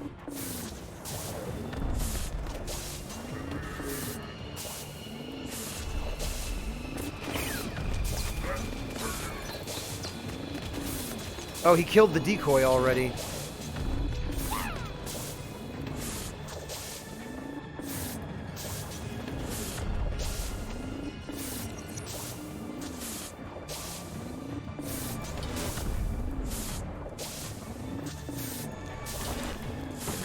I do appreciate, though, that with the, whatever it's called, the boomerang one, Atar's Contingency, I appreciate that I can...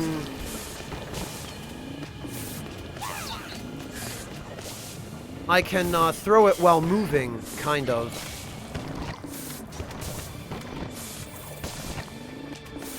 As for these bastards...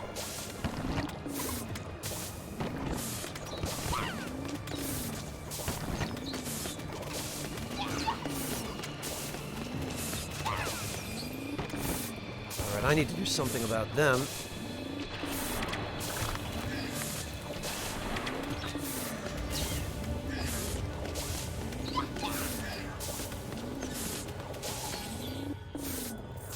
Yeah, that time slow zone does last a decent amount of time.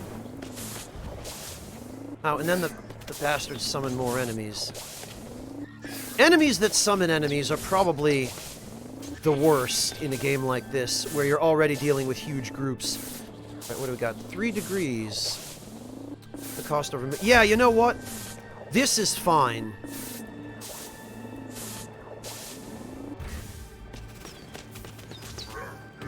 Because I'm basically forced to fight close up anyway.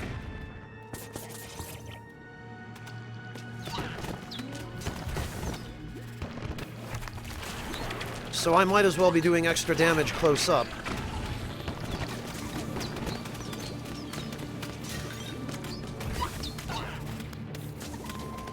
Plus, it's better for dealing with groups. Wouldn't you know it?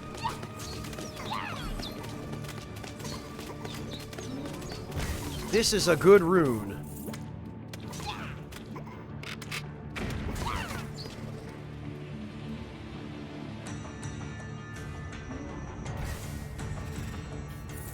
Alright.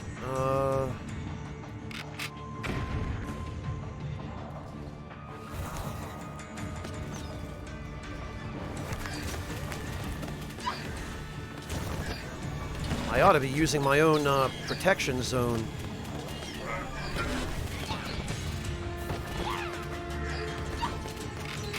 See, in this kind of thing, when you're being swarmed by groups of enemies, that's why this kind of rune is so good.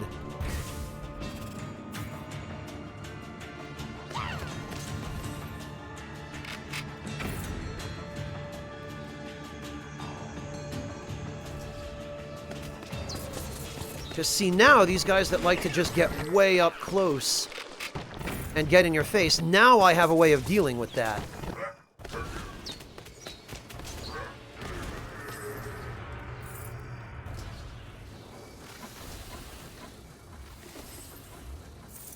$204. Wow, okay, so that doubles money then.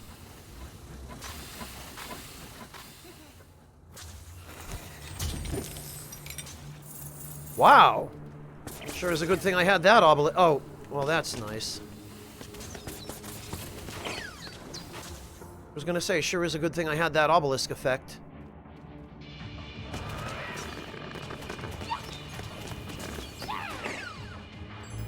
Ah! What have we here? What is with these gigantic skeletons on the thrones? We found a journal. Terralava, a family vacation. I am, Ego, yes. Every time I see him. Why I continue these field journals during a vacation is beyond me. Margaret and I both have a momentary reprieve. In our maturing age, we need to take more breaks, so we decided to take the boys to Terralava. It's quite the city. Watched a man pump oil into his mechanical arm today, and it reminded me of the sludge from the Keldipo caves in Barahut. Perhaps Anais Sarava could potentially offer answers on the substance. Okay, well...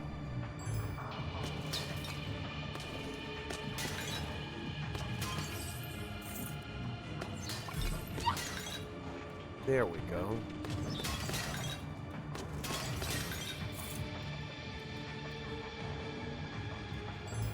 What's this? Oh, this is nothing.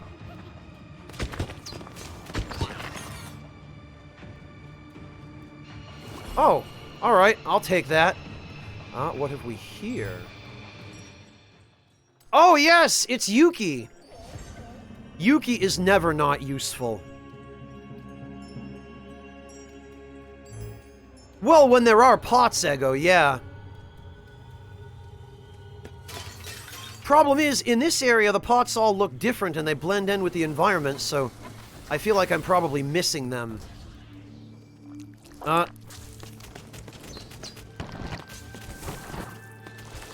Alright, where's the wise guy?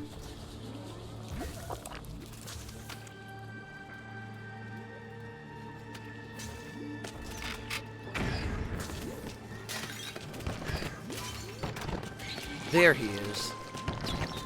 This guy is my priority target.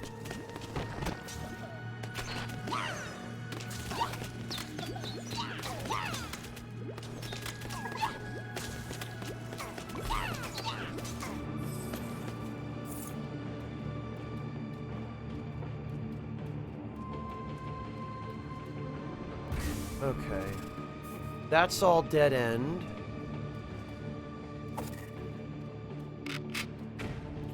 Ideally, I would like to find the exit so that hopefully I'll be able to use the rune repair guy.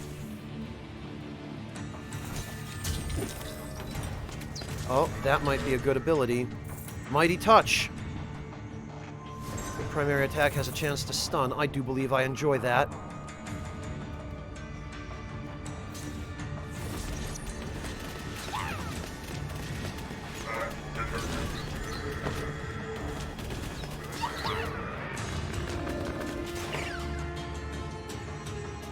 Okay.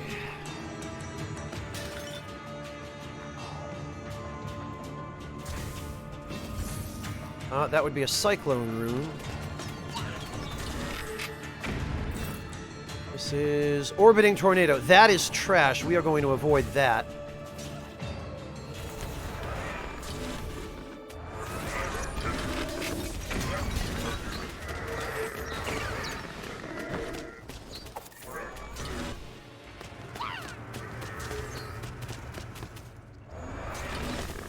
Blast it. I'd really like to try to find the... Okay. This is probably unwise. This is probably going to get me killed.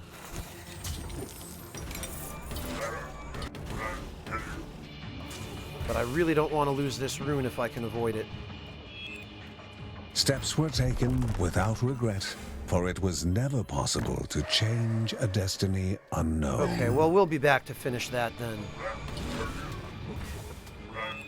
Oh, we've got an elite. We've got an enemy spawner. We've got... Oh! One mortal and one god of game. God Pong again.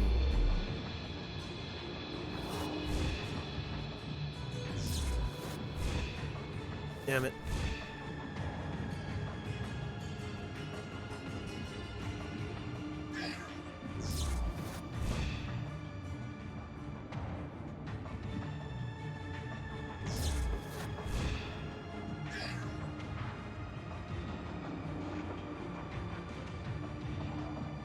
This one's easy enough.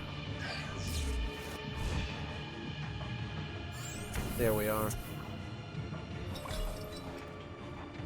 Oh, and we get spare time. Eh.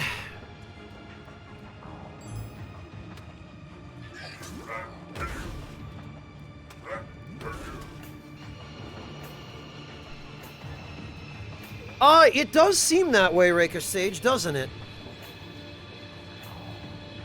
Alright, it looks like I'm gonna have to go... I'm gonna have to take that southern branch.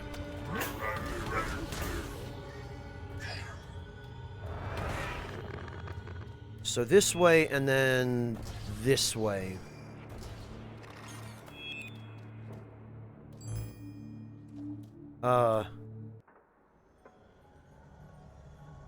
A curious automaton rummaged through a pile of scrap. It was fully machine, but more human than its hostile ilk, appearing as an innocent little girl.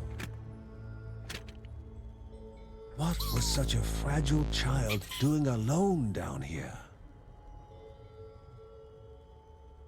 Oh Christ, we're gonna have to... That's an escort quest. God, I hate escort quests. Alright, we'll be back.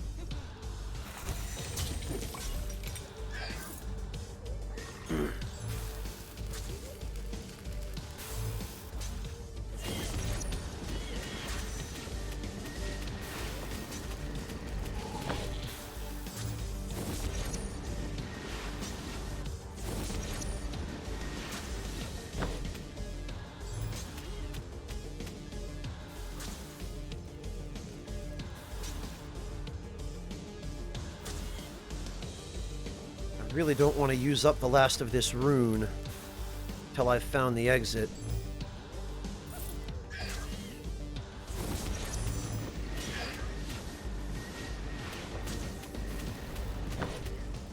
You see, only with this rune does the Cyclone become useful for actually sucking enemies in and keeping them there. And then the Blade Familiar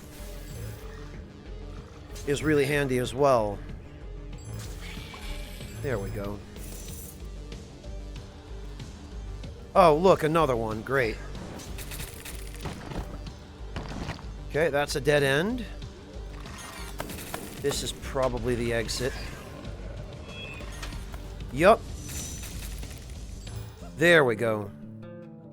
So we're going to mend our runes. Ring of Ambition. Corpses have less chance to spawn. Okay, that would be good, but... Divine Gift. Divine Shield. This is hands down the best. And Keen Edge. I can't turn down Divine Shield. Divine Shield is flat out invincibility for like 10 seconds. We're gonna get that.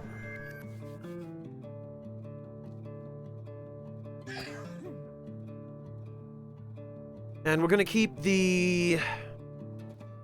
We're gonna keep the Totem of Anahid, because that has a wider area and it lasts longer.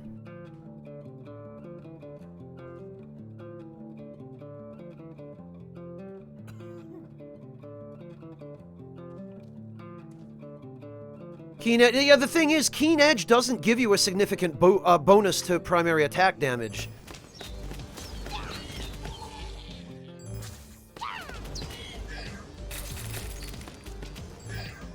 It gives you like 0.5, I think, or 1.1 or something along those lines, which it isn't enough to warrant 3 gems when I have invincibility available on a button instead, you know? Especially considering... Okay, well, there's one. Especially considering how well the invincibility synergizes with Lucy's shield.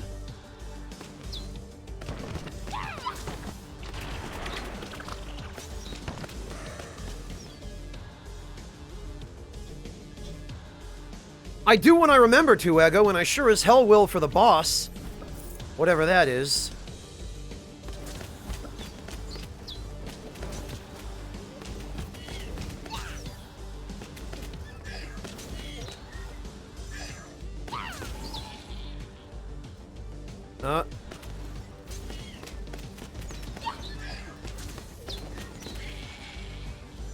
Okay, so basically I guess I'm going to be working my way forward from here. Oh, right, we should do this first.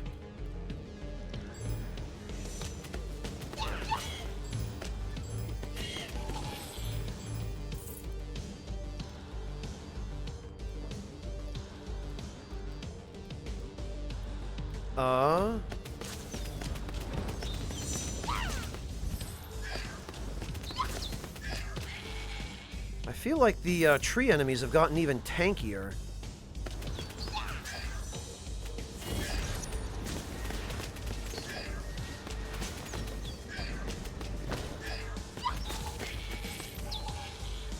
Alright. I know, Ego, I know. Actually, probably is useful for killing these blasted warlocks.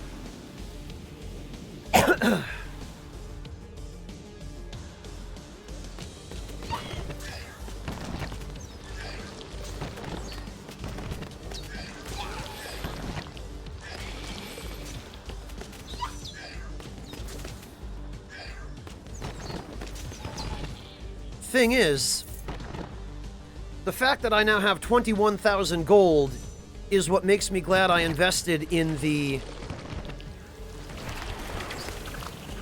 money upgrades early on.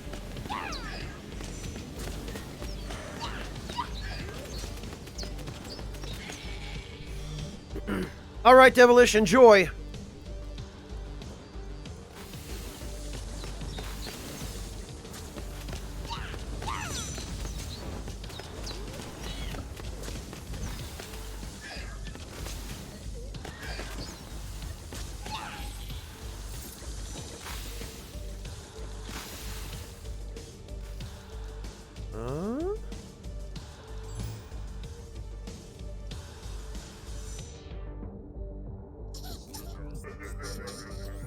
Laughing and shaking the small girl, just like any other bully.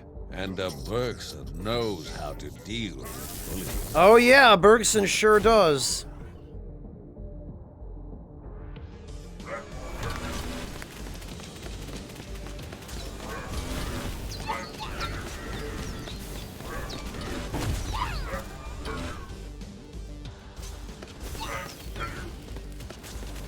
Get stuffed, bully.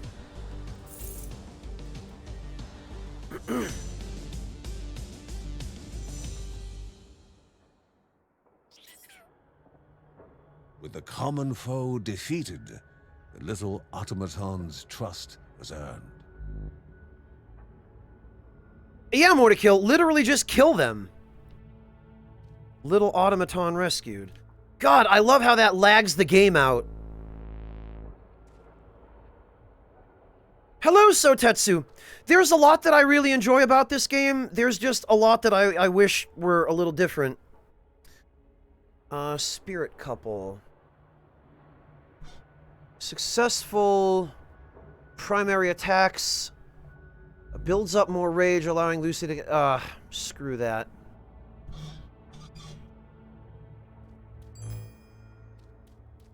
What the...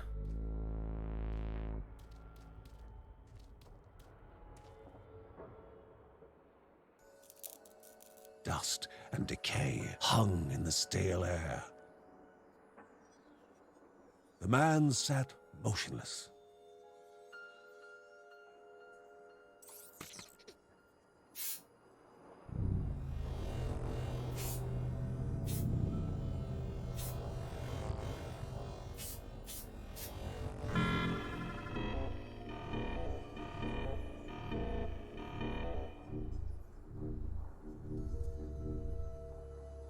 The machine called out, but the silence could not reply.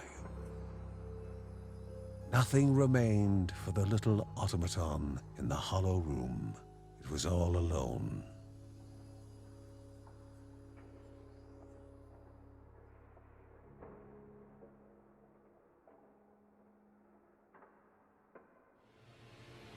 Little automaton rescued again, I guess.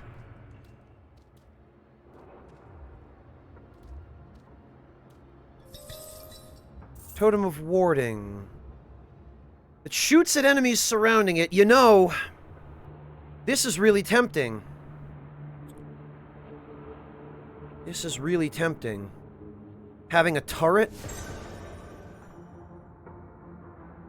An extra damage source? I think I might just go with this.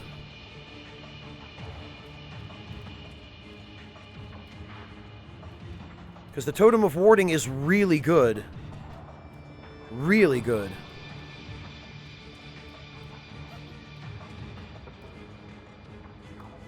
Well, I guess this guy's toast. That sucks. Nothing else around his room that I can steal. I mean, liberate. I mean, repurpose.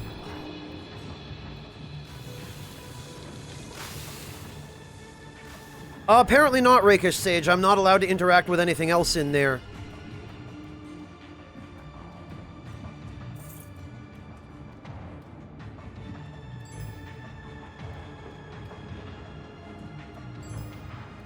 Okay.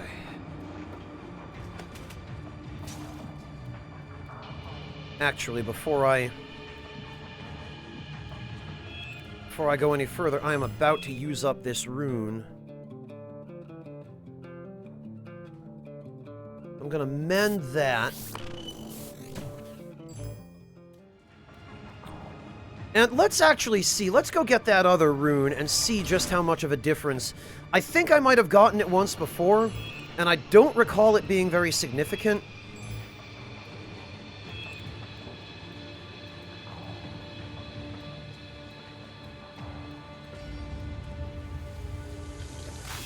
But I will store my current rune here so that I can come back and get it for the boss.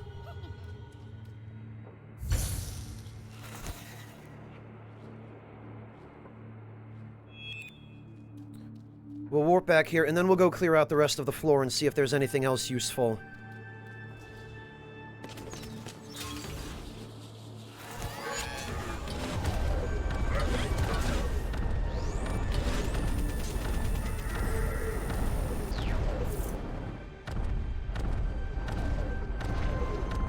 Okay.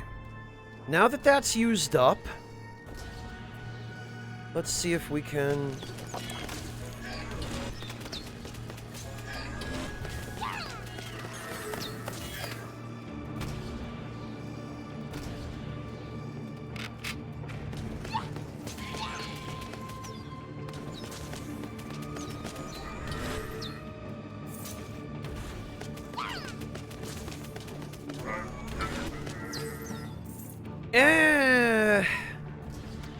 I mean, I guess it's a little faster, but I've still got to kill tons of enemies.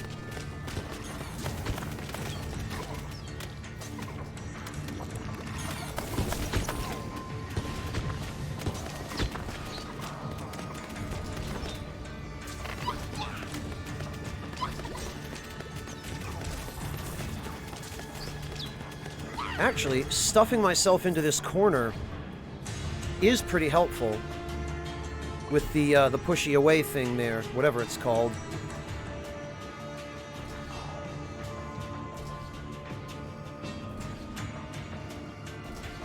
I do, Ego, but it's such a pain to have to do that.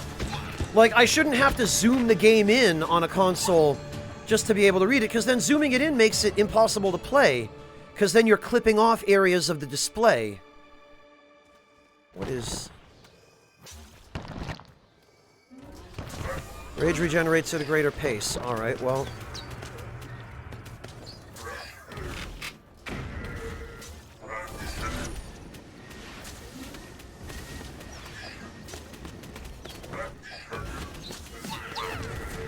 Oh, there's a skill point.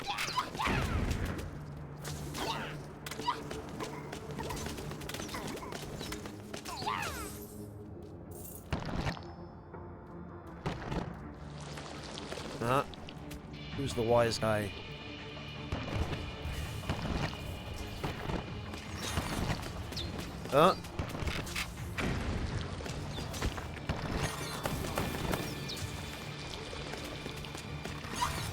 You know...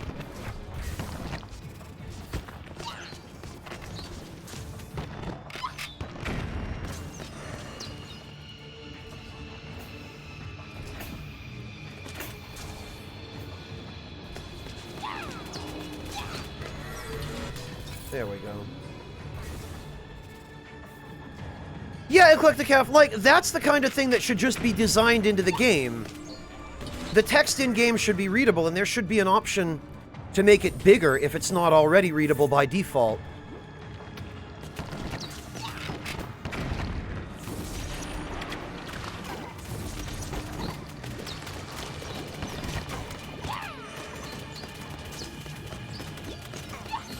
I don't know why almost no games have that. Even the Outer Worlds, I went back to check because I beat the Outer Worlds a while ago before they supposedly added an option to increase the text size.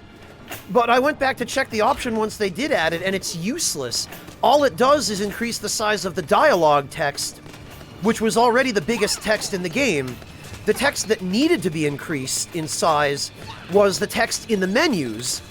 And the option to increase the text size in the Outer Worlds does not affect the menu text. So it's pointless.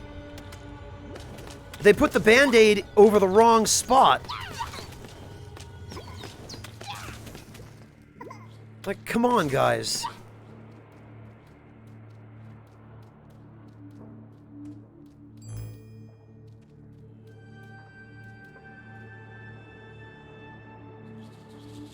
Cooldowns of all of your abilities. Alright, so... I meant to check...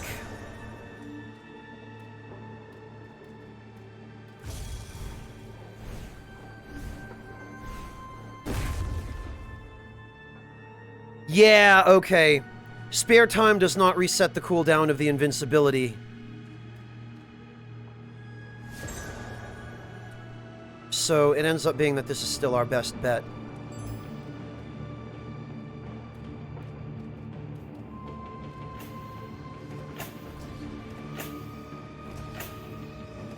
No, it's not just you, Sweet Tang. Absolutely not just you. Actually, hang on a minute. This ability does fill rage. So let's see.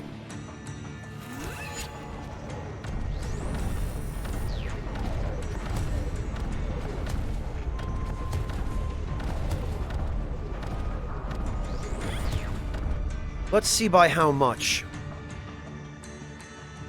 2/3 of the way.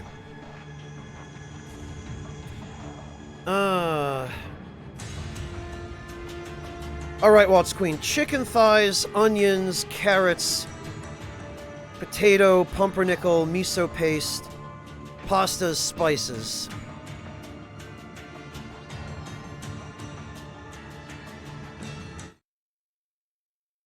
Okay, hello, Waltz Queen. Welcome. So, Waltz Queen, what I recommend, the chicken thighs, I recommend that you, pan fry those. If you've got, spices, you're gonna want to pan fry the chicken thighs in either some peanut or some olive oil.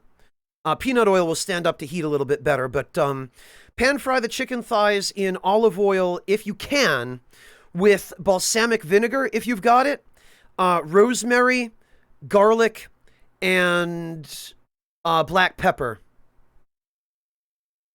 If you don't have balsamic vinegar, then you can pan fry them with just some olive oil, black pepper, salt, and some rosemary. And you could add to that, if you've got just a general, like, poultry seasoning mix, you could add that as well. The onions, when you're done cooking the chicken, slice the onions into kind of bite-sized pieces and saute them in the same pan that you cook the chicken in. Don't clean the pan out. You're going to want to saute the onions in the chicken juice.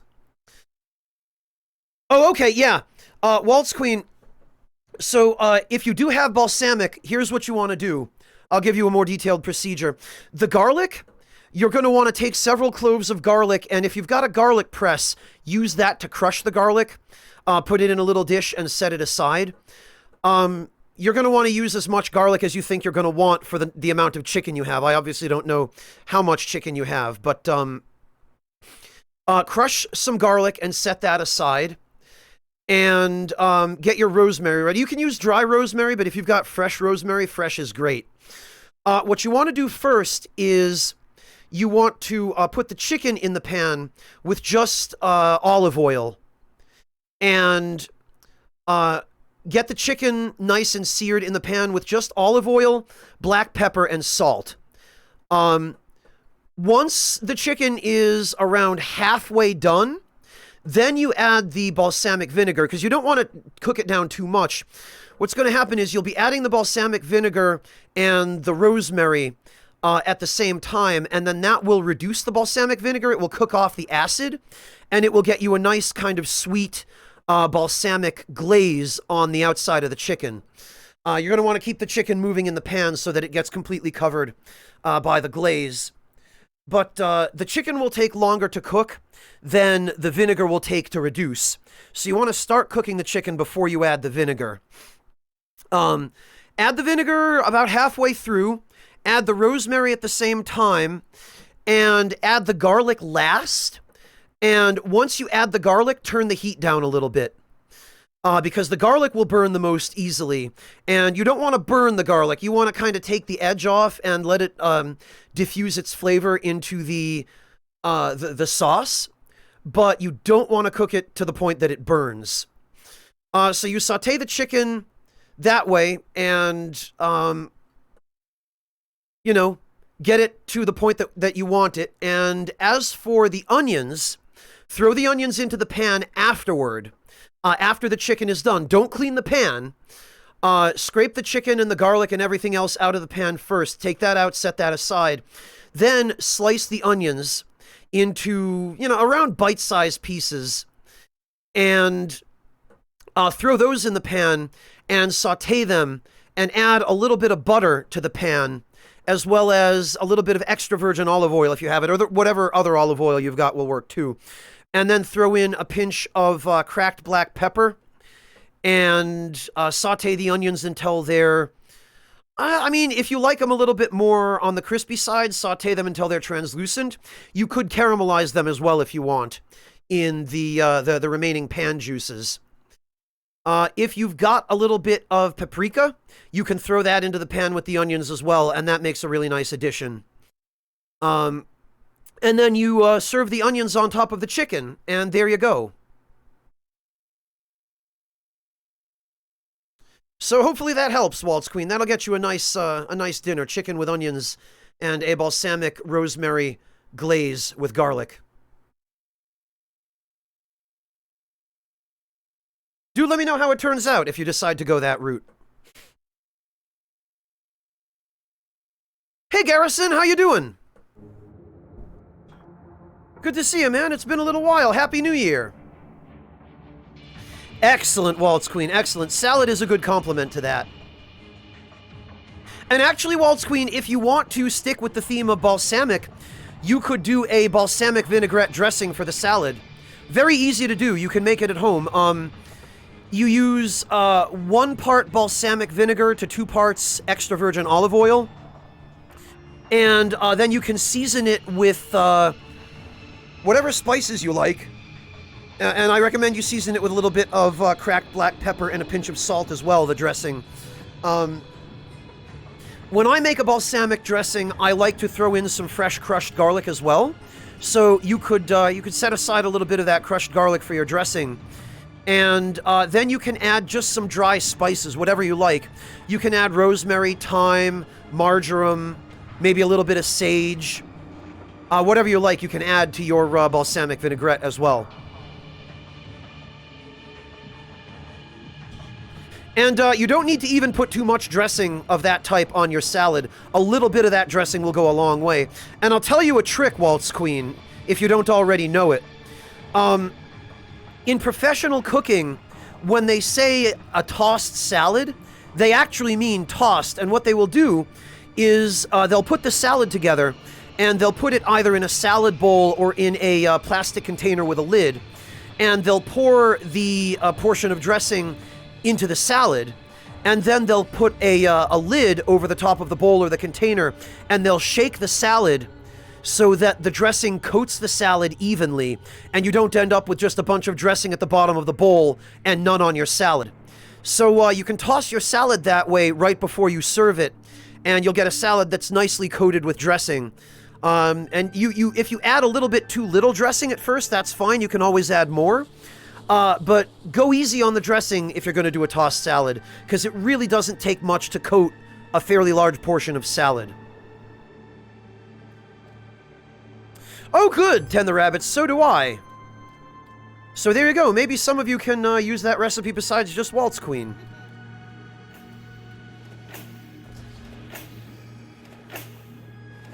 That's what I like to do. It's just kind of a...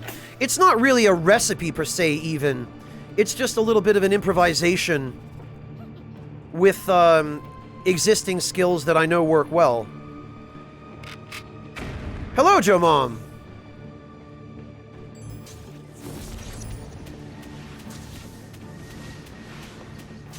Actually...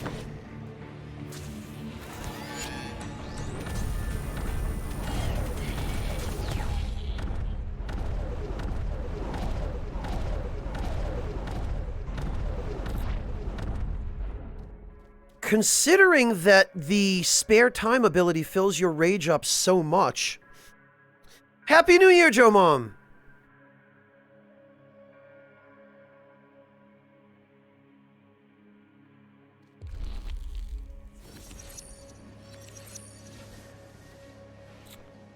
And I guess also it lets you reset the cooldown on the decoy.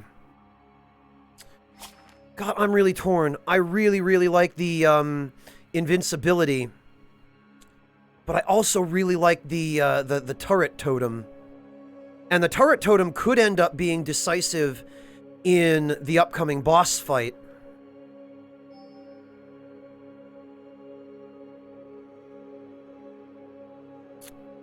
Dust Storm might be good too, actually.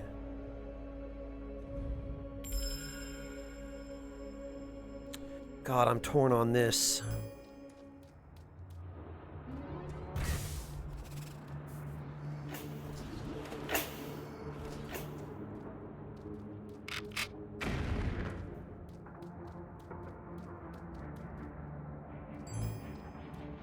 Okay,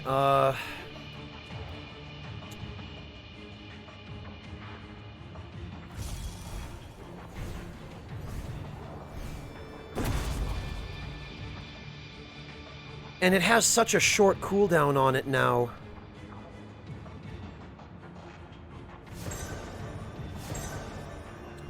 Alright, let's see. Does spare time reset the timer on the totem? No, it doesn't. It says all your abilities, but I guess it doesn't count divine relics. Okay, Uggo, have a good one. Thank you for joining us.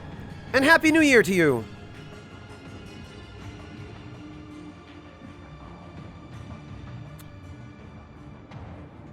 Yeah, as much as I like the totem, I kind of feel like it's probably going to lag behind in DPS.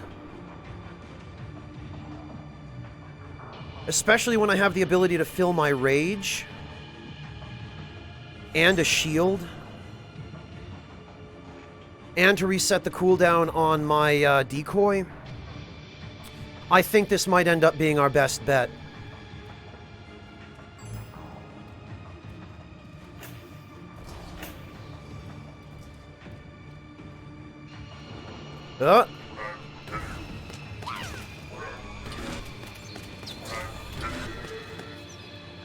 Right, so I'm gonna go back and get the...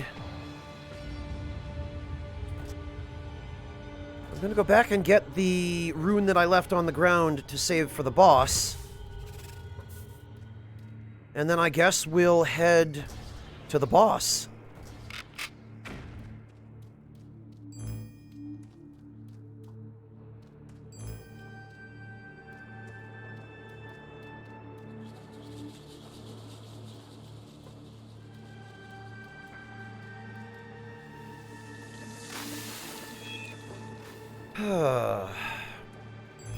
There it is.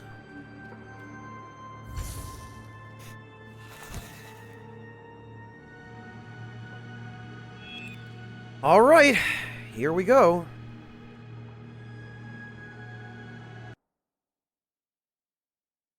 I really hope this isn't one of those bosses that moves really fast and prevents me from being able to attack. I hope it's a nice, slow, ponderous one like the last one. Now, I've probably jinxed myself by saying that, but...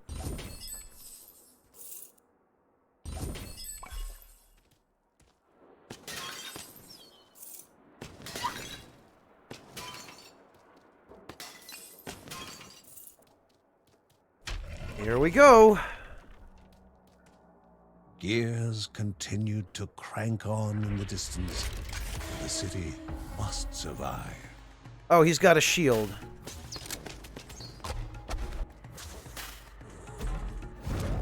Oh, lovely, it's one of these.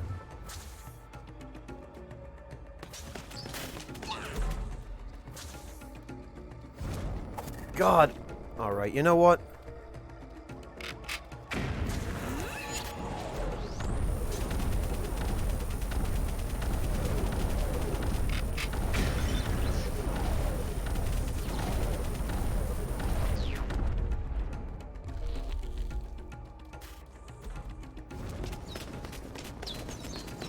Ugh.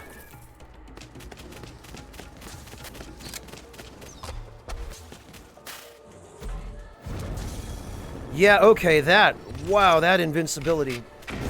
Okay, that's what I figured you were supposed to do. You were supposed to get one of the mortars to target the boss.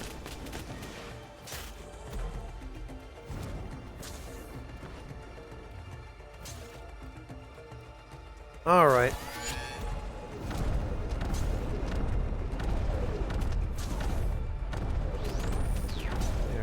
The only problem is, I have to actually get hit by the boss in order to do that.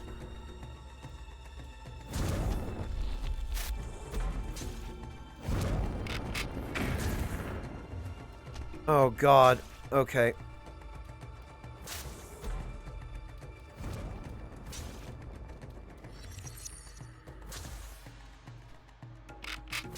There we are.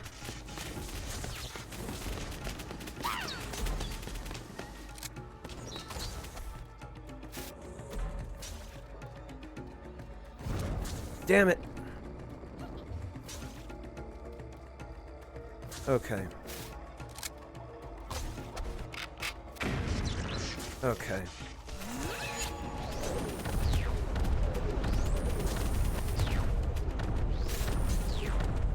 Oh, but using your Divine Rage heals you. Okay.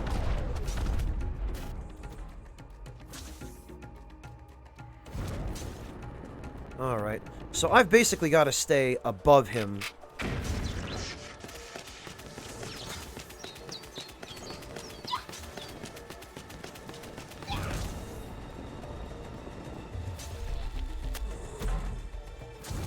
Alright, alright.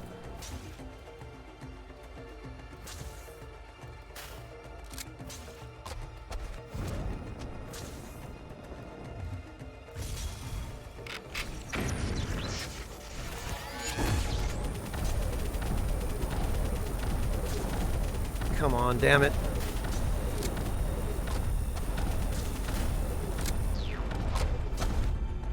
Oh no, it doesn't heal you, it just, okay.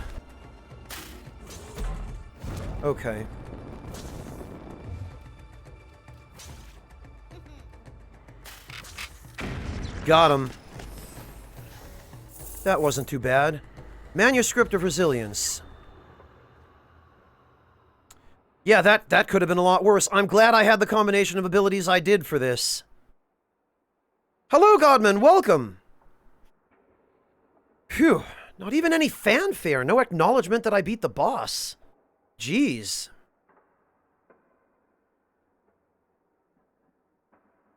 Alright, well... Now, even more soulless than before, without life, and as if none had ever existed within the gears, and a new road forward opened with the jewel of life.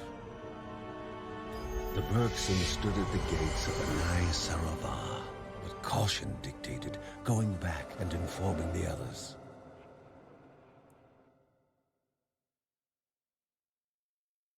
What's that supposed to mean, Godman?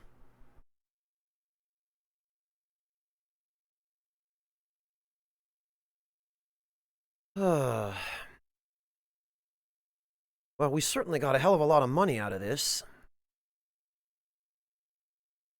Yeah, no kidding, Sweet Tang. That is the priority, and goodness knows we've got enough cash. We better be able to max that. Were they cursed? The more they moved ahead, the more the corruption came forth.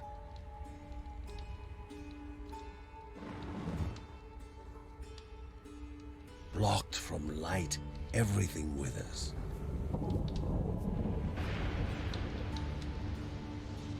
The Bergsons wondered what dangers could lie ahead still.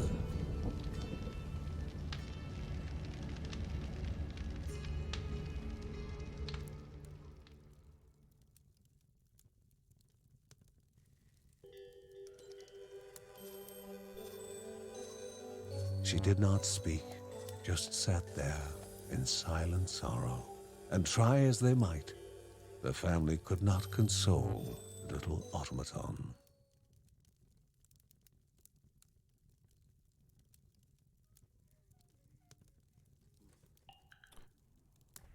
Okay, Joey recovered from corruption fatigue, resilience upgrade. Oh, it's just a souvenir. Oh, I see, Godman. Well, you didn't sound all that funny to me, dude. Not even a kappa on the end of that sentence. Just rolling up with what sounded like a genuine roast. Alright. 10 levels in attack. And...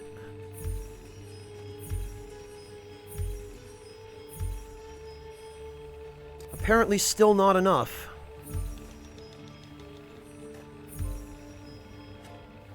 $17 levels in attack. This had damn well better do it. It's alright, Godman. No big deal, just letting you know. You might want to be careful about entering other streams that way, because others might not take as kindly to it.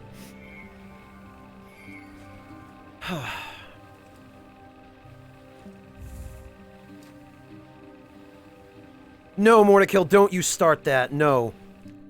That is not at all what I'm driving at.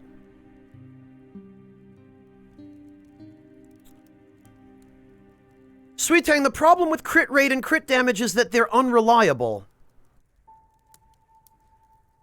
I want reliable damage before I worry about unreliable damage.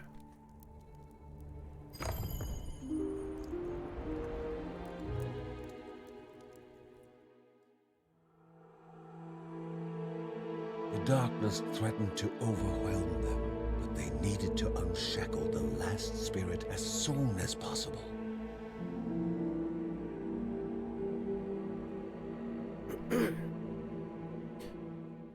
Godman, if you are a fan of the Souls series, you might have heard my voice on YouTube before. Cartoon character? I can't imagine which one. Free of his earthly shackles, Ane Sarava still remained a prisoner of his own creation. Area 30, his workshop, and Jin's birthplace. Okay. Its greatest invention and regret is enclosed within these walls.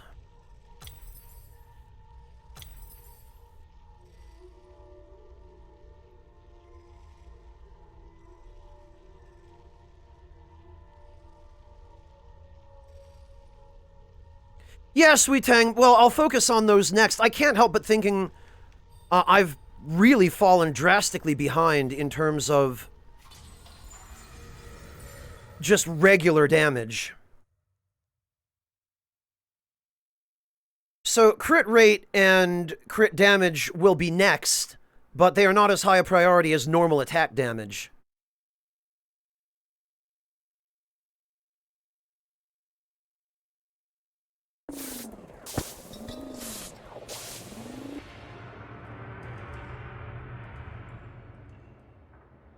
Working tirelessly for the good of the people, Ane Sarava spent his days distracting himself from his heart.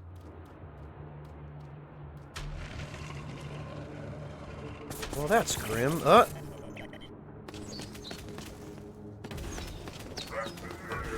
Yeah, see, that damage upgrade did make a significant difference. These enemies are dying significantly faster now.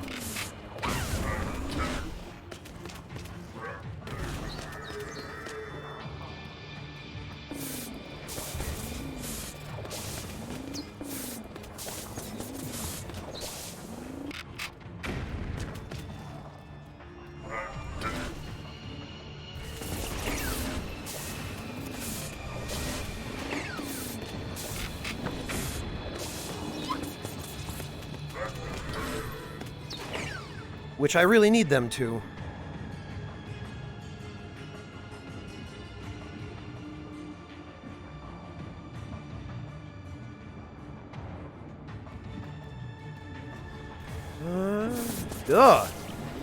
All right.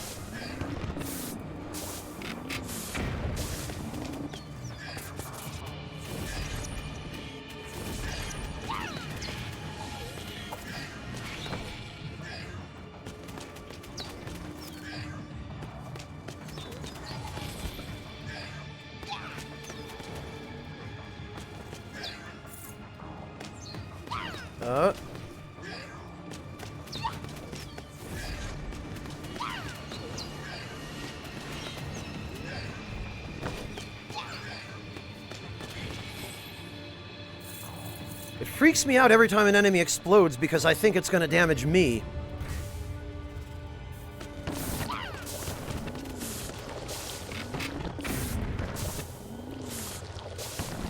Yeah, those guys go down much faster now, which they're probably the biggest problem. Is those mages.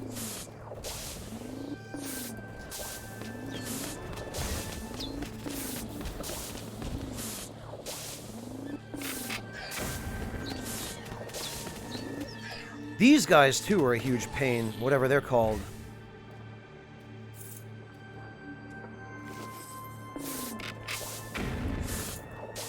Okay, nothing up there. Oh, alright, well, Obelisk of Vitality, that's good, I'll take that.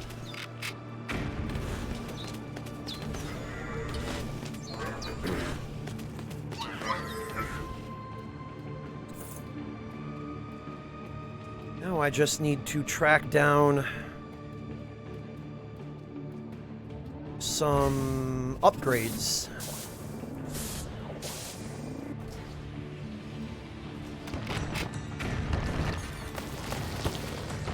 Damn it. That was all three of my shields.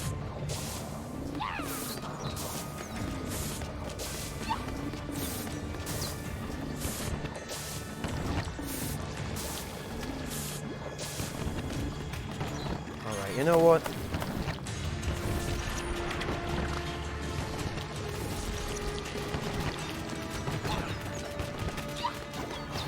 There we go. Oh, man, that damage upgrade is really doing some work.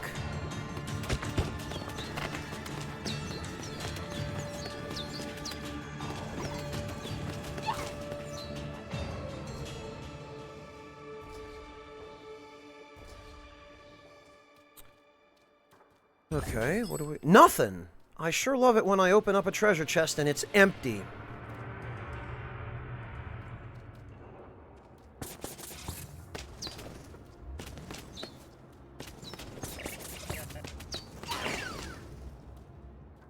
Ugh! Damn it.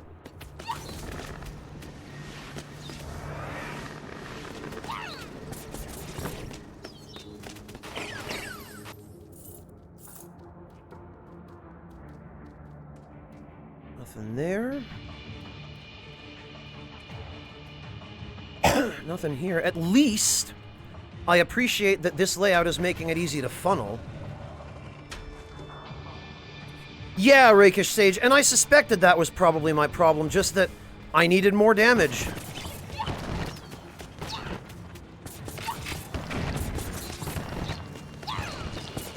That, you know, it doesn't take forever to kill stuff now. And that I don't have to spend tons of time running away from enemies.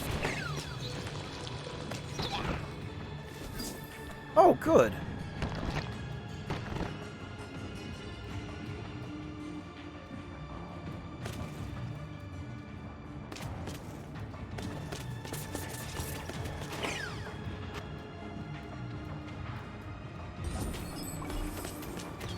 And some healing potions.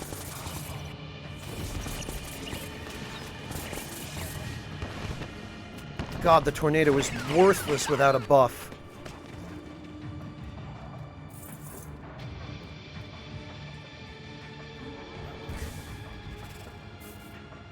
Ah.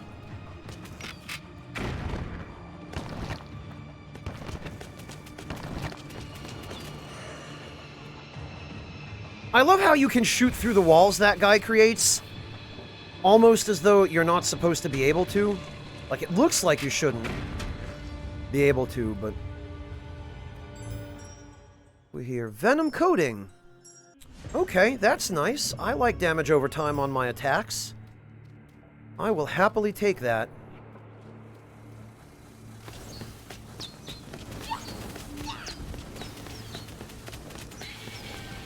Because now stuff dies even faster.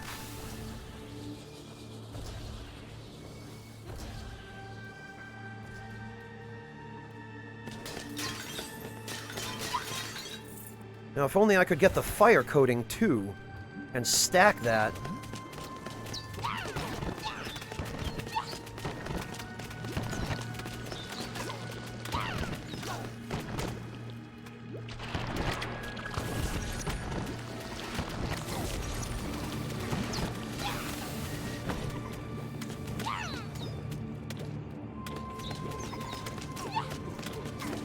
How much damage does the poison do?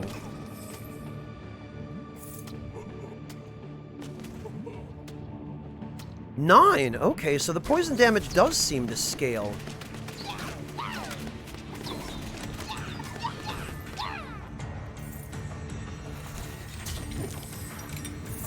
Money. I like money.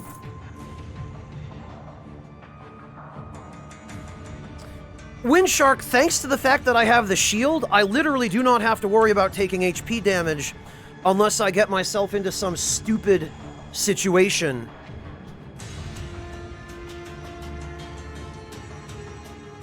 So this character is actually perfect for a glass cannon setup because she has some protection.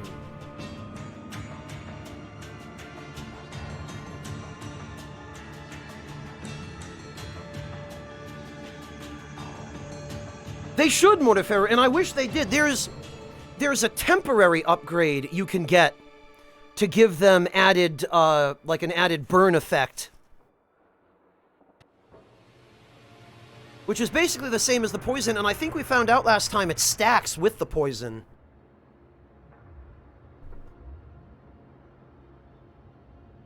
But sadly, you don't get it by default.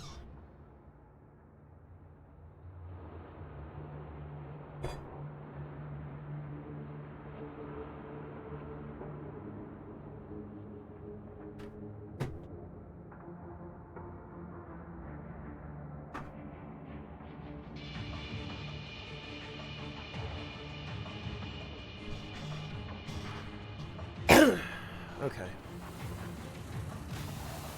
Wait, so... This is it? This is the end of the floor?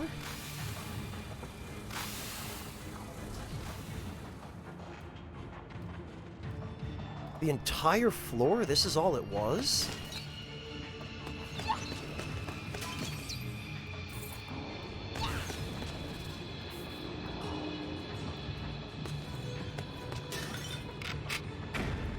Okay.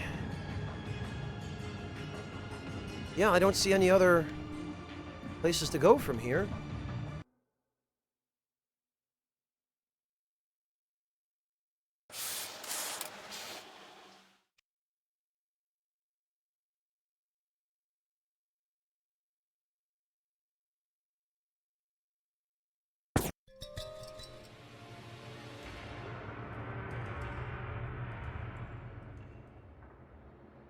Through the sweltering heat was hidden the path to a nice Oavar.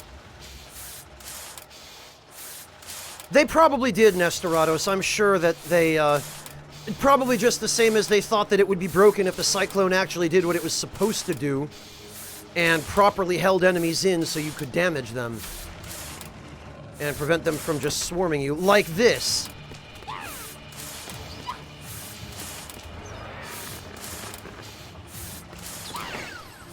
Also, I consistently find it hilarious that you can poison mechanical enemies.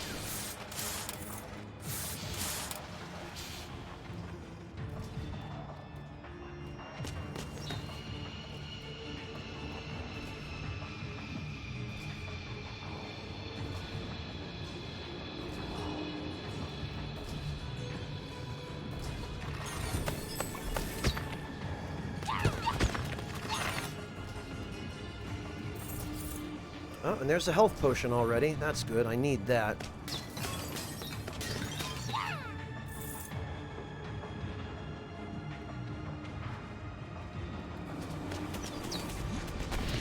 Oh, that's nice. Well, no, Ishida, you poison them with poison. Which is what makes it so silly. Because machines don't have cardiovascular systems.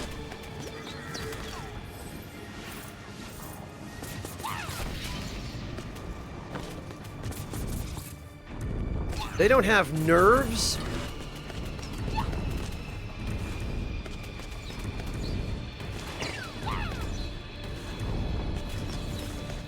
Oh, I bet.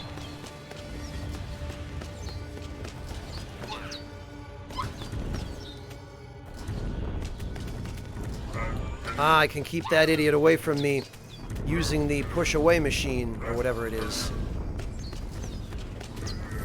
Sure can.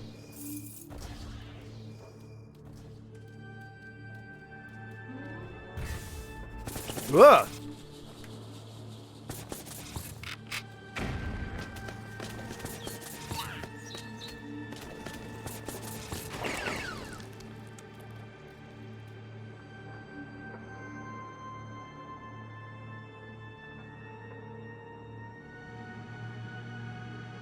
Many of them do, Ishida, yeah. But usually if a game has both acid and poison, they are separate damage types, you know, separate attack types.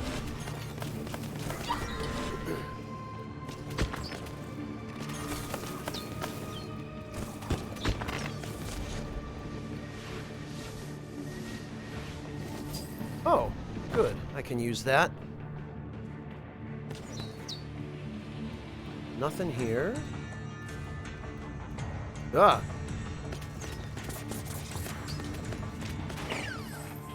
So if I've only really got time for 2 shots on those guys.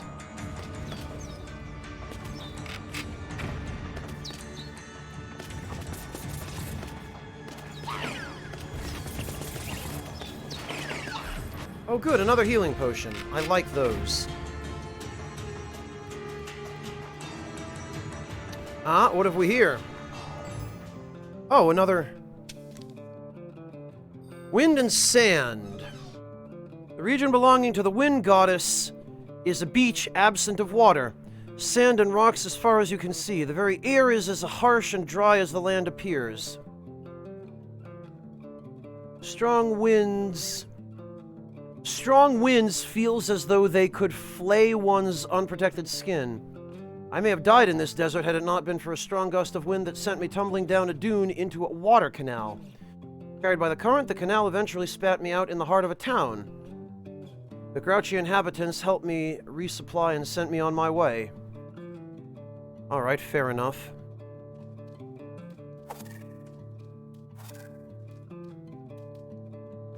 Nothing and nothing. Great!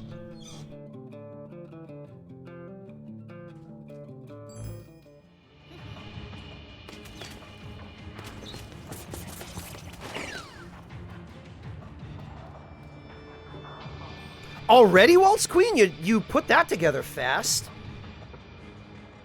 No problem. Let me check it out. Let's see.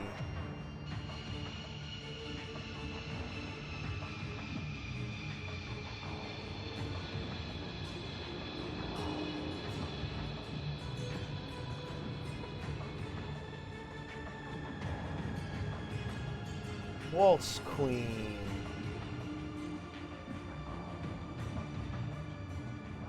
Boy, now I have to sift through everybody's pictures of food.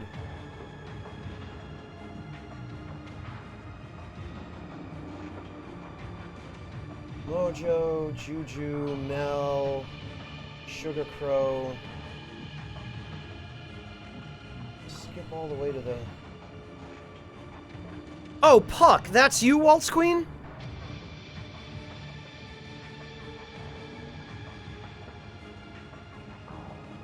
Looks like it. This looks like chicken with onions and salad. Yeah, I love onions too, Waltz Queen. Very, very much agreed with you on that. Okay, yeah, this looks like it came out pretty good, Waltz Queen. Are you happy with it? Did the flavor work out for you?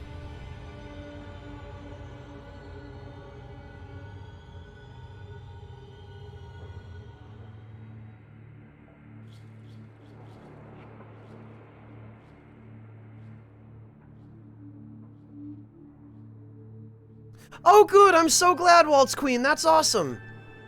I'm glad I was able to give you a helpful recommendation.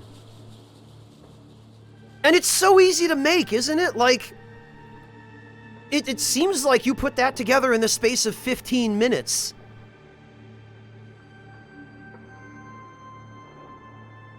Real simple, no messing around, easy ingredients to get, nothing fancy. You can slap it together for a nice dinner, even if you've had a long day and you're tired and you don't feel like doing anything. Oh, Yuki again. Fantastic. I always appreciate Yuki.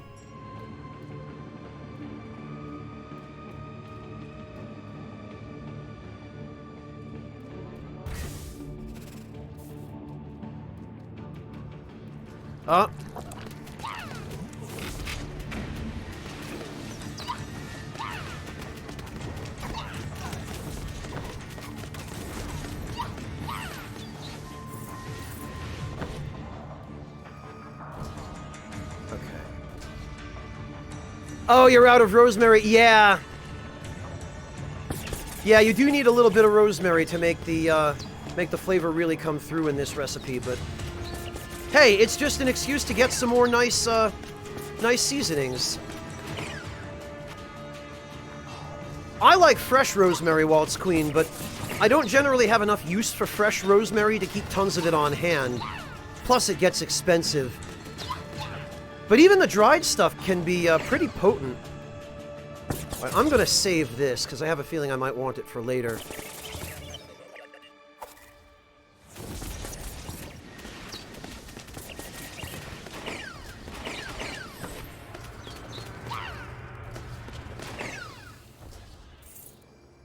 Wow, we're already at 6,000 gold. Doing okay, I'd say. And another gem.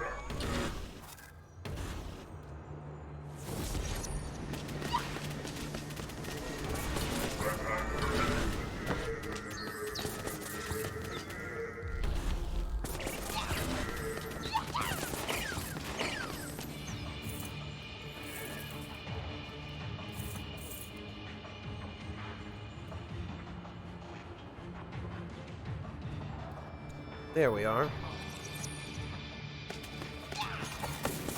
Ugh! Oh, that wasn't very nice. There was one of those stupid turret enemies hiding inside a treasure chest. Damn it.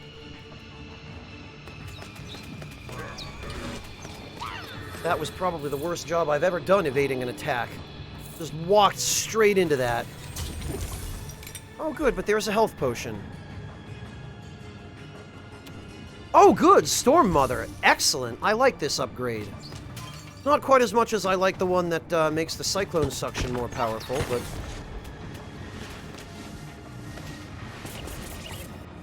Storm Mother is good offensively.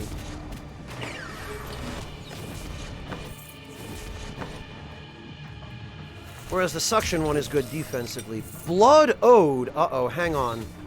This is new and I haven't seen it yet.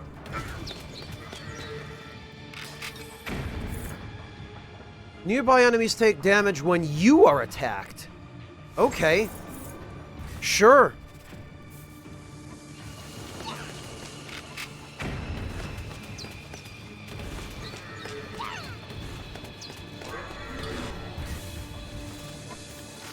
Return damage ability. Actually, and again, an ability like that is probably really only useful on Lucy because she's got the shield. Assuming it will actually take effect if the shield takes a hit rather than her. Tired of being called shady, he instead adopted the title Mysterious Shopkeep. Oh, okay. Jin's potion is huge. We need that. Bramble wrappings, damage enemies on contact, no thanks. Jin's potion we definitely want. Definitely want, because that's a reusable heal.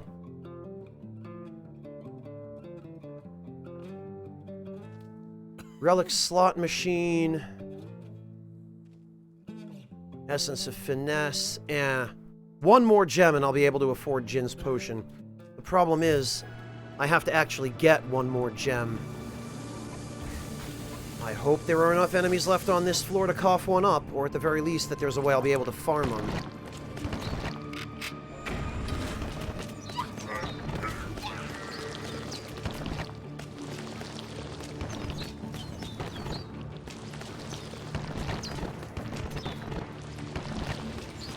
Right, and now that I do more damage, the freaking enemies are just evading.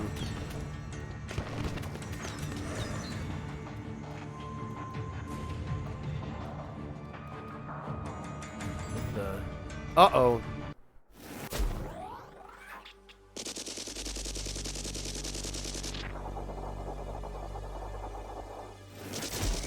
Much to the Bergsons' surprise, the enemy of their enemy was only another small automaton. Huh. Alright then, asshole.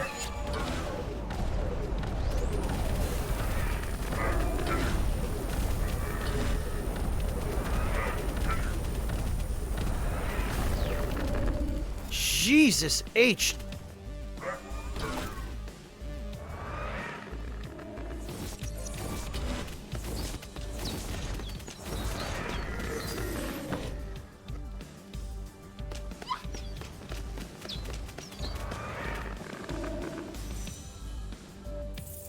Oh, I got another gem.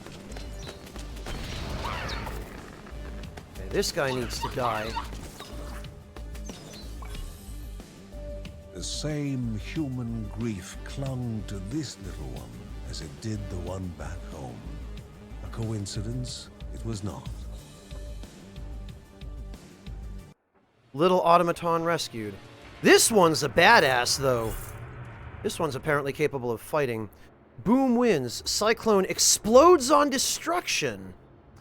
That's interesting. I'd like to try this out.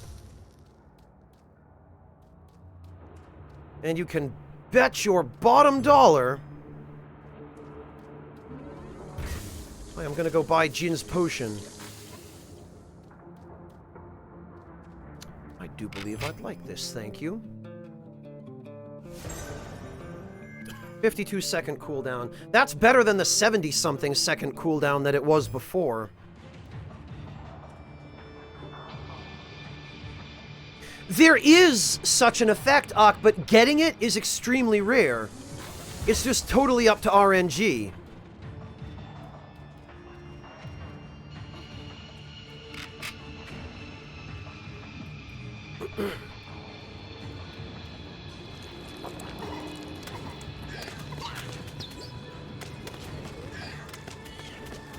But no, there is an effect that drains health from enemies, or I think that, like, restores your health when you kill one.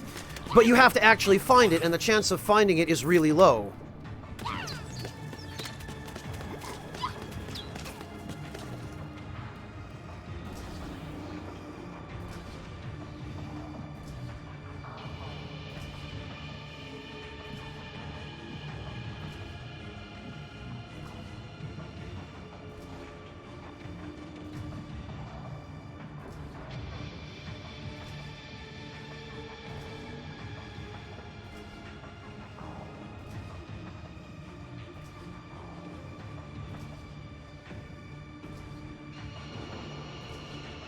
Yeah, Finorzair, that would have been a nice mechanic for the melee characters in this game, because Lucy has the shield, which works great for her.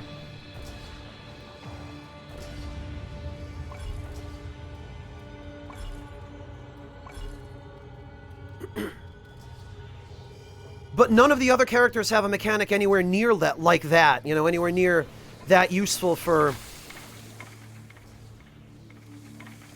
mitigating chip damage, which you cannot avoid chip damage in this game. Enemies will deal chip damage to you if you're anyone other than Lucy.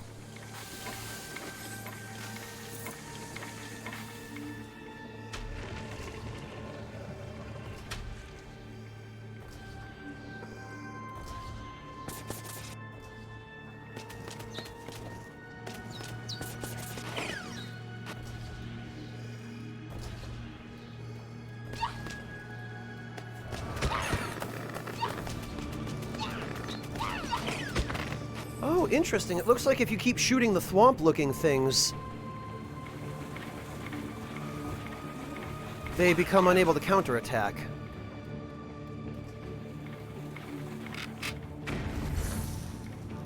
Herculean Proxy. Decoy has more health. I like that. Okay, no, I was mistaken about the thwomps. 3 degrees! Yes, please.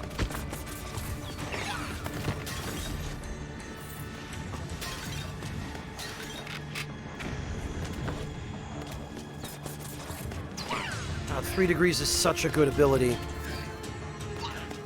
Oh, I meant to try the,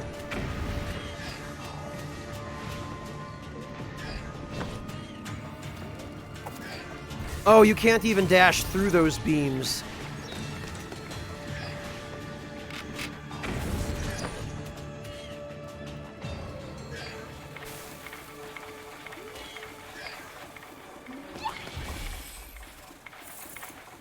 Oh, the exploding cyclone is okay. I still think I like Storm Mother better. But I'll use this one up. Oh, you... bastard.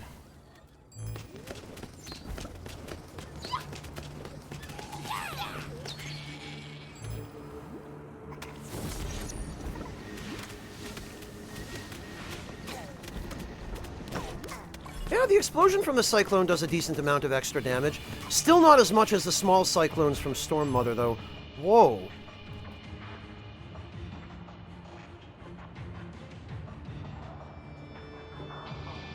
Ane Sarava, the obsessed and overactive inventor of Terra Lava.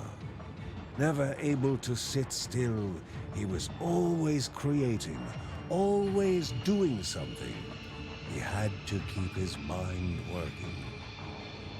Ane Sarava spent countless nights slaving over it. His greatest invention, Jinn, was a masterpiece of technology.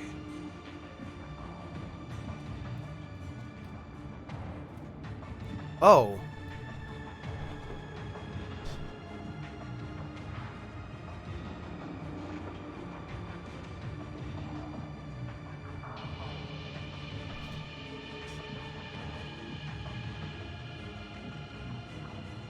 Well, Morta it's explicitly said that he was trying to forget about his feelings. I guess he was miserable for some reason.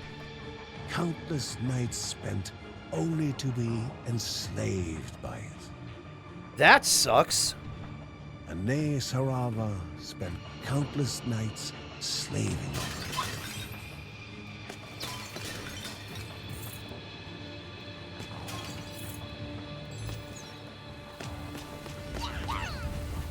Got him.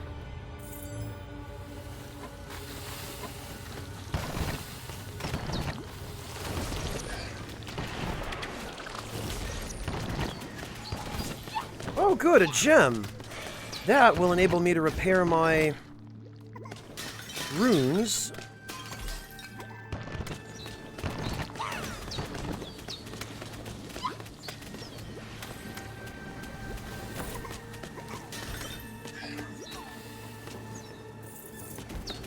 And you are not getting away.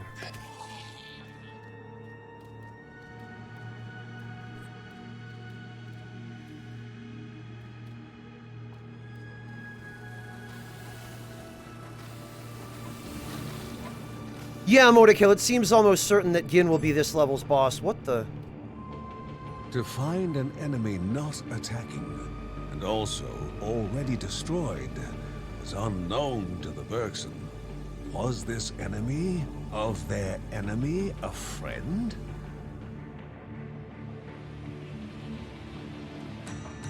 Oh! Stone hide. I'll take that. Money.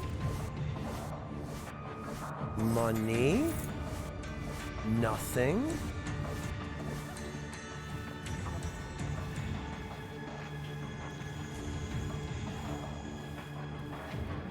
Okay, and I guess nothing.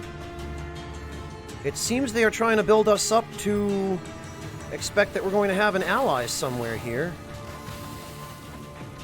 And we appear to be done with the stage, so...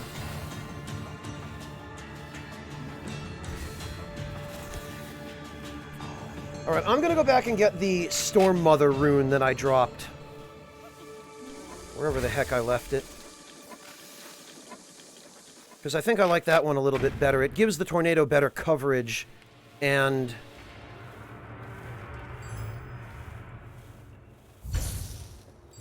allows it to do a little more damage.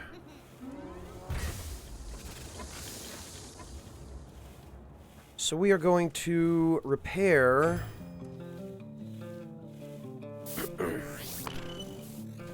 our runes, and we will move on to the final area.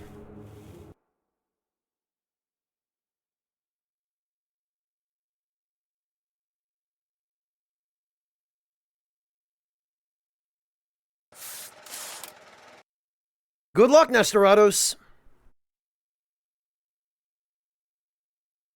Nestorados, have you been doing nothing but breeding shiny Pokemon ever since the game came out?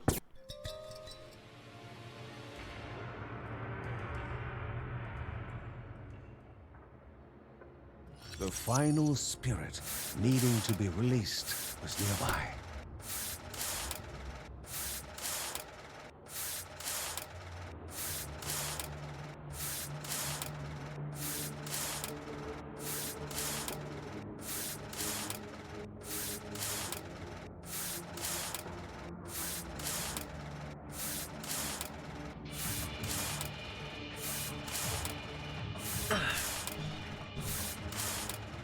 Oh, you did, Nestorados, okay. So the shiny stuff you're doing now is effectively post-game. I gotcha.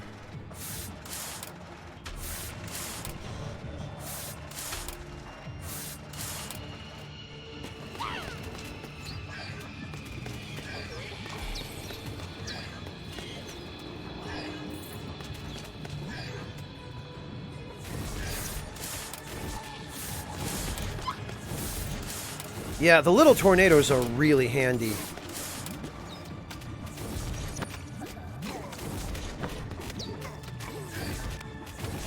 Look at this. Look at how much damage this does with this upgrade.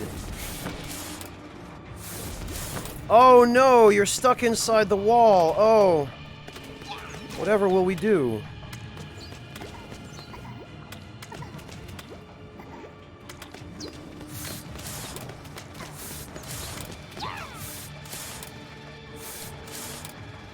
On the other hand, it is problematic that that can happen to enemies.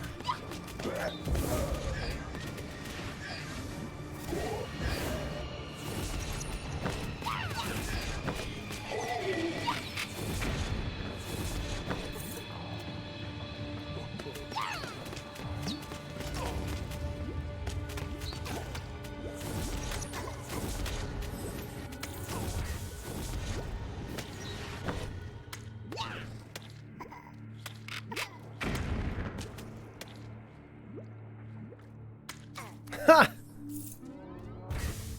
God, I love this poison.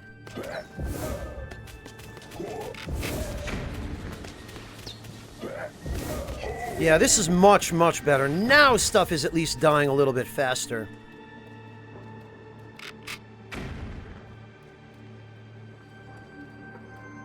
Oh, again. Joey's Divine Storm. Cyclones have a chance to unleash Joey's Divine Smite Shockwave in a random direction?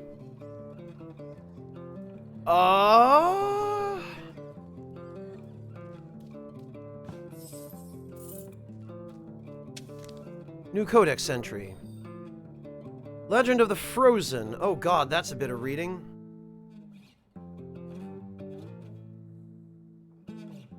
Has it, Waltz Queen? I haven't played Bastion yet.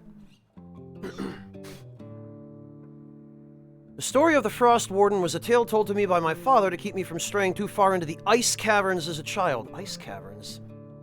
The Warden had been created by the frozen god to watch over its labyrinthine caves. As a boy, of course, I did not believe a word of it. To a child, the entire story sounded absurd. That is, however, until the day I stumbled upon a large concentration of crystals within a particularly hidden cave. I noticed an especially beautiful patch of light blue crystals and decided to begin my harvest there, but as I approached them, my entire body became still. Lying before me was the lifeless body of the Frost Warden in all its magnificence, hardly recognizable beneath the growth-like crystals. Protruding from what I believed was its chest was a large clump of earth and stone, larger luminescent crystals jutting out from within. Its heart. Almost instinctively I began to reach for it, but as my hands drew closer, I realized it was not mine to have. Something inside me told me my father would have wanted it that way, and so I left the Guardian to forever watch over his domain. Well, that was considerate of you.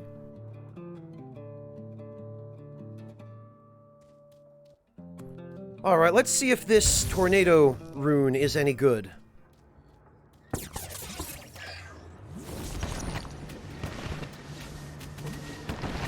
Oh!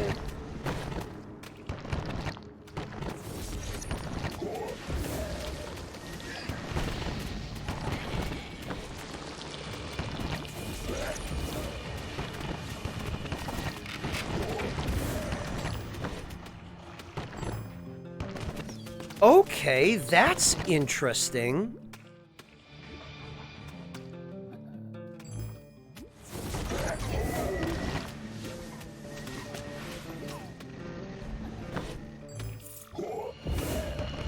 Very interesting. I'm having a hard time deciding if that's any good. Because I feel like it throws it in a random direction. Oh, wow, but it can throw lots of them.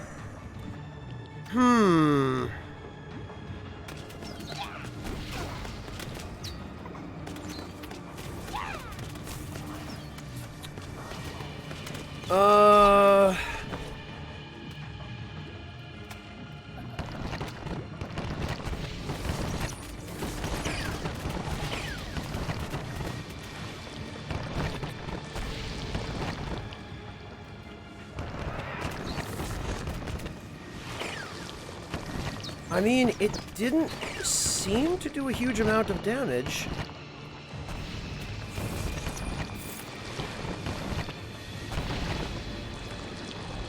Oh, it must only throw the wave if it's actually hitting an enemy.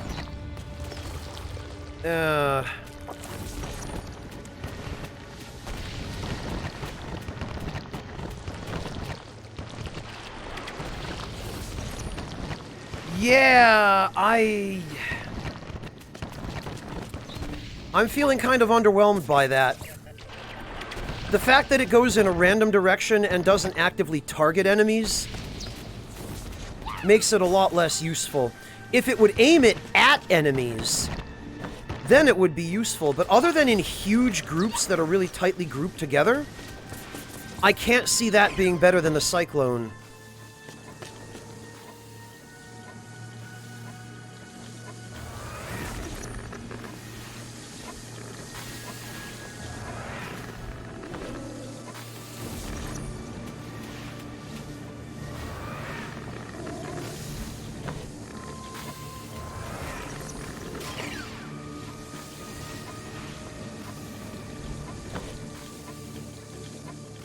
Which is kind of a shame, because it looks like it has a lot of damage potential, but it's unreliable damage potential.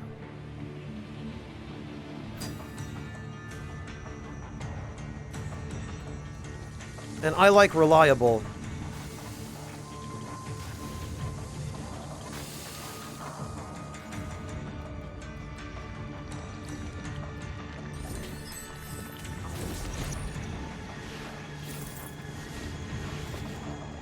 Nothing.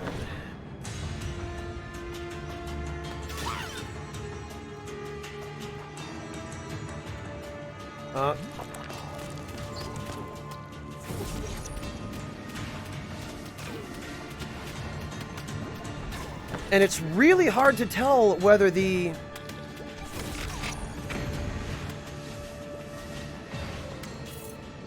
It's really hard to tell whether the damage wave actually hits enemies that are in the tornado.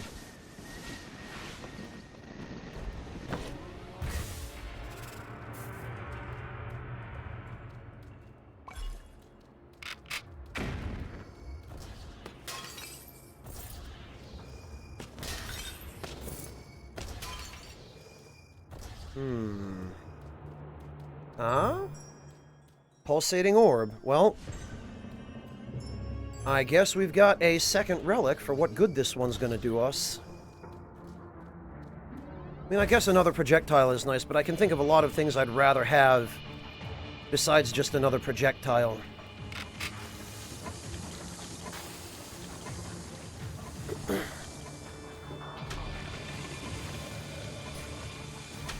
Guess we'll grab this.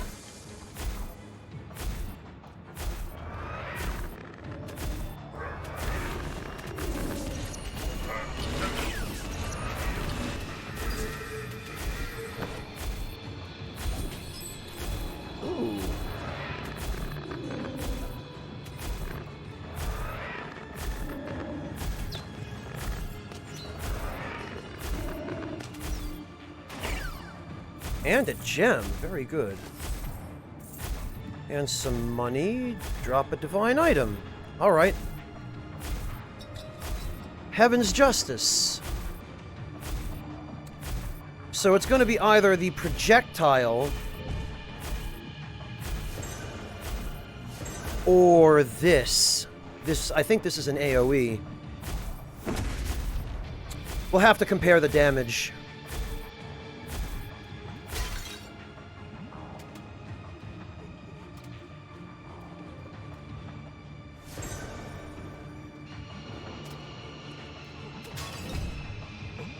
Oh, and this still deals the poison. Very interesting.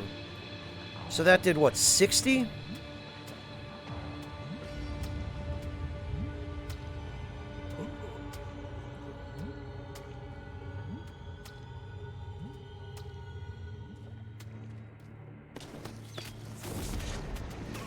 Damn it. And then I miss.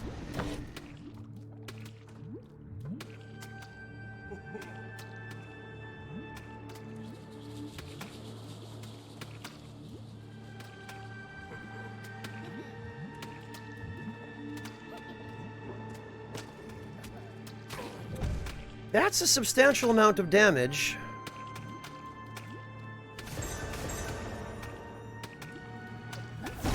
Oh, but that's way more damage. Okay. So it's going to be Heaven's Smite.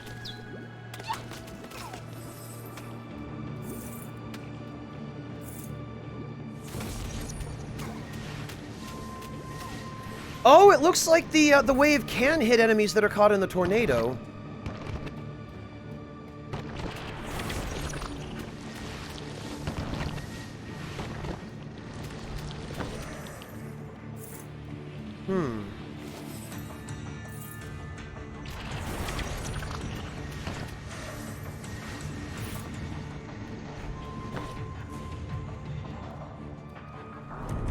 All right.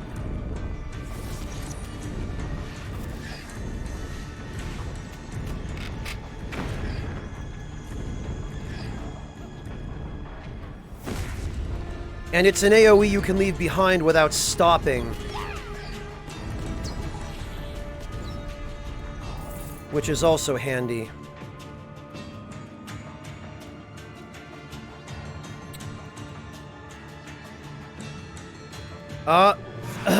Okay. One of these, huh?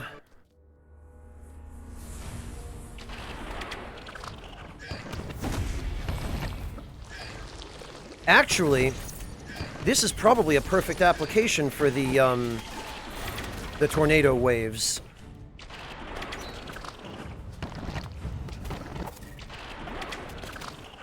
And for my current rune, although I would like not to have to use it up.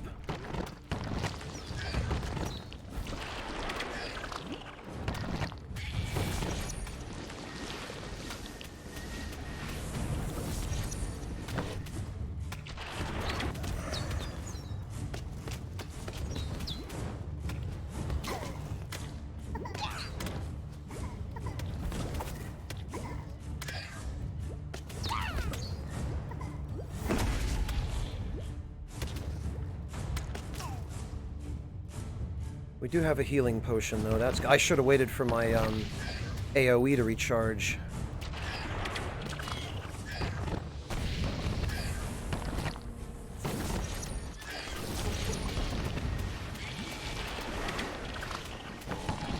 Okay, the rune wore off the tornadoes.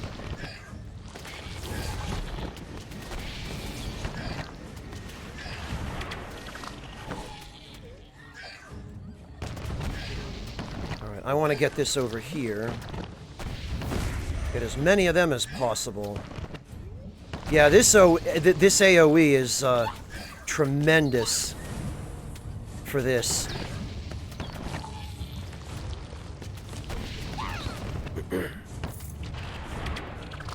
Tar Sutterfield. Hang on.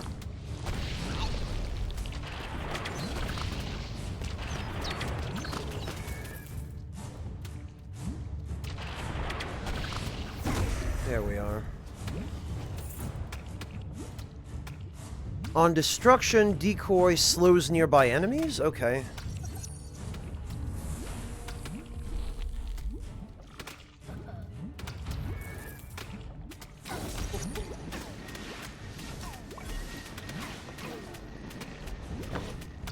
Okay, the slimes it will kill.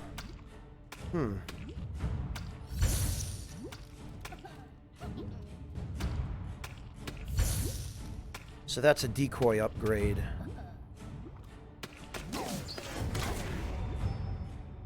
Oh, good, and another skill point.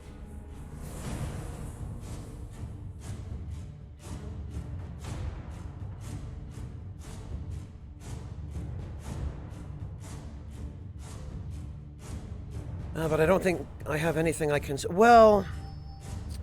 Beam Amplify, that wouldn't hurt.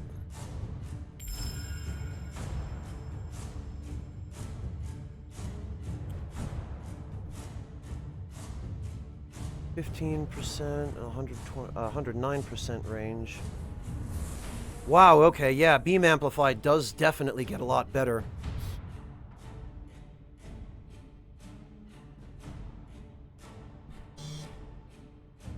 Well, let's see.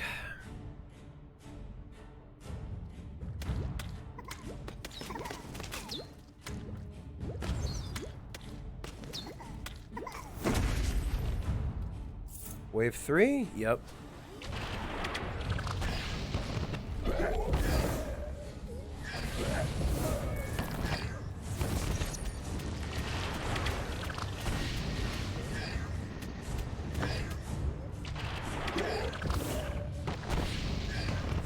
Really would like to save this rune if I can.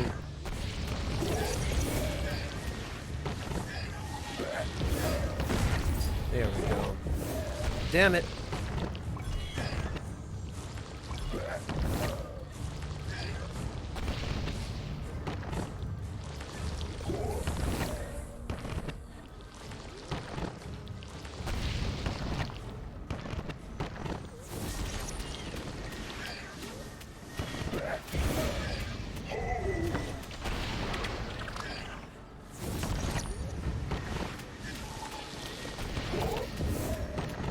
Grab that.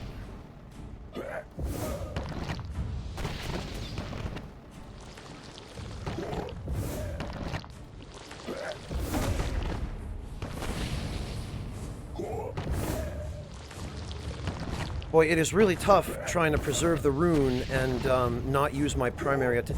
Honestly, at this point, I don't think it's worth trying to save it. Maybe if I'm lucky, I'll get something else, but I need my primary attack. This is ridiculous.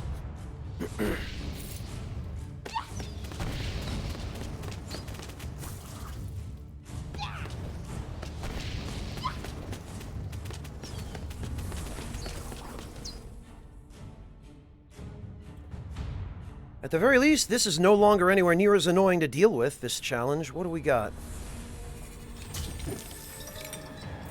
Blade Slinger. Okay. I mean, it's not awesome, but it's a little extra damage. On destruction, decoy slows nearby enemies. Let's try this one out, because the decoy health one is nice, but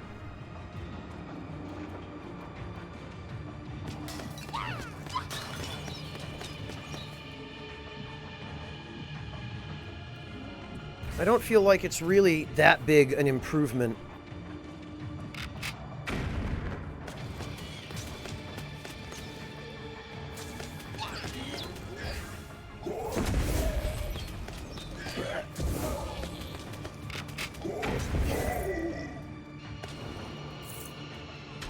Okay, we'll open that. This is a dead end, apparently.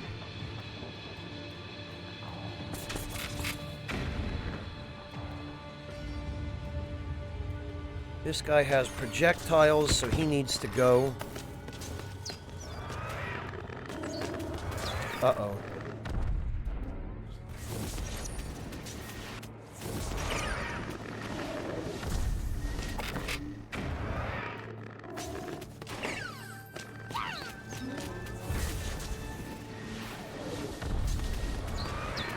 Damn it.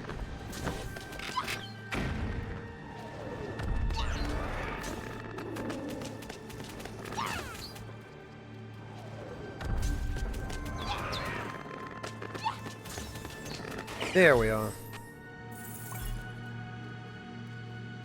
And a healing. Holy cow, 17,000 gold already. Well, even if I die to the boss, at the very least I'll have collected enough money to get myself some upgrades.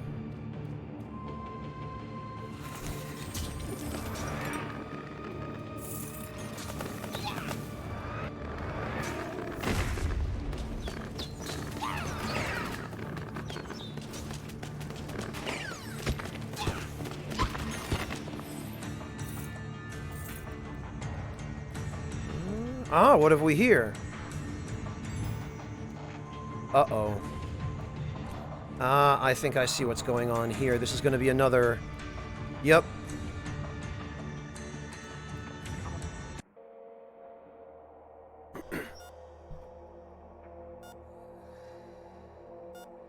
A failing machine kept her on the brink, its corrupted power core leaving her poisoned and unable to pull herself back. He knew a replacement power core was required, but doubted his ability to survive the retrieval.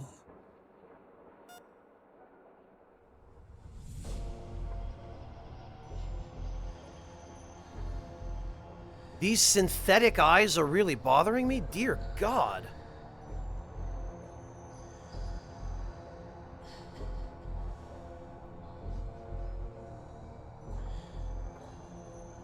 Alright, this is going to be another damned escort quest, isn't it?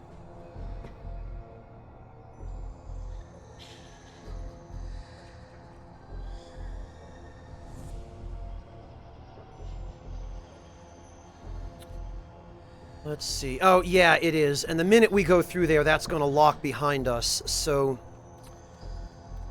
before we do that, I want to make damn sure I... Oh! Alright, I guess we're already locked in. So much for precautions. I'm glad I at least did this much before I came in here. Ah.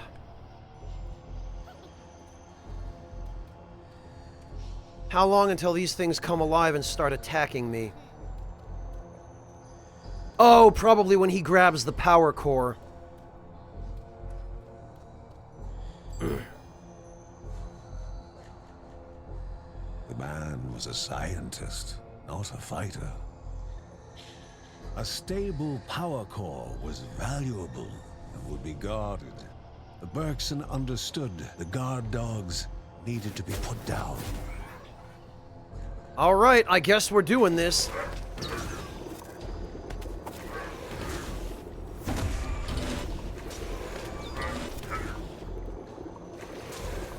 Okay, fine. You know what?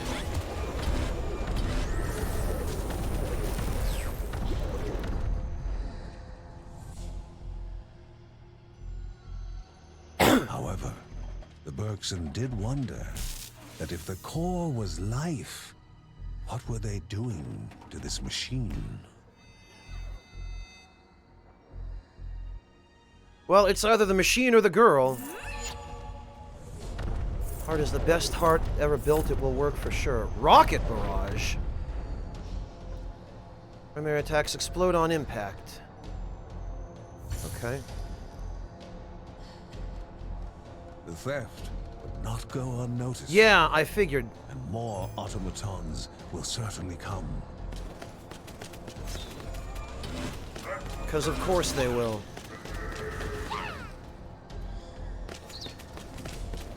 Thank God we got that upgrade, though. Because that's gonna mean that our primary attack now becomes an AoE.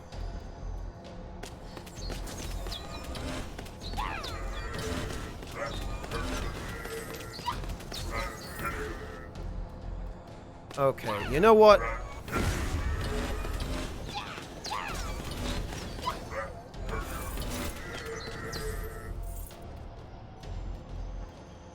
Oh, he didn't die. Okay. That one actually wasn't so bad. The first one we had to do was pretty rough.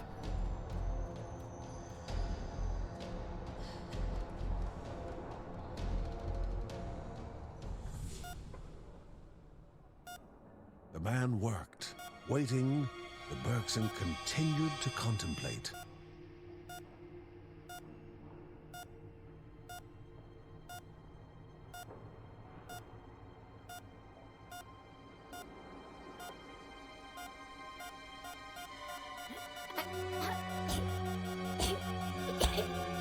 Uh-oh.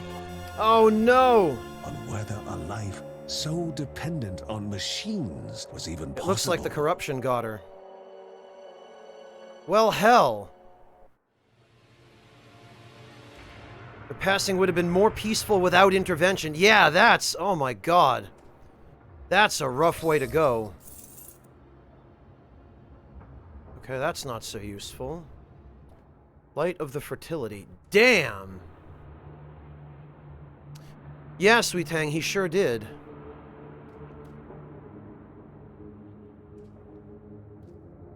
Did she even want our help?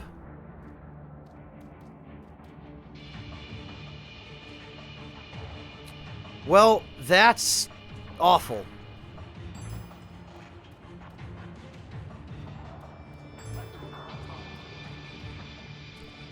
And all of that for rewards that I now cannot use. Because I have better stuff. Oh well. We tried.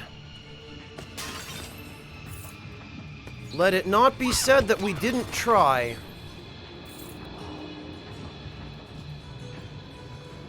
But sometimes you try your best and it's just not good enough.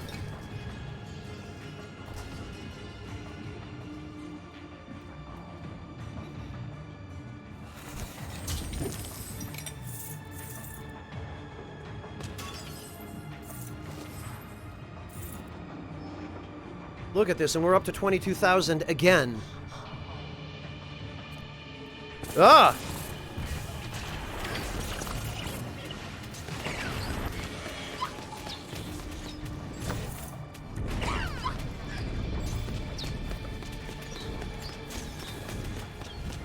Man, I am so glad I put those points into damage.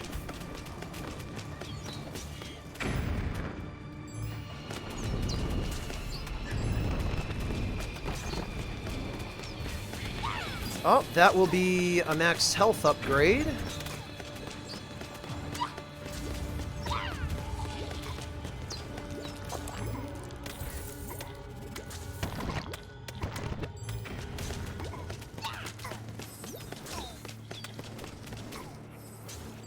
What have we here? Bonsai from the Old Realms. Yeah, the Old Realms.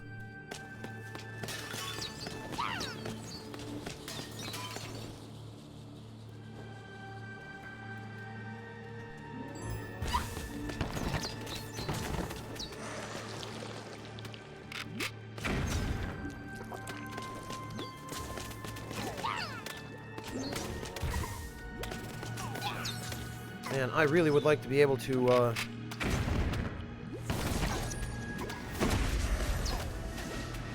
preserve this rune if I can.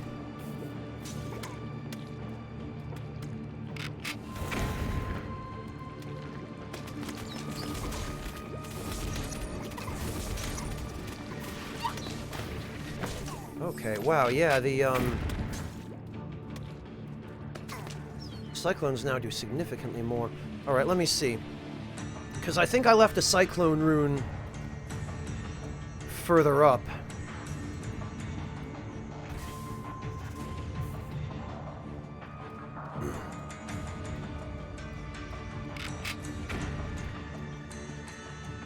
Yeah, Sweet Tang. Well, that's why I didn't play it. Oh no, that's,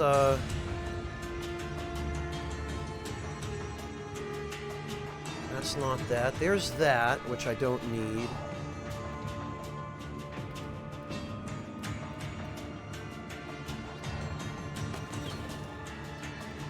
Ah! Okay. I don't think I've been down there yet.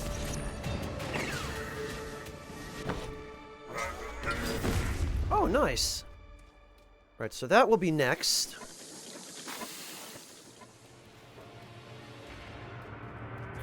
I think it was up here. Yes. So there is my previous rune.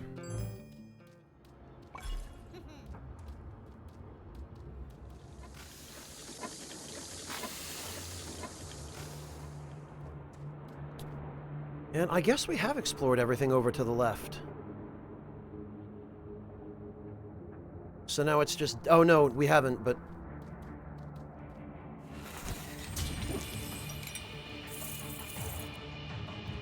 Look at that sweet, delicious money. Oh, and a healing obelisk. Alright. This is probably the exit. Yup, it is. And sure enough, there's the boss. Ring of Ambition is going to be useless to me now, so will Spiral of Doom. We've already got Blade Slinger, and the Brooch of Insanity is trash. Alright, well, that means we can safely repair our runes.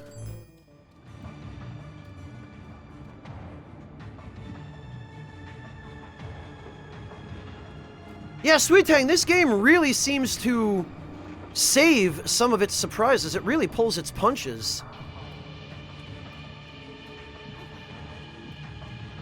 Story-wise, it's a super impactful game. I just wish that the gameplay were a little bit better balanced and some of the characters were better designed.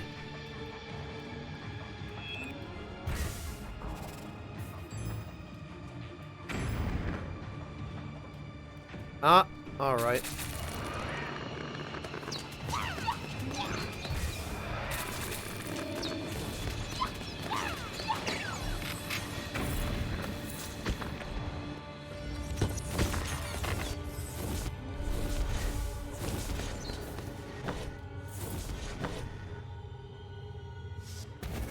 Okay, good. So it will explode into the tar thing on its own. That's helpful.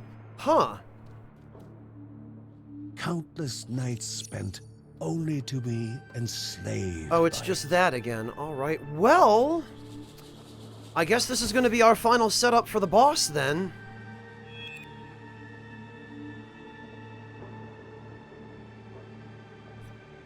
Yes, Fëanor, because the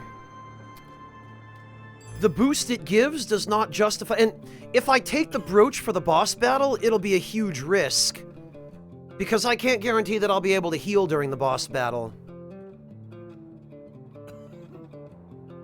And, I mean, I can't afford it now anyway, but the brooch just does not... It doesn't justify the fact that it puts health drain on you. I'm a lot more likely to need the health during the battle than I am to need the damage, especially considering I've got a good damage setup as it is.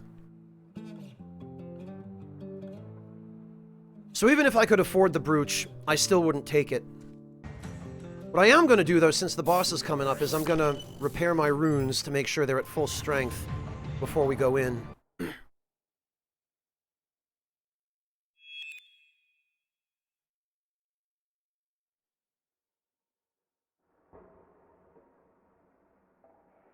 If I had the ability that gives you health regeneration over time, Fëanor, I would get it. I would get the brooch, rather, and, because it would counteract it, but... Oh, dear. Oh, I really hope this is not one of the fast bosses. Here we go. Oh, and of course there's going to be a mortar. Sarava, the architect of Terra Lava, and the creator of Jinn, a machine meant to serve the land, not oppress it. Probably going to be the same mechanic as before, then. Holy... Great. Tons of projectiles.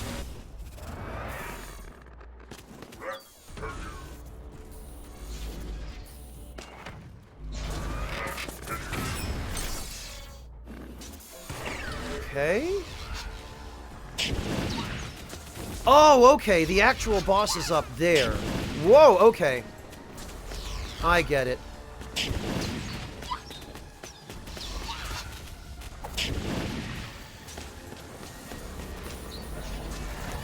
Okay.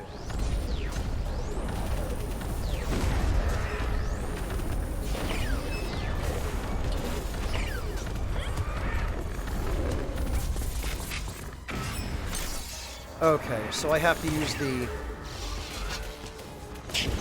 the mortar to break his shield. Same mechanics as before.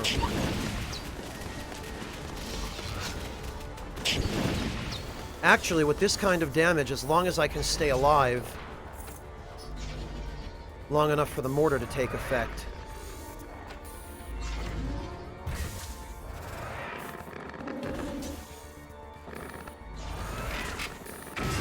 There we are. Oh, and he kills his own machines when he does that. I see.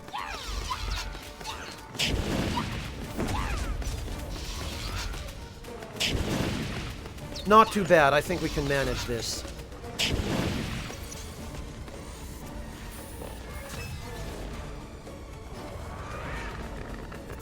All I have to do is, distract these things.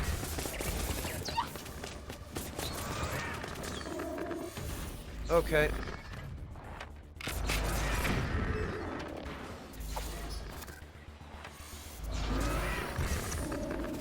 Long enough for the mortar to kick in. There we are. And if we're standing over here...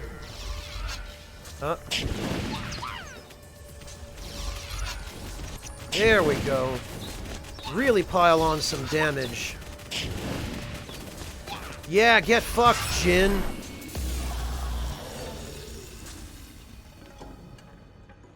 I can't believe I didn't think to do that before. Nowhere near as bad as I thought it was going to be for a final area boss.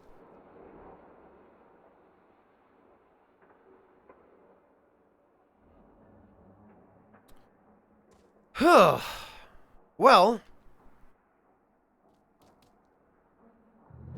The air became aggressive, the temperature rising as energy returned to the mighty one and flowed through his veins. Anais Harava was free again. As the spirit gazed upon the family, he felt something different, something unusual. Perhaps this could indeed be the final cycle.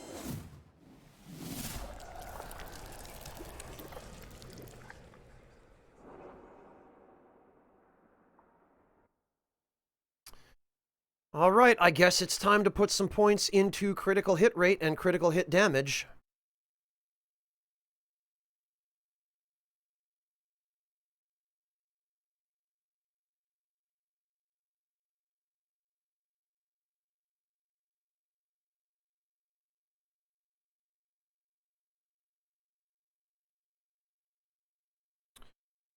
Little automat. Oh, okay.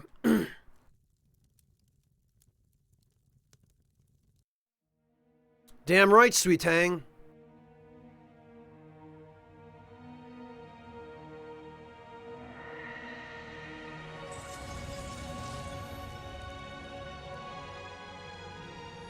The spirit's words took life, forming images to reveal what was hidden from the Bergsons. Oh, it's literally space. Huh. Excitement filled the empty space. The promise made was now a promise fulfilled. The rock appeared on the horizon, and the boundless wander ended. Journey had met destination. And the vagabond son of the heavens became the mountain god. So he's not really a god at all, he's just an alien. His heart skipped, his mind echoed with music. His breath caught when the daughter of Rhea stole his heart and carved it with her name, Rhea Dana. Two became a pair, mates joined in happiness. I guess it went tits up, though. Who willed to elevate Rhea's creatures.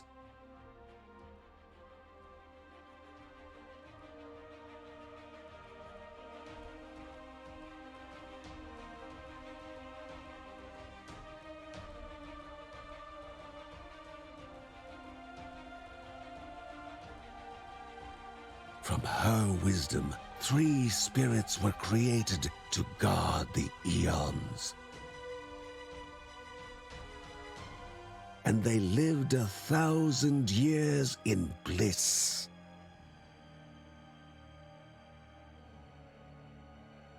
Until Rhea Dana bore him a daughter.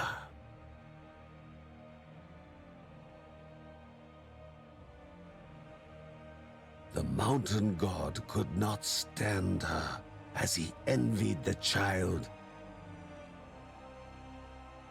Furious, he raged at Rhea Dana. Wow. Dad syndrome much?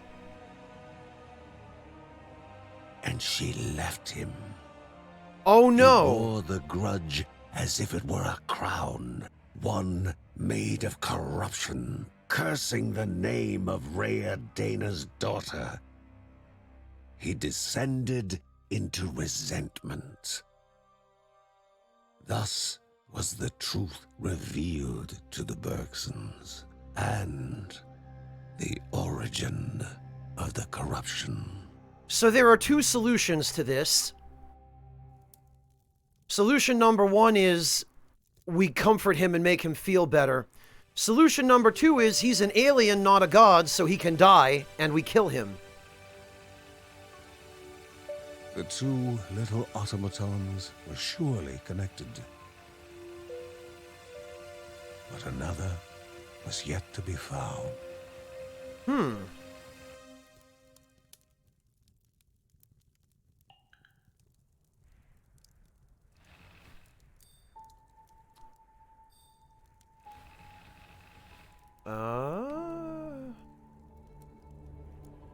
Yeah, I'm liking option 2 as well. I don't think this god is really redeemable. Jealousy at his own daughter? Like, jealousy over what? Why? Pity or anger?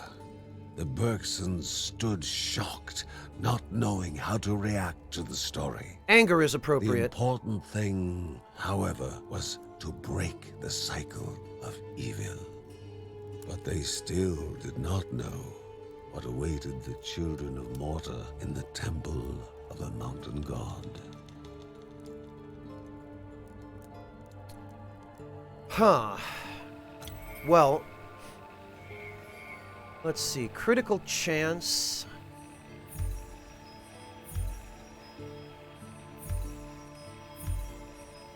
%, critical damage.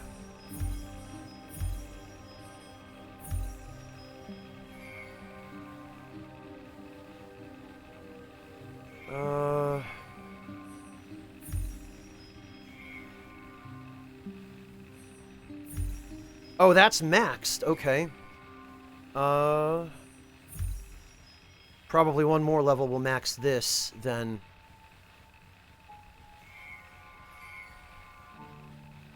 You know... Oh, I just barely don't have enough, damn it. Okay, well...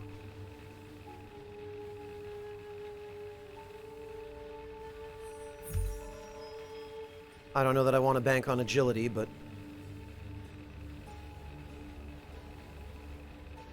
Yeah, I don't think he's going to cooperate more to kill.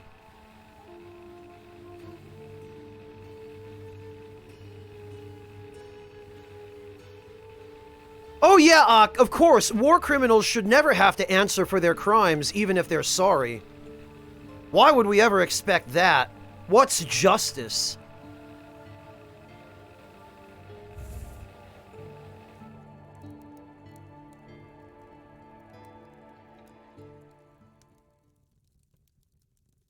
Their final destination was on the other side of that gate.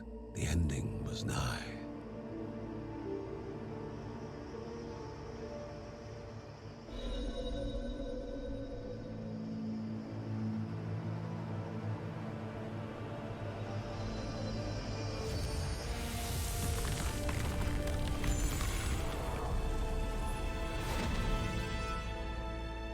So I guess that's the final level.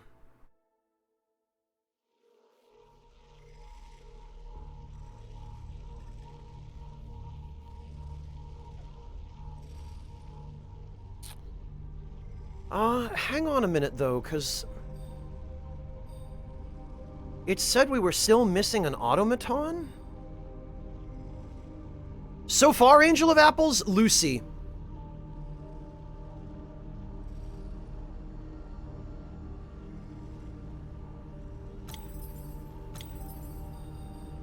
But of course she has fatigue, and of course she has a significant amount of fatigue.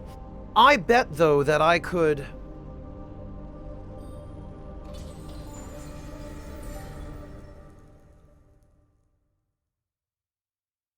I bet that I could just come into the dungeon and leave a bunch of times, and her corruption sickness will be cured.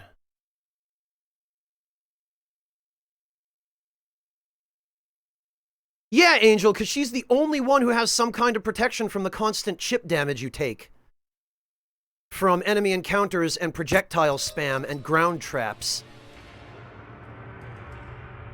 No, Morta, no, no way. There's no way.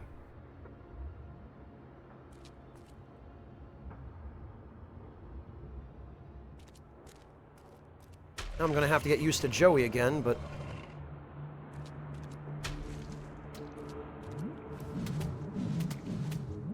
Okay. Yeah, that's much better damage.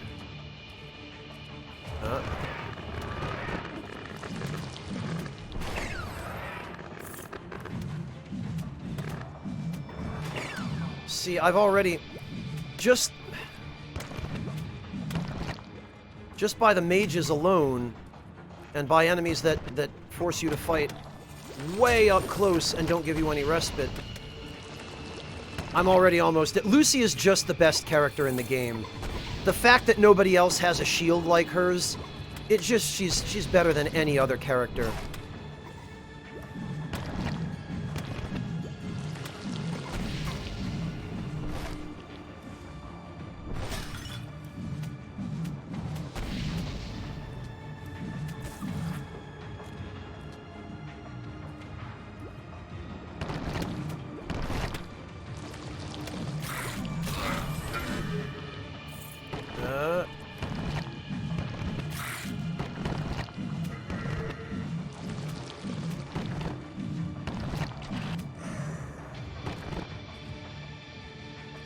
Yeah, she is, Wind Shark. She really is.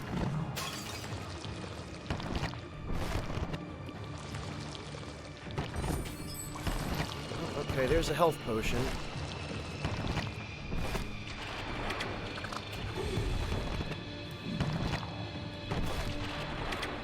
Damn it.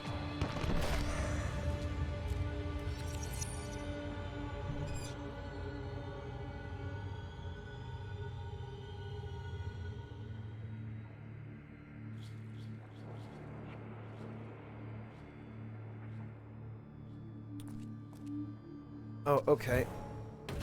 Ugh. So another thing that really irritates me about this game is that you are still susceptible to damage when you're in an animation for, like, opening a treasure chest or something. Oh.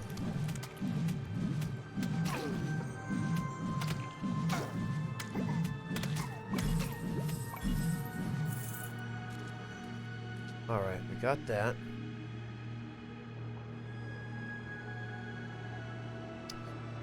Yeah, Angel of Apples, but I feel like there's so many other things about her that are so good that I don't mind that she can't move and attack.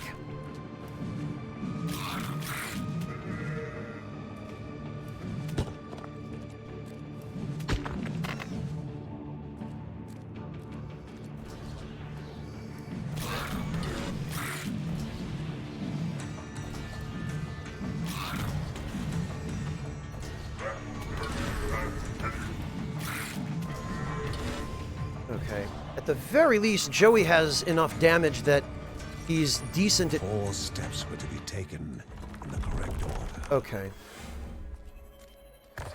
Nope.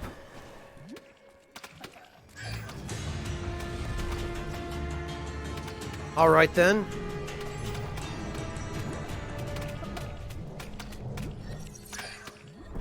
Oh, see, and that attack has such a long recovery that you almost can't use it without getting killed.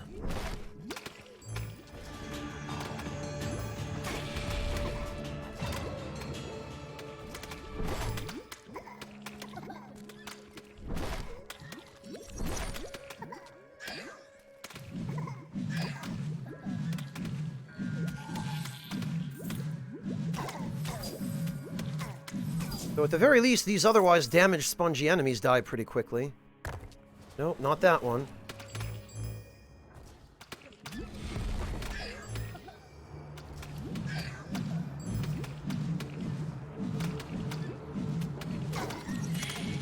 It is convenient, though, that you can just funnel enemies in here. Damn it. Okay, maybe this one? Yes. Not that second one, though.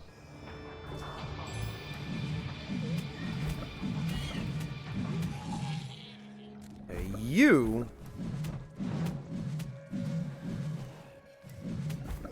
need to go.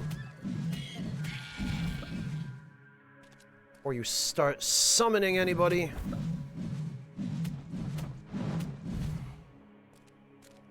Right, this one. Maybe this one? Yes, okay. This one and that one. Lucky guess.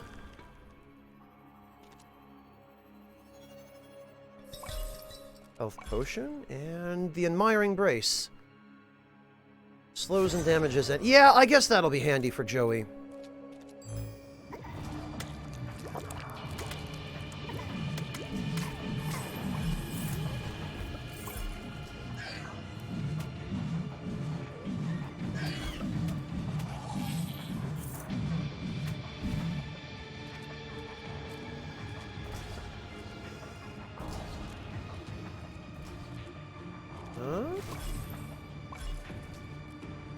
Okay.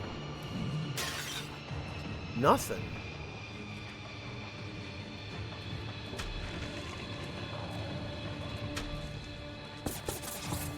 What the...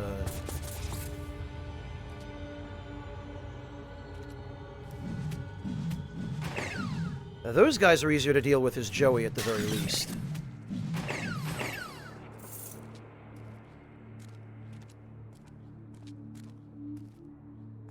Ah. What?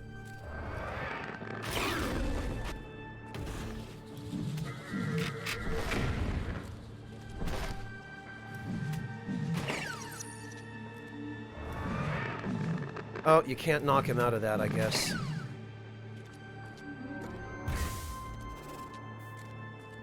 One held a gift. Oh, okay. Two hid ferocious creatures. It was the lady or the tiger for the Bergson. Nope. Alright, fine.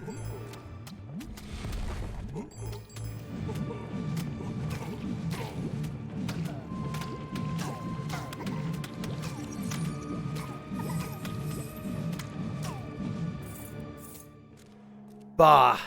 Oh, wait a minute.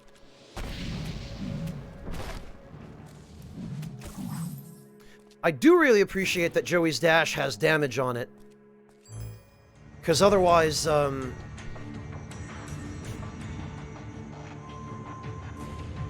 they are Rakish Sage, but I feel like they're a lot more potent with Joey than they would have been with anyone else.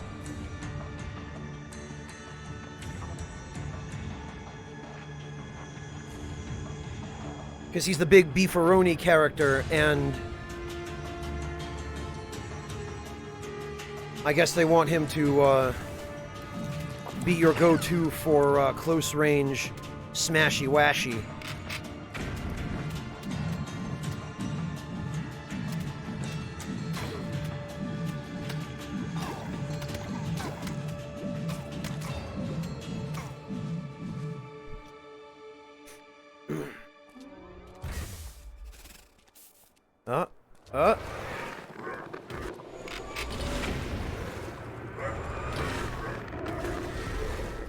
Oh, that was handy.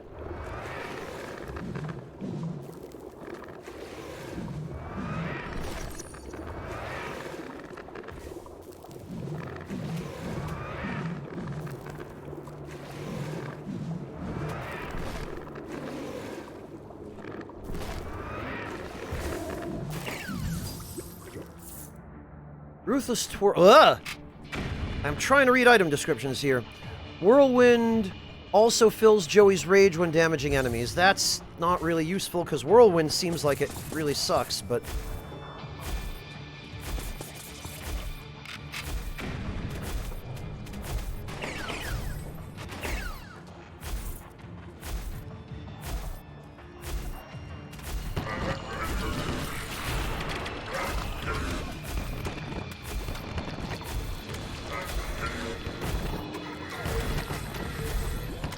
health potions.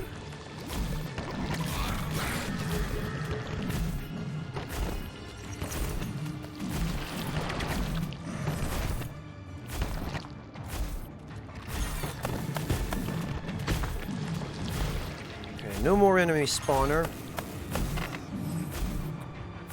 Damn it all. That went bad fast.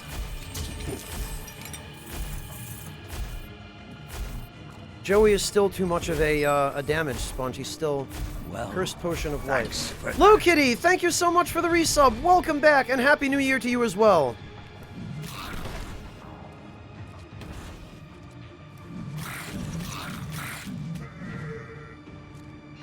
I shouldn't have used the Cursed Potion of Life. I thought it did the opposite. I thought it would decrease maximum health and give you more damage. That's the opposite of what I wanted to do.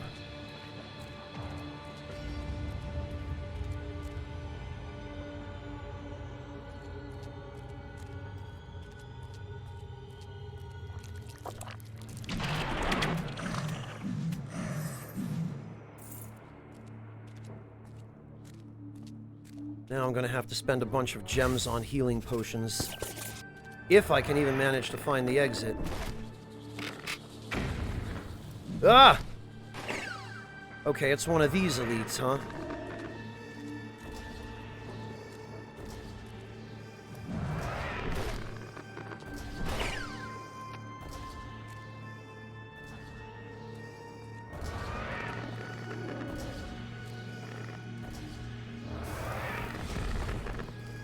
I wonder if I can cheese him through the wall.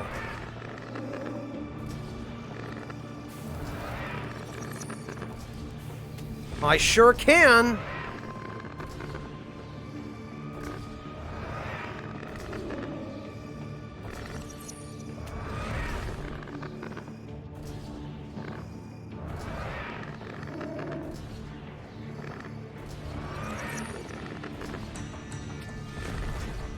I think I'm missing him, though.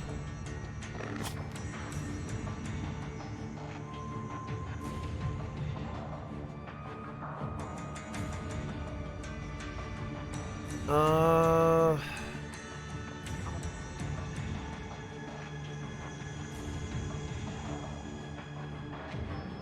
don't really have anything. Consuming health. Okay, that's not useful. Divine Smite. Yes, I think we should get that. Because this might actually... I think this is a projectile, isn't it? I don't know. Blood Smite.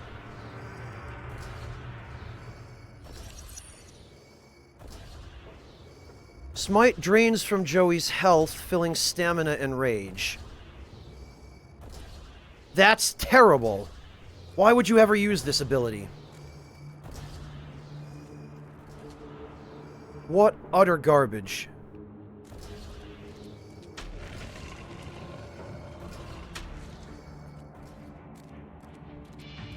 Is there anything useful? Grim's Orbit. Okay, I mean, it's not bad. It's a nice protective option for close range, which is pretty much where Joey has to stay.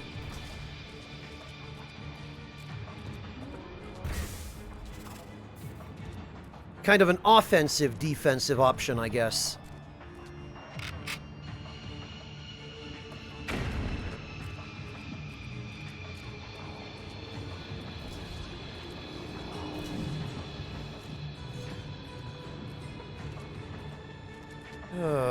Well...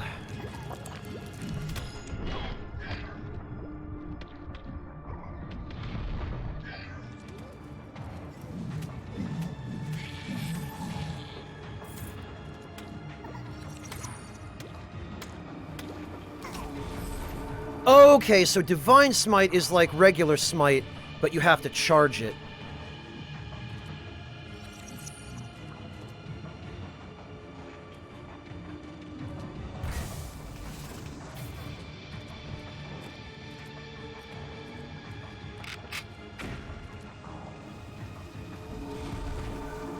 Did that even hit anyone?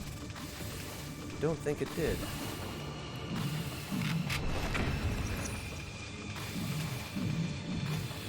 Well, kill him before he can summon anyone. This... Oh!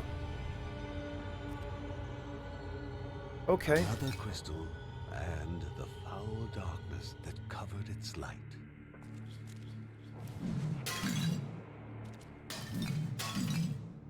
Please give me a health potion.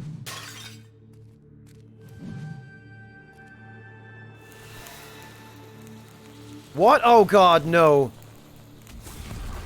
No, not this. Oh. I wish I'd known what this was.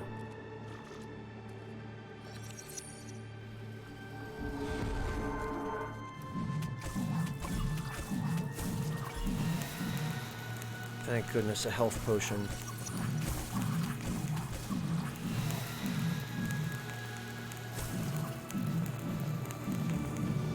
Phew.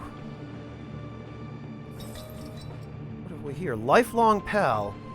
Heals a portion of your life once in a while?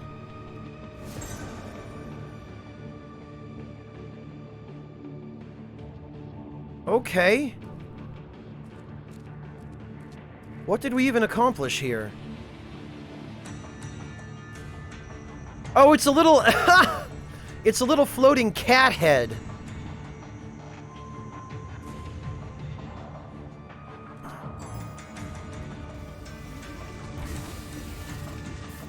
Question is, how often?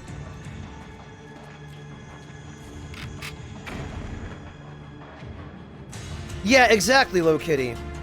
How often does it heal, and by how much? Because he hasn't done anything yet.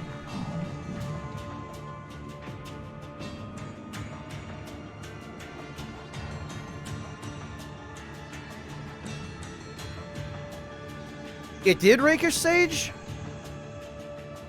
When? I didn't see it. Oh, okay, I saw it just there. Yeah, wow, that's not a lot. It's something, but it's not a lot.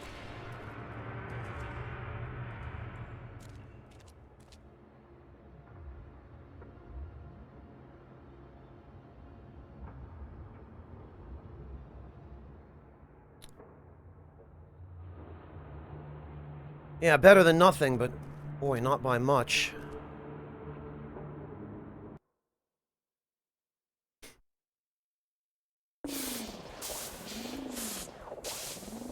What are these noises that I'm hearing during the loading screens? What is going on?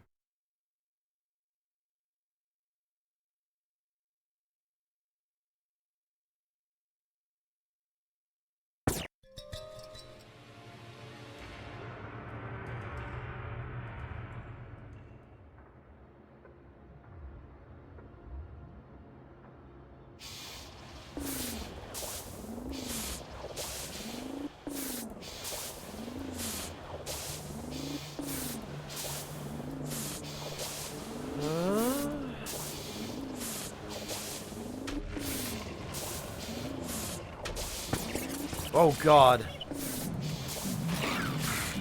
Funnel him!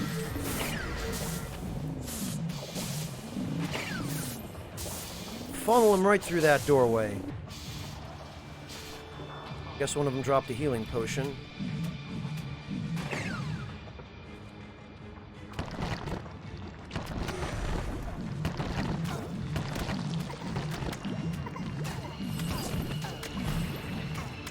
There's another healing potion and a gem. That's good.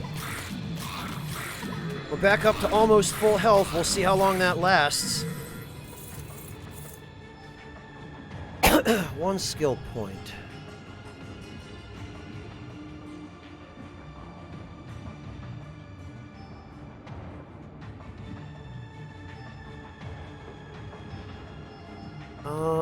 The more the merrier.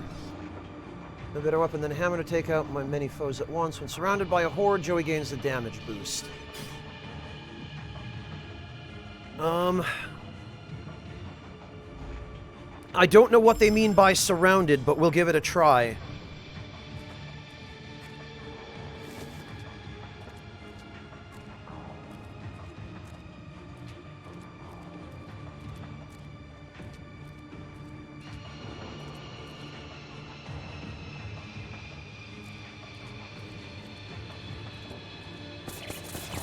What? Oh.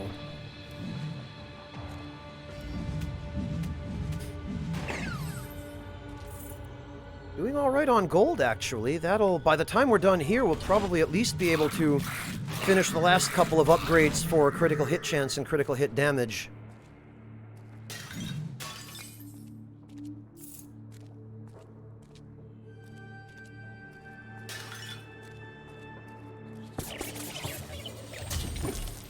Oh, good, and another health potion. That's, the health potion is a little insurance.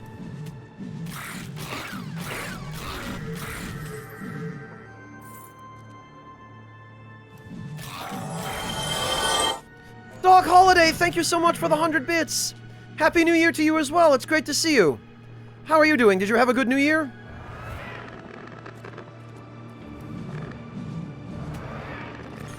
Damn it. I pressed the wrong...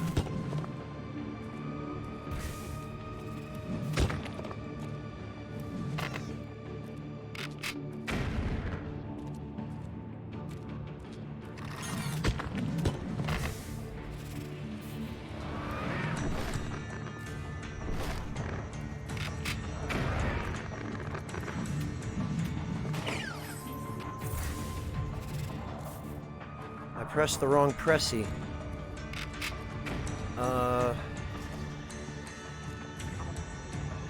Very good, Dog Holiday. Well, that sounds like a good new year to me. Black Despair. Oh, this is... okay. Can the body endure the mind's gamble? I don't know. Let's find out. Nope. Apparently not.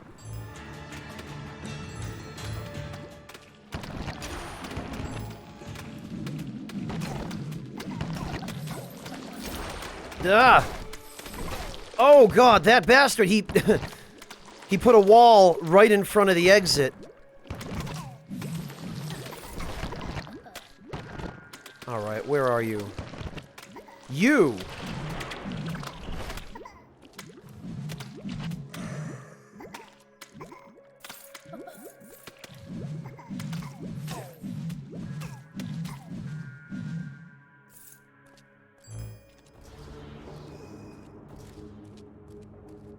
Okay, Deadshot, have a good nap. Take it easy. Thank you for joining us today.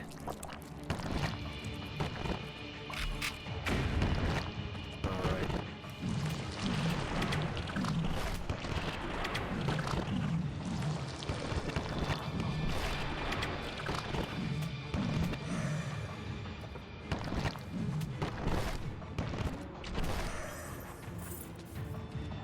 Alright. So over here and then down is nothing. Fantastic.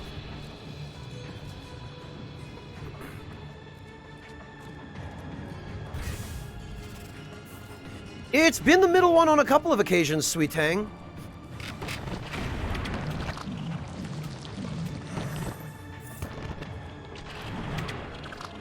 God, these guys, they are such a pain. You can't get close to them. You can't stay far away from them.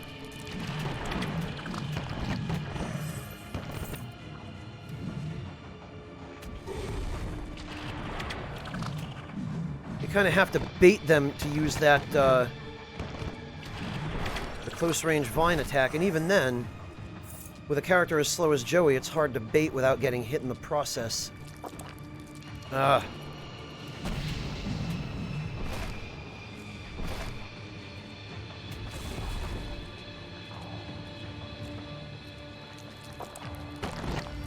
Why? Why do you insufferable enemies continue to spawn?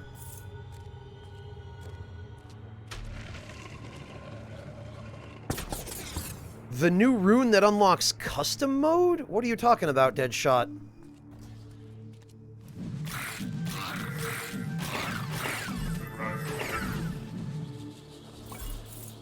Oh good, well there's a health potion.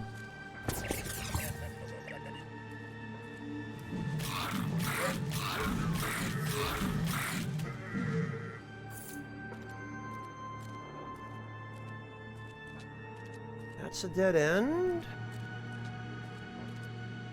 This appears to be another zone. Oh, hello.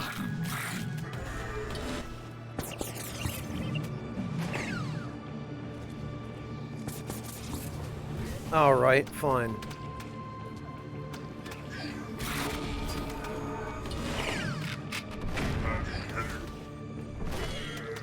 I just cannot hang on to my health as any character but Lucy.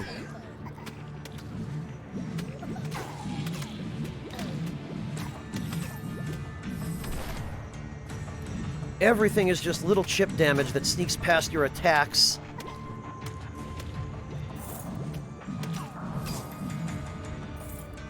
Okay, a couple more gems, that's good. I can use those.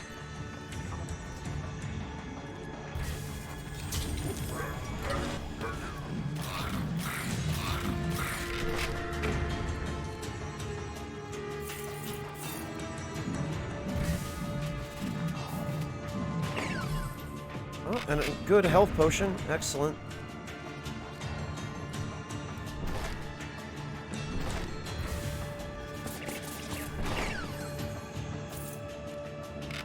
And probably an item? Some money.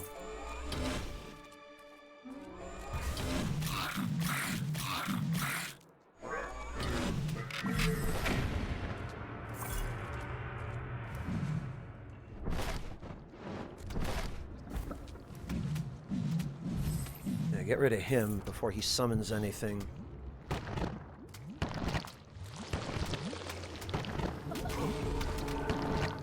Yeah, and the attacks that you have to use at close range don't even knock enemies back.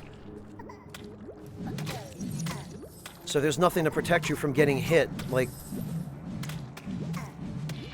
most of this stuff is just not safe, other than at range where it's not meant to be used.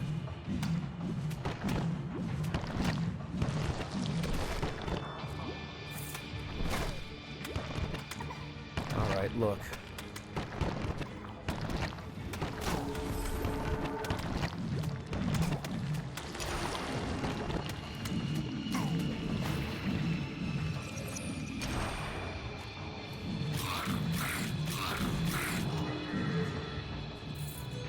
Protection, yes, we could use that.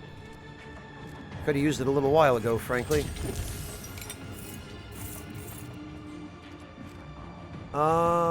Bloody Whirlwind.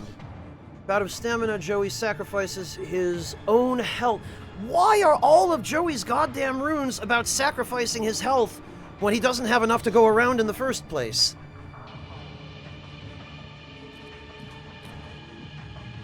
His runes are such trash.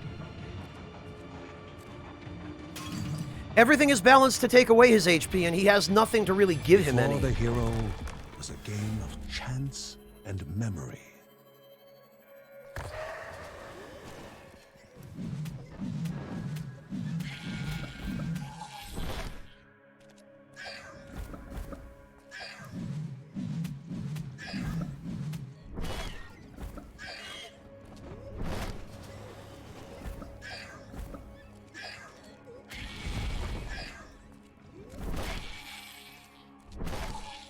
Also, the charge time on Divine Smite is way too long.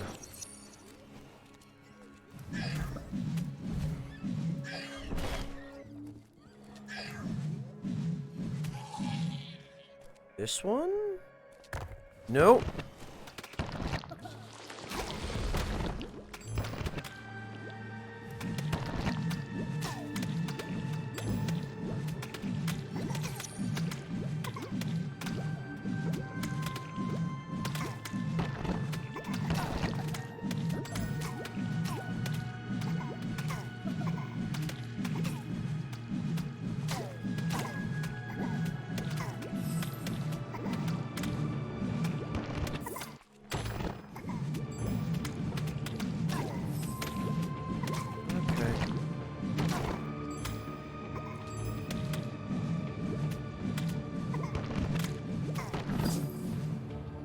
A gem?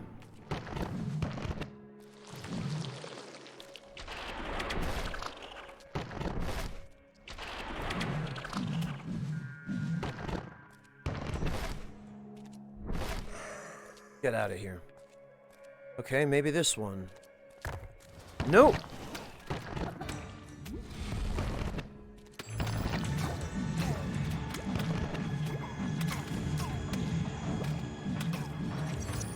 You know what?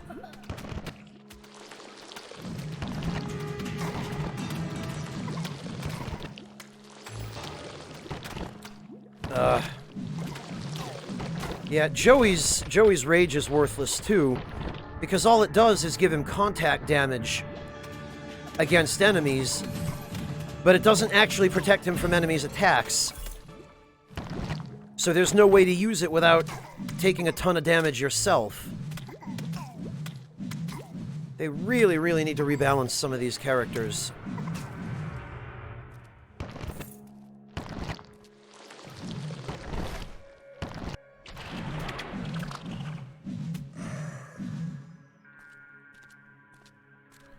Okay, so it'll be this one. No, okay, alright.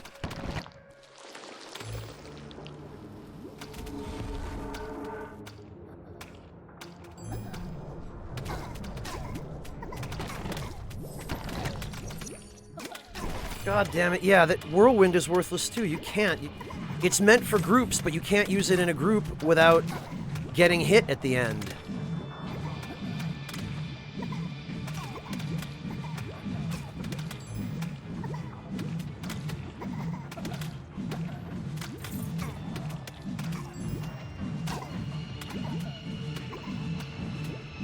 It really does need defensive mechanics, Morta Killer. I guess that's really what it boils down to, is the only character with any defensive mechanic whatsoever is Lucy. Everyone else is just, they're so reliant on getting hit in order to deal damage or to use half of their abilities, other than Linda, who's also ranged. Okay, no.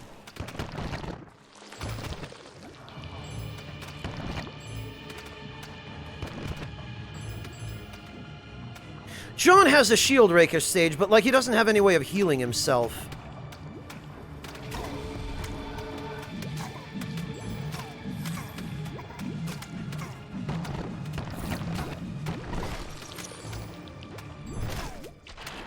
Damn it.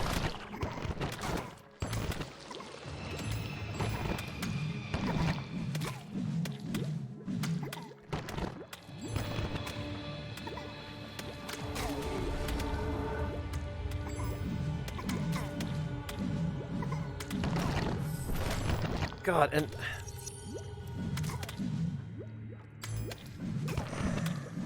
I don't know, I just feel like the close-range characters in this game are extremely frustrating to play.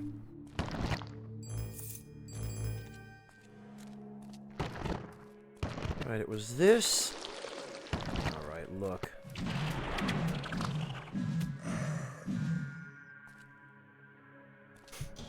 Yeah, rakish stage. Not only no weight, but they don't give you invincibility frames, they don't knock enemies away. Using a melee ability at melee range pretty much guarantees you're going to get hit. Especially if there's more than one enemy after you. Because there's no protection, there's no defense on your melee abilities.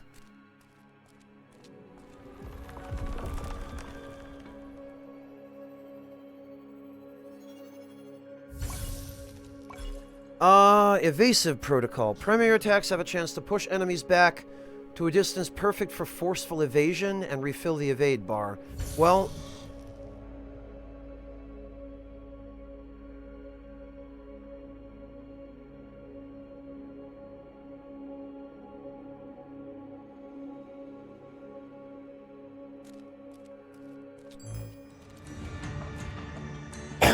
what's this? Bloody... oh, that was the garbage rune. Or a garbage rune. And it's so disappointing that so many of Joey's runes are, hey, do you want to take more damage for the same pathetic amount of healing? No, of course I don't.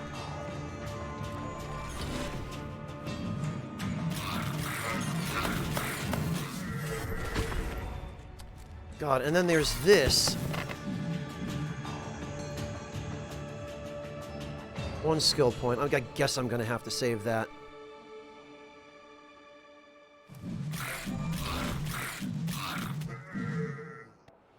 The other problem with Joey is some of his abilities just suck. Receiving damage makes his attack power higher. Yeah, but I don't want to receive damage. My goal is not to get hit. So there's no point in ever trying to use this ability if you're good enough not to get hit. And then Guardian's Rage, we already talked about why that's useless. Because it just gives him contact damage, but it doesn't protect him from damage when he comes in contact with enemies. Even though, in order to make use of it, it requires him to put himself in very great danger of being hit. And then Rage Glow. Consuming health fills your rage. Well, that's great, but I don't get enough health to make it worth putting points in that ability.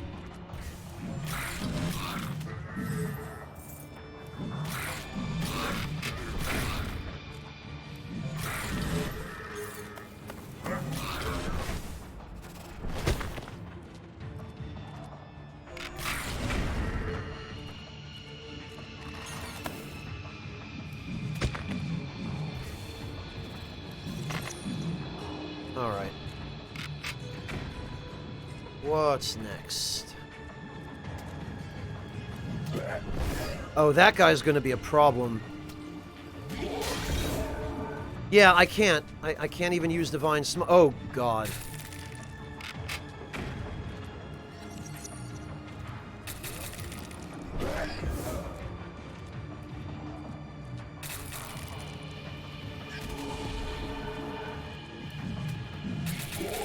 Literally, I start charging Divine Smite when enemies are off-screen, and they still have time to reach me before it goes off.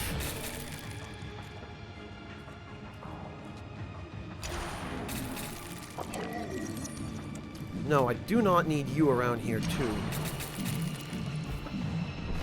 Ah!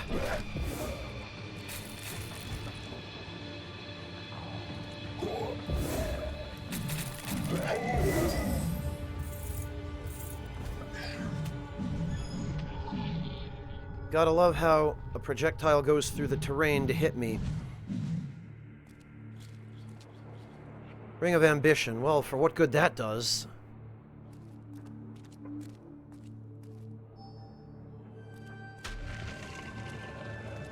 Is this the exit? Yes, it is. Okay.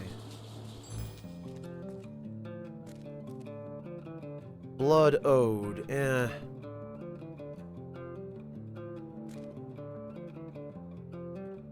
Alright, here's the stupid thing, right? I could buy 2 health globes or 1 health potion for the same amount, and the health globes together do heal more. Freaking... And of course it's the damn brooch of it. Why does this piece of garbage show up so often? And the ones that actually heal you show up so rarely. I guess I might as well get Blood Ode, because I'm gonna need it.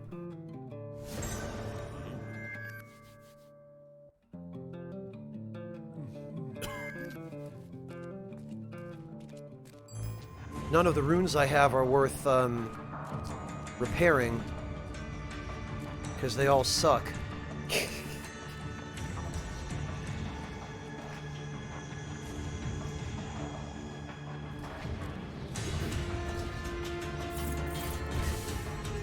Huh?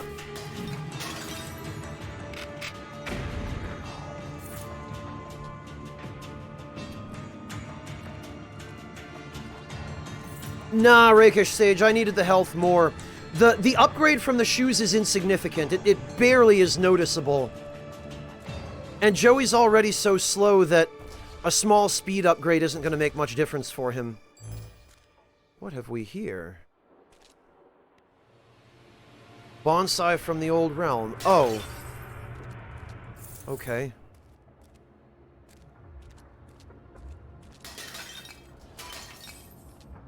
Anything on the table? No.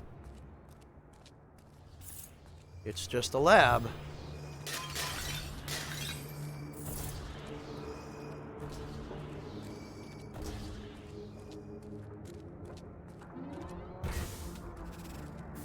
Okay.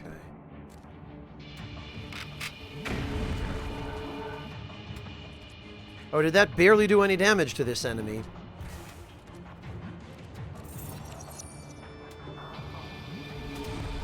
Okay, no, that did a decent... lovely.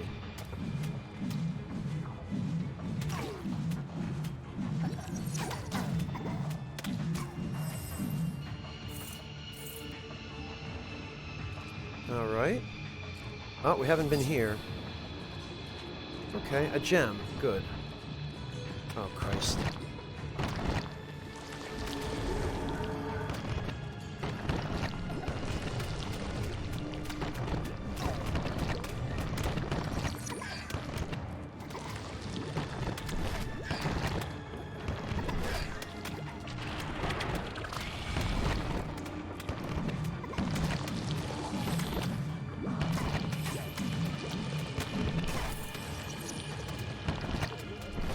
We gotta destroy this thing.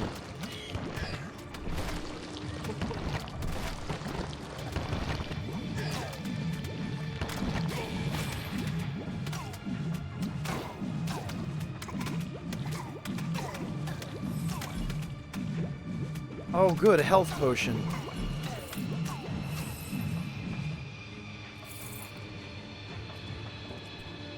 Oh, good, an obelisk of fortune.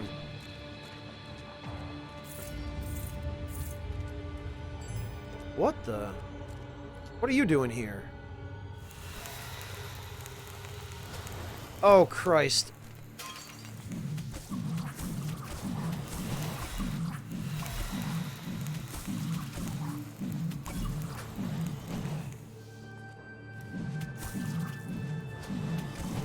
At least it's just slimes.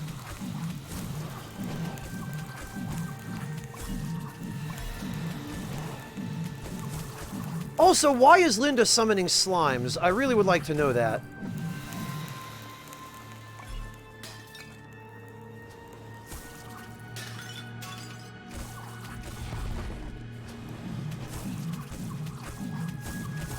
Am I even correctly understanding what I'm supposed to be doing here?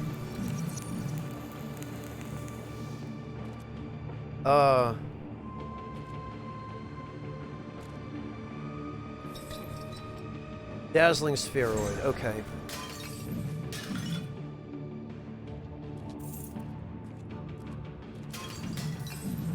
I guess it was some easy healing potions, if nothing else.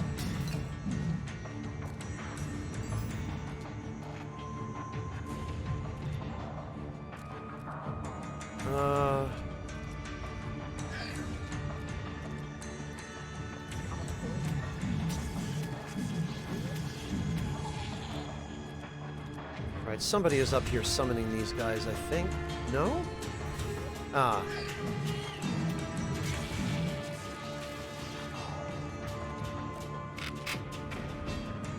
Ah, lovely.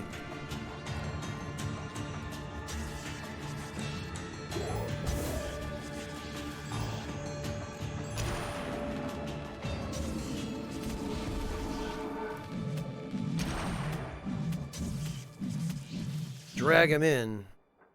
Hey.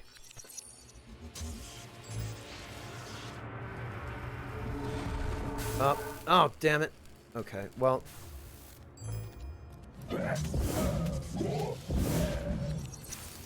That hurt.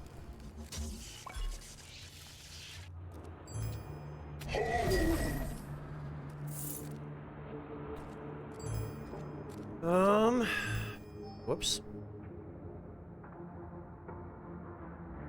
So it's just down that we haven't explored yet.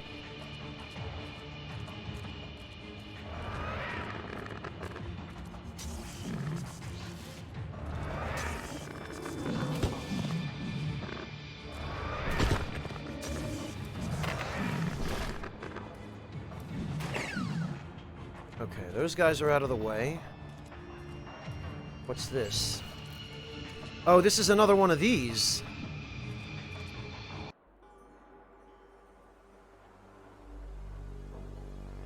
The final little automaton. And the most in need of help. Alright, you bastards are gonna get it.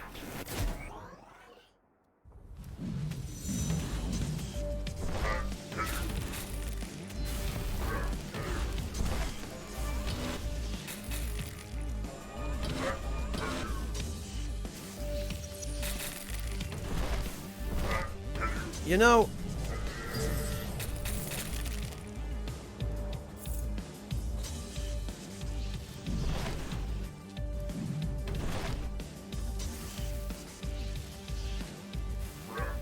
I love how fair this is that I, freaking bloody whirlwind again. I'm only getting these garbage runes.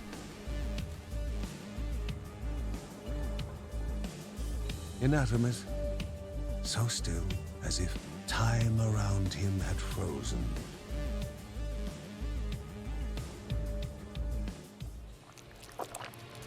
Oh. Oh, okay.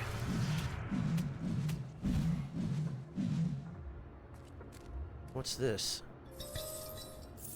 Shard Slinger, a ranged companion that fights... Okay, well, good. Finally, we've got a ranged option here. That's 3 companions now, plus the orbiters.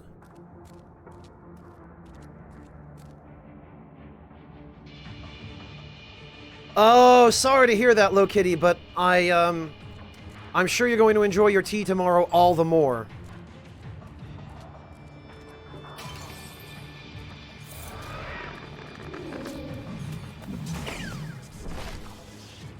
How much damage does the Shard Slinger do? Fairly decent damage, actually, from that ranged familiar.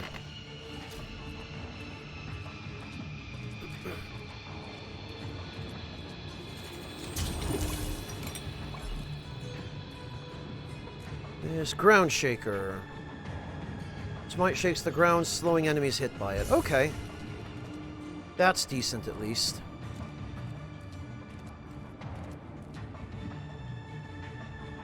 And it looks like we've explored everything else.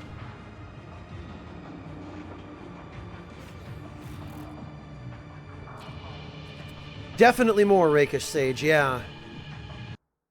You know, another thing about this game that I wish they had done, I wish there were a way to suspend your exploration while you're in a dungeon.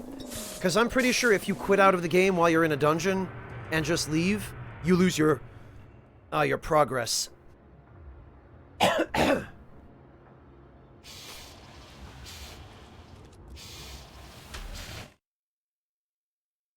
because there's no quit and save option, it's just leave. Oh, Christ.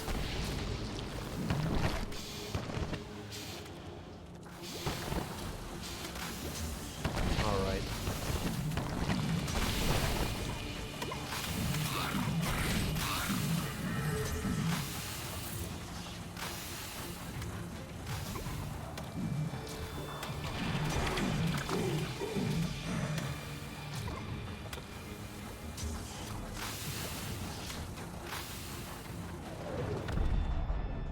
Ah.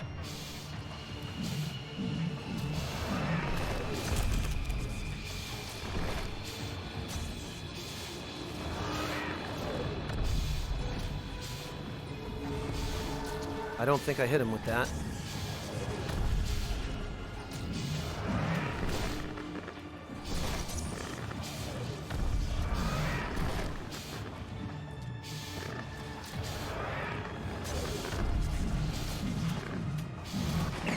Just die already, jeez. Decelerating wind. Enemies hit by Joey during whirlwind are slowed. Yeah, that's a lot more useful, actually, because his rage is trash.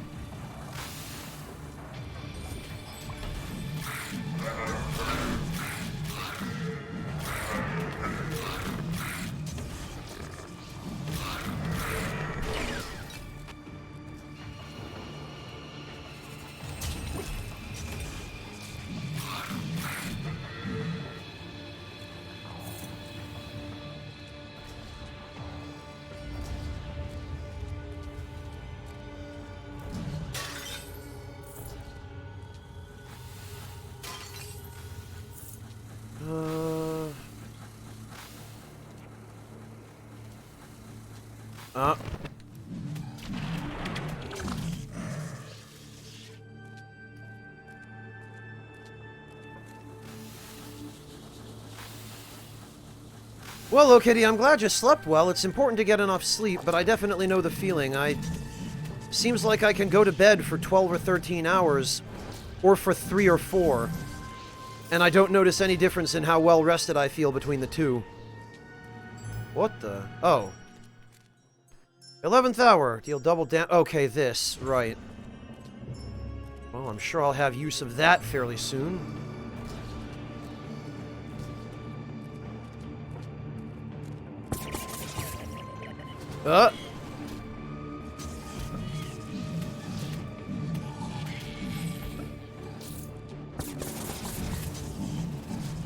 I hate this tree enemy so much, and they are part of every goddamned encounter with corruption enemies.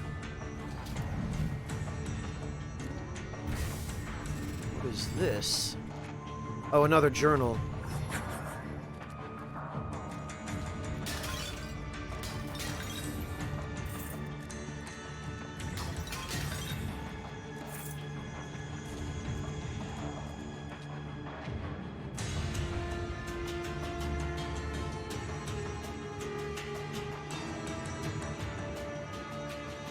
Oh, I'm sorry, the doctor. Yeah, that sucks. That's pretty much every day for me, the doctor.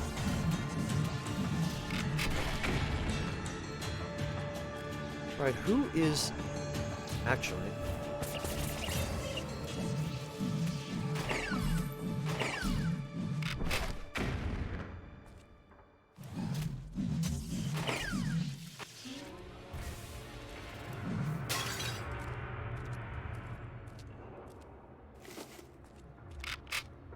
No items on that corpse either. Lovely.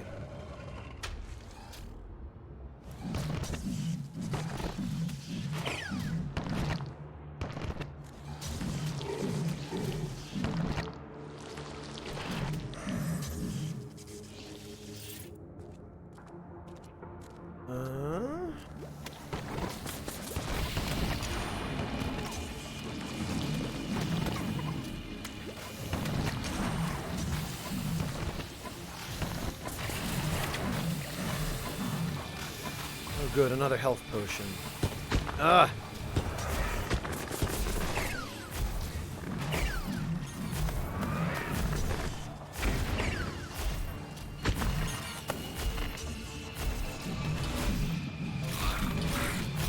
God, there's so much going on around Joey as well.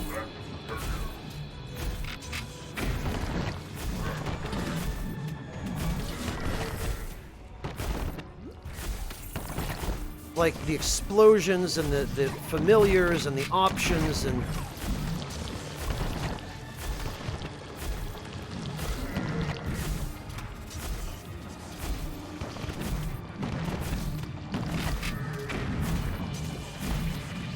That thing's gone, fortunately.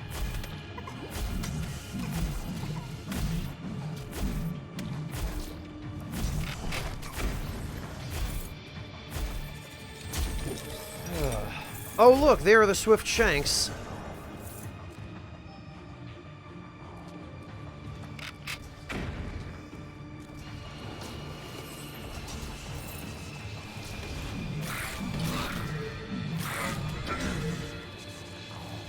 Is there anything over here? There is.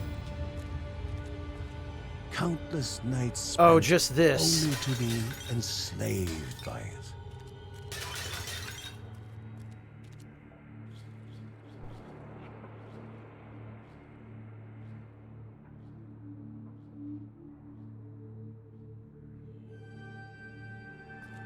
Alright, on we go then. Okay, we actually do have 2 skill points, so... Guardian's Rage is worthless. Divine Smite, we could make a little more use. It's his only projectile, but... When low on health... Yeah, pretty much this stuff either depends on Joey being low on health or... putting himself in a position where he's gonna get hit. Screw it. I guess I might as well just dump it into Divine Smite. We unlocked Nimble Mind, which is a buff to a useless move. And...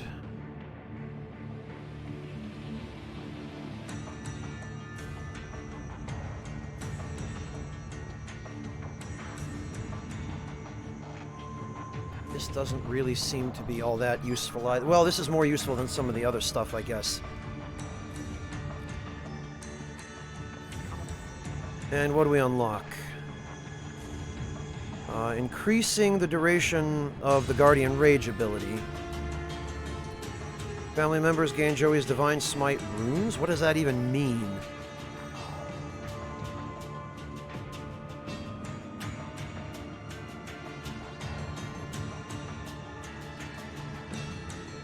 Hello, Space-Time Dragon! Welcome!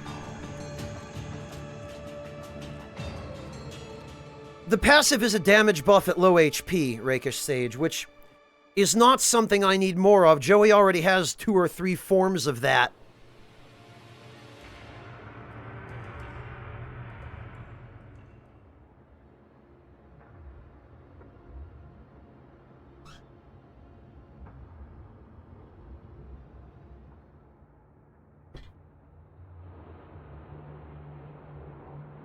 Yeah, but that's an automatic one, Rakish Sage.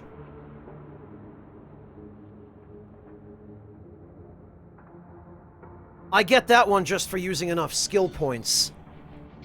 And I don't know how significant it is. Probably not that significant.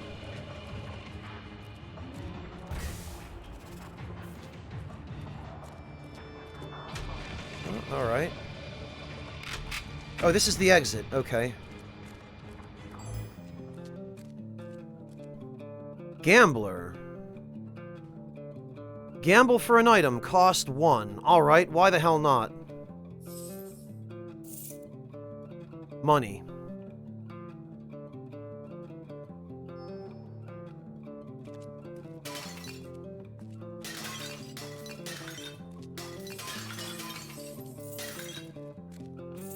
I guess gambling for an item is for if you didn't find anything you liked at the shop.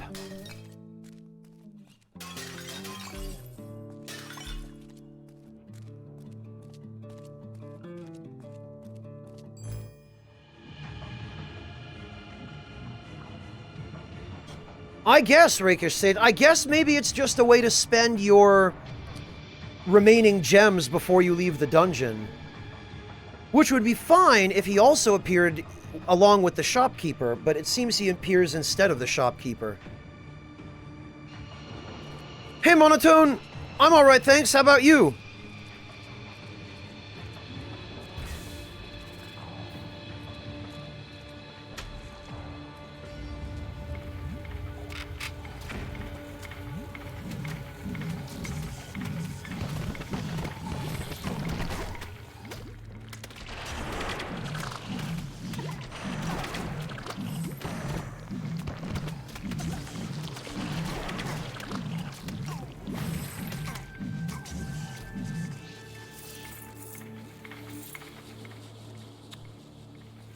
Oh, okay.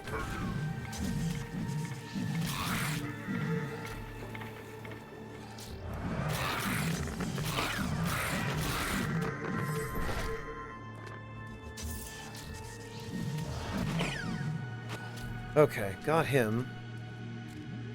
Oh! Nice.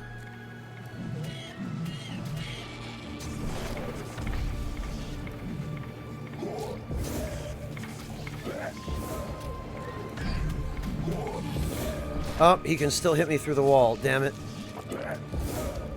Alright, fine. I see how this is gonna go.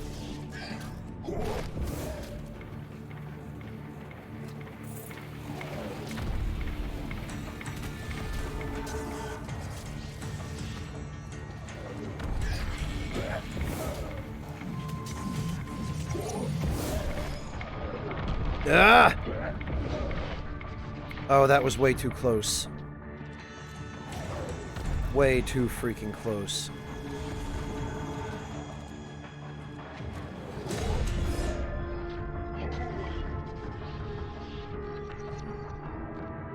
Oh, I think my familiar got him. Scorching Smite.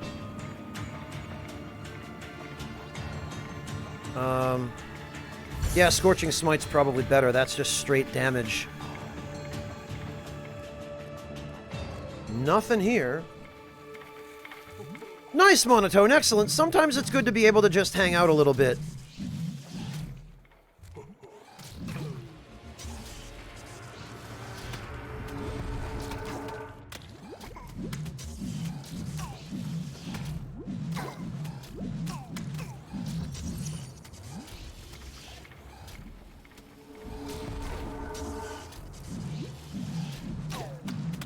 Scorching Smite did not seem to set these guys on fire. I guess maybe they're immune. Which makes sense, because they are made out of liquid, I suppose.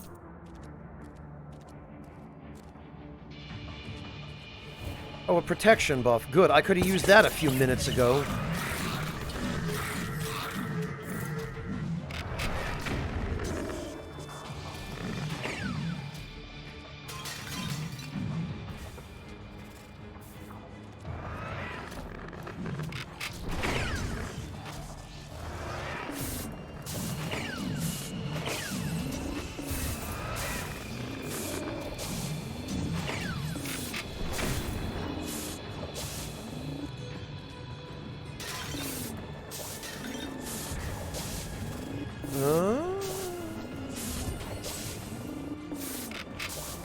Just money.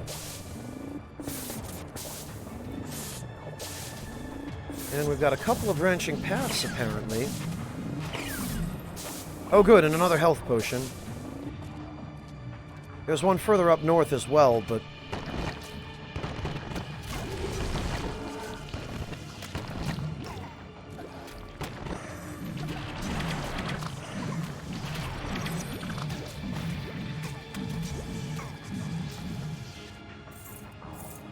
How are we doing for money? 25,000, not bad. Oh, right, I don't have a gem. What have we here? Oh, another one of these. A health potion. Oh, I never even used the Ring of Ambition. Damn it. Yeah, the health potion heals exactly as much as a health orb, but it costs twice as much from the shop. This one's decent.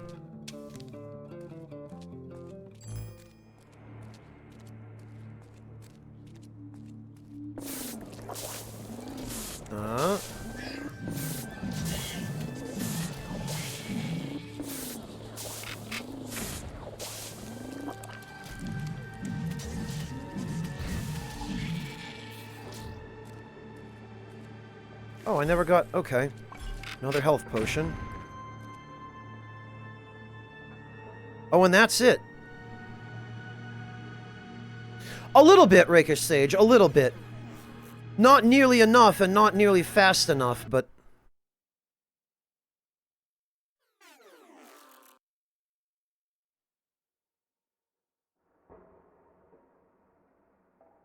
But definitely a little.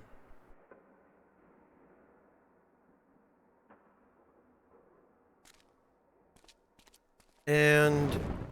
I hope I don't have to refight the boss.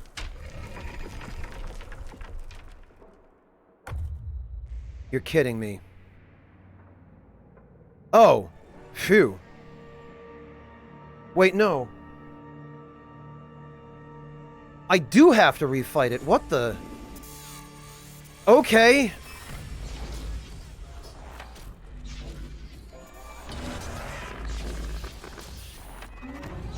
Damn, this is gonna suck.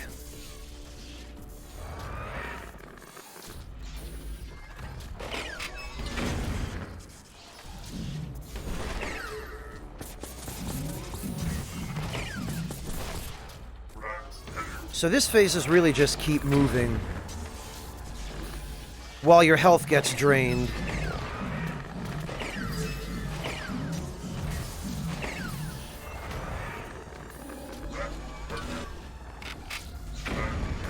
Why? What am I...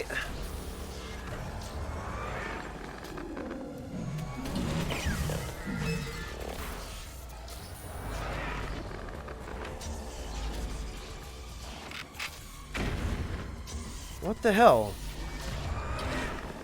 Why is it not working?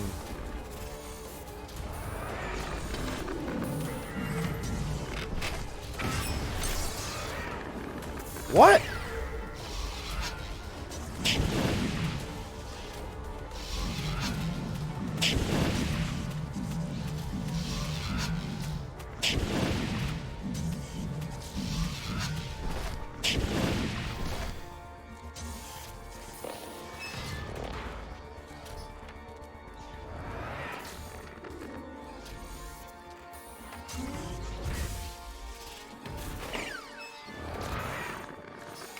Damn it.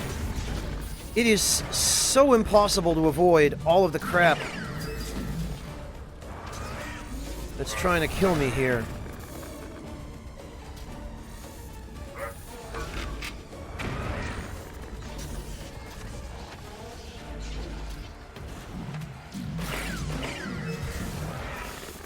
You know, some health potions would be nice, really.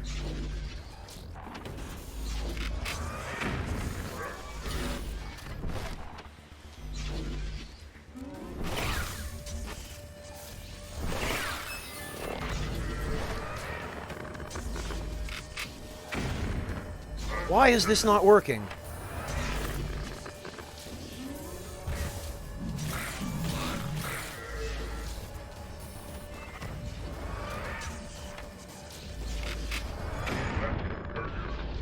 Why? What?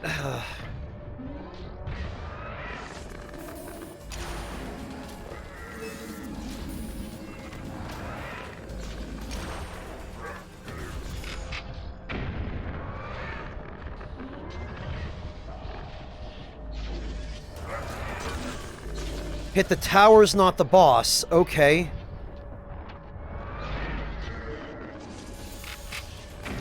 Yeah, because that's a lot easier.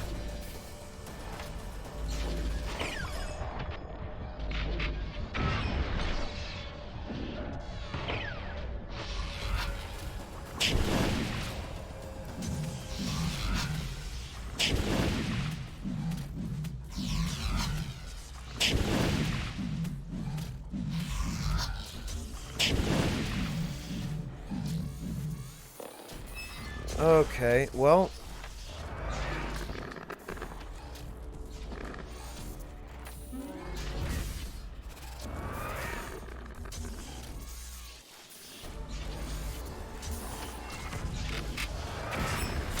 There we are.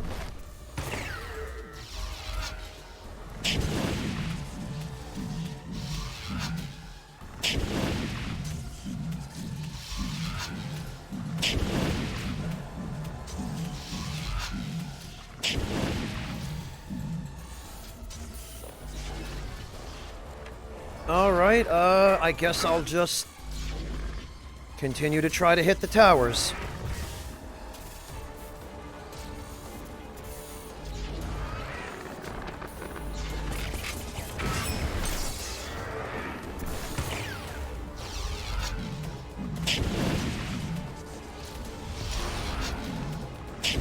Damn it.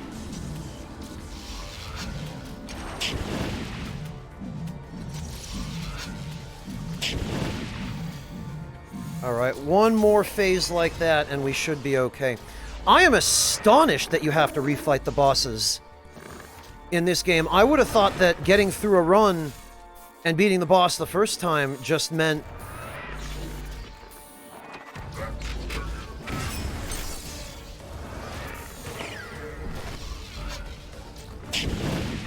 you were in the clear.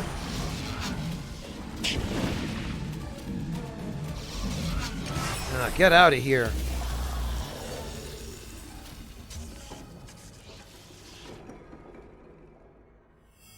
There are a lot of games that don't make you refight bosses more to kill. The Mega Man games never did.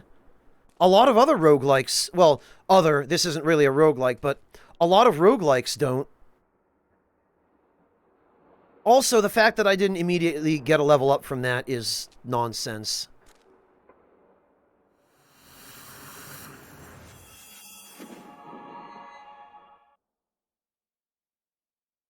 Yeah, more to kill. You can replay stages in the Mega Man games. And roguelikes in general. There are more games, I think, where you don't have to refight bosses when you replay a stage than there are games that do. At least that I've played.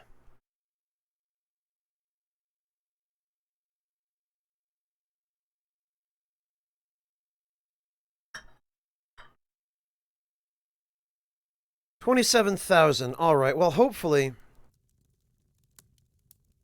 Yeah, that's true, Ishida.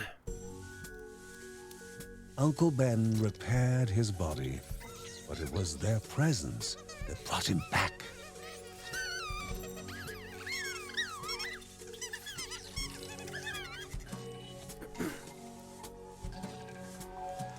Red, yellow, and blue automatons, huh? Huh?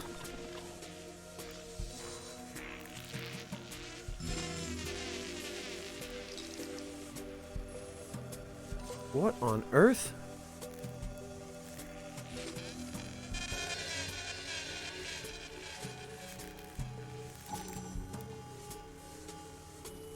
Oh, he was trying to make a kid.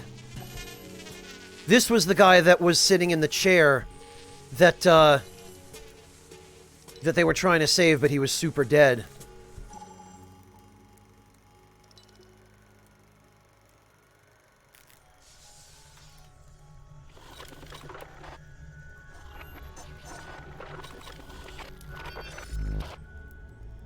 They were built as a family, and a family they shall stay.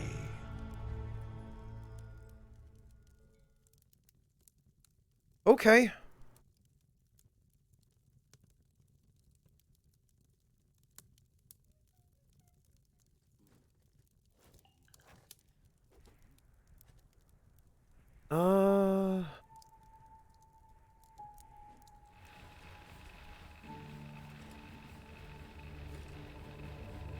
Okay, well...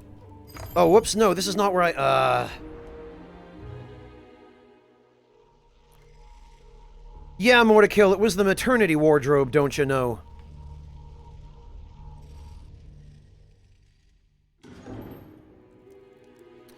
Right, what I want to do is...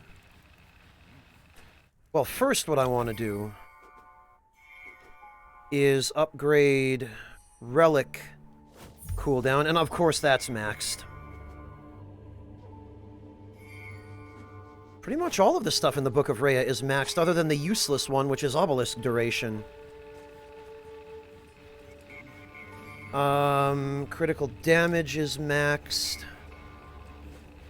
Critical chance.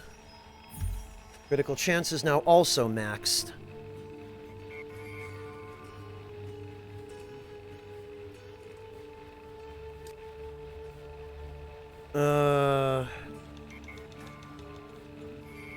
This one seems useless. Compulsion, rage gain, if I have enough for it afterward. Damage. That's what I need. Damage.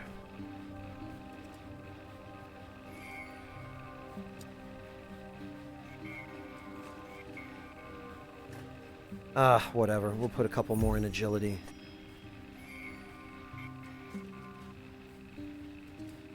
And that's good.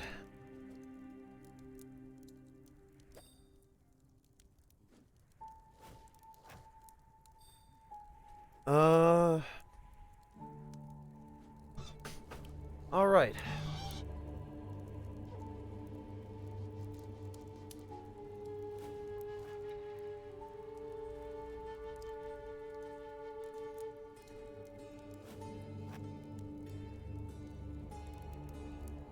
Well, actually...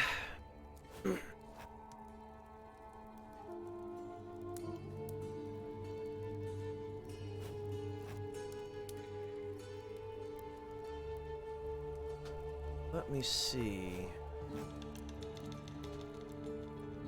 Holy cow. Well, I have been going pretty hard on this lately, but, I think what I'm gonna do... Since literally nobody else on my my raid list is playing anything right now, I need to go get some dinner and some rest. We're going to go raid my friend Rachel, who is playing some Death Stranding.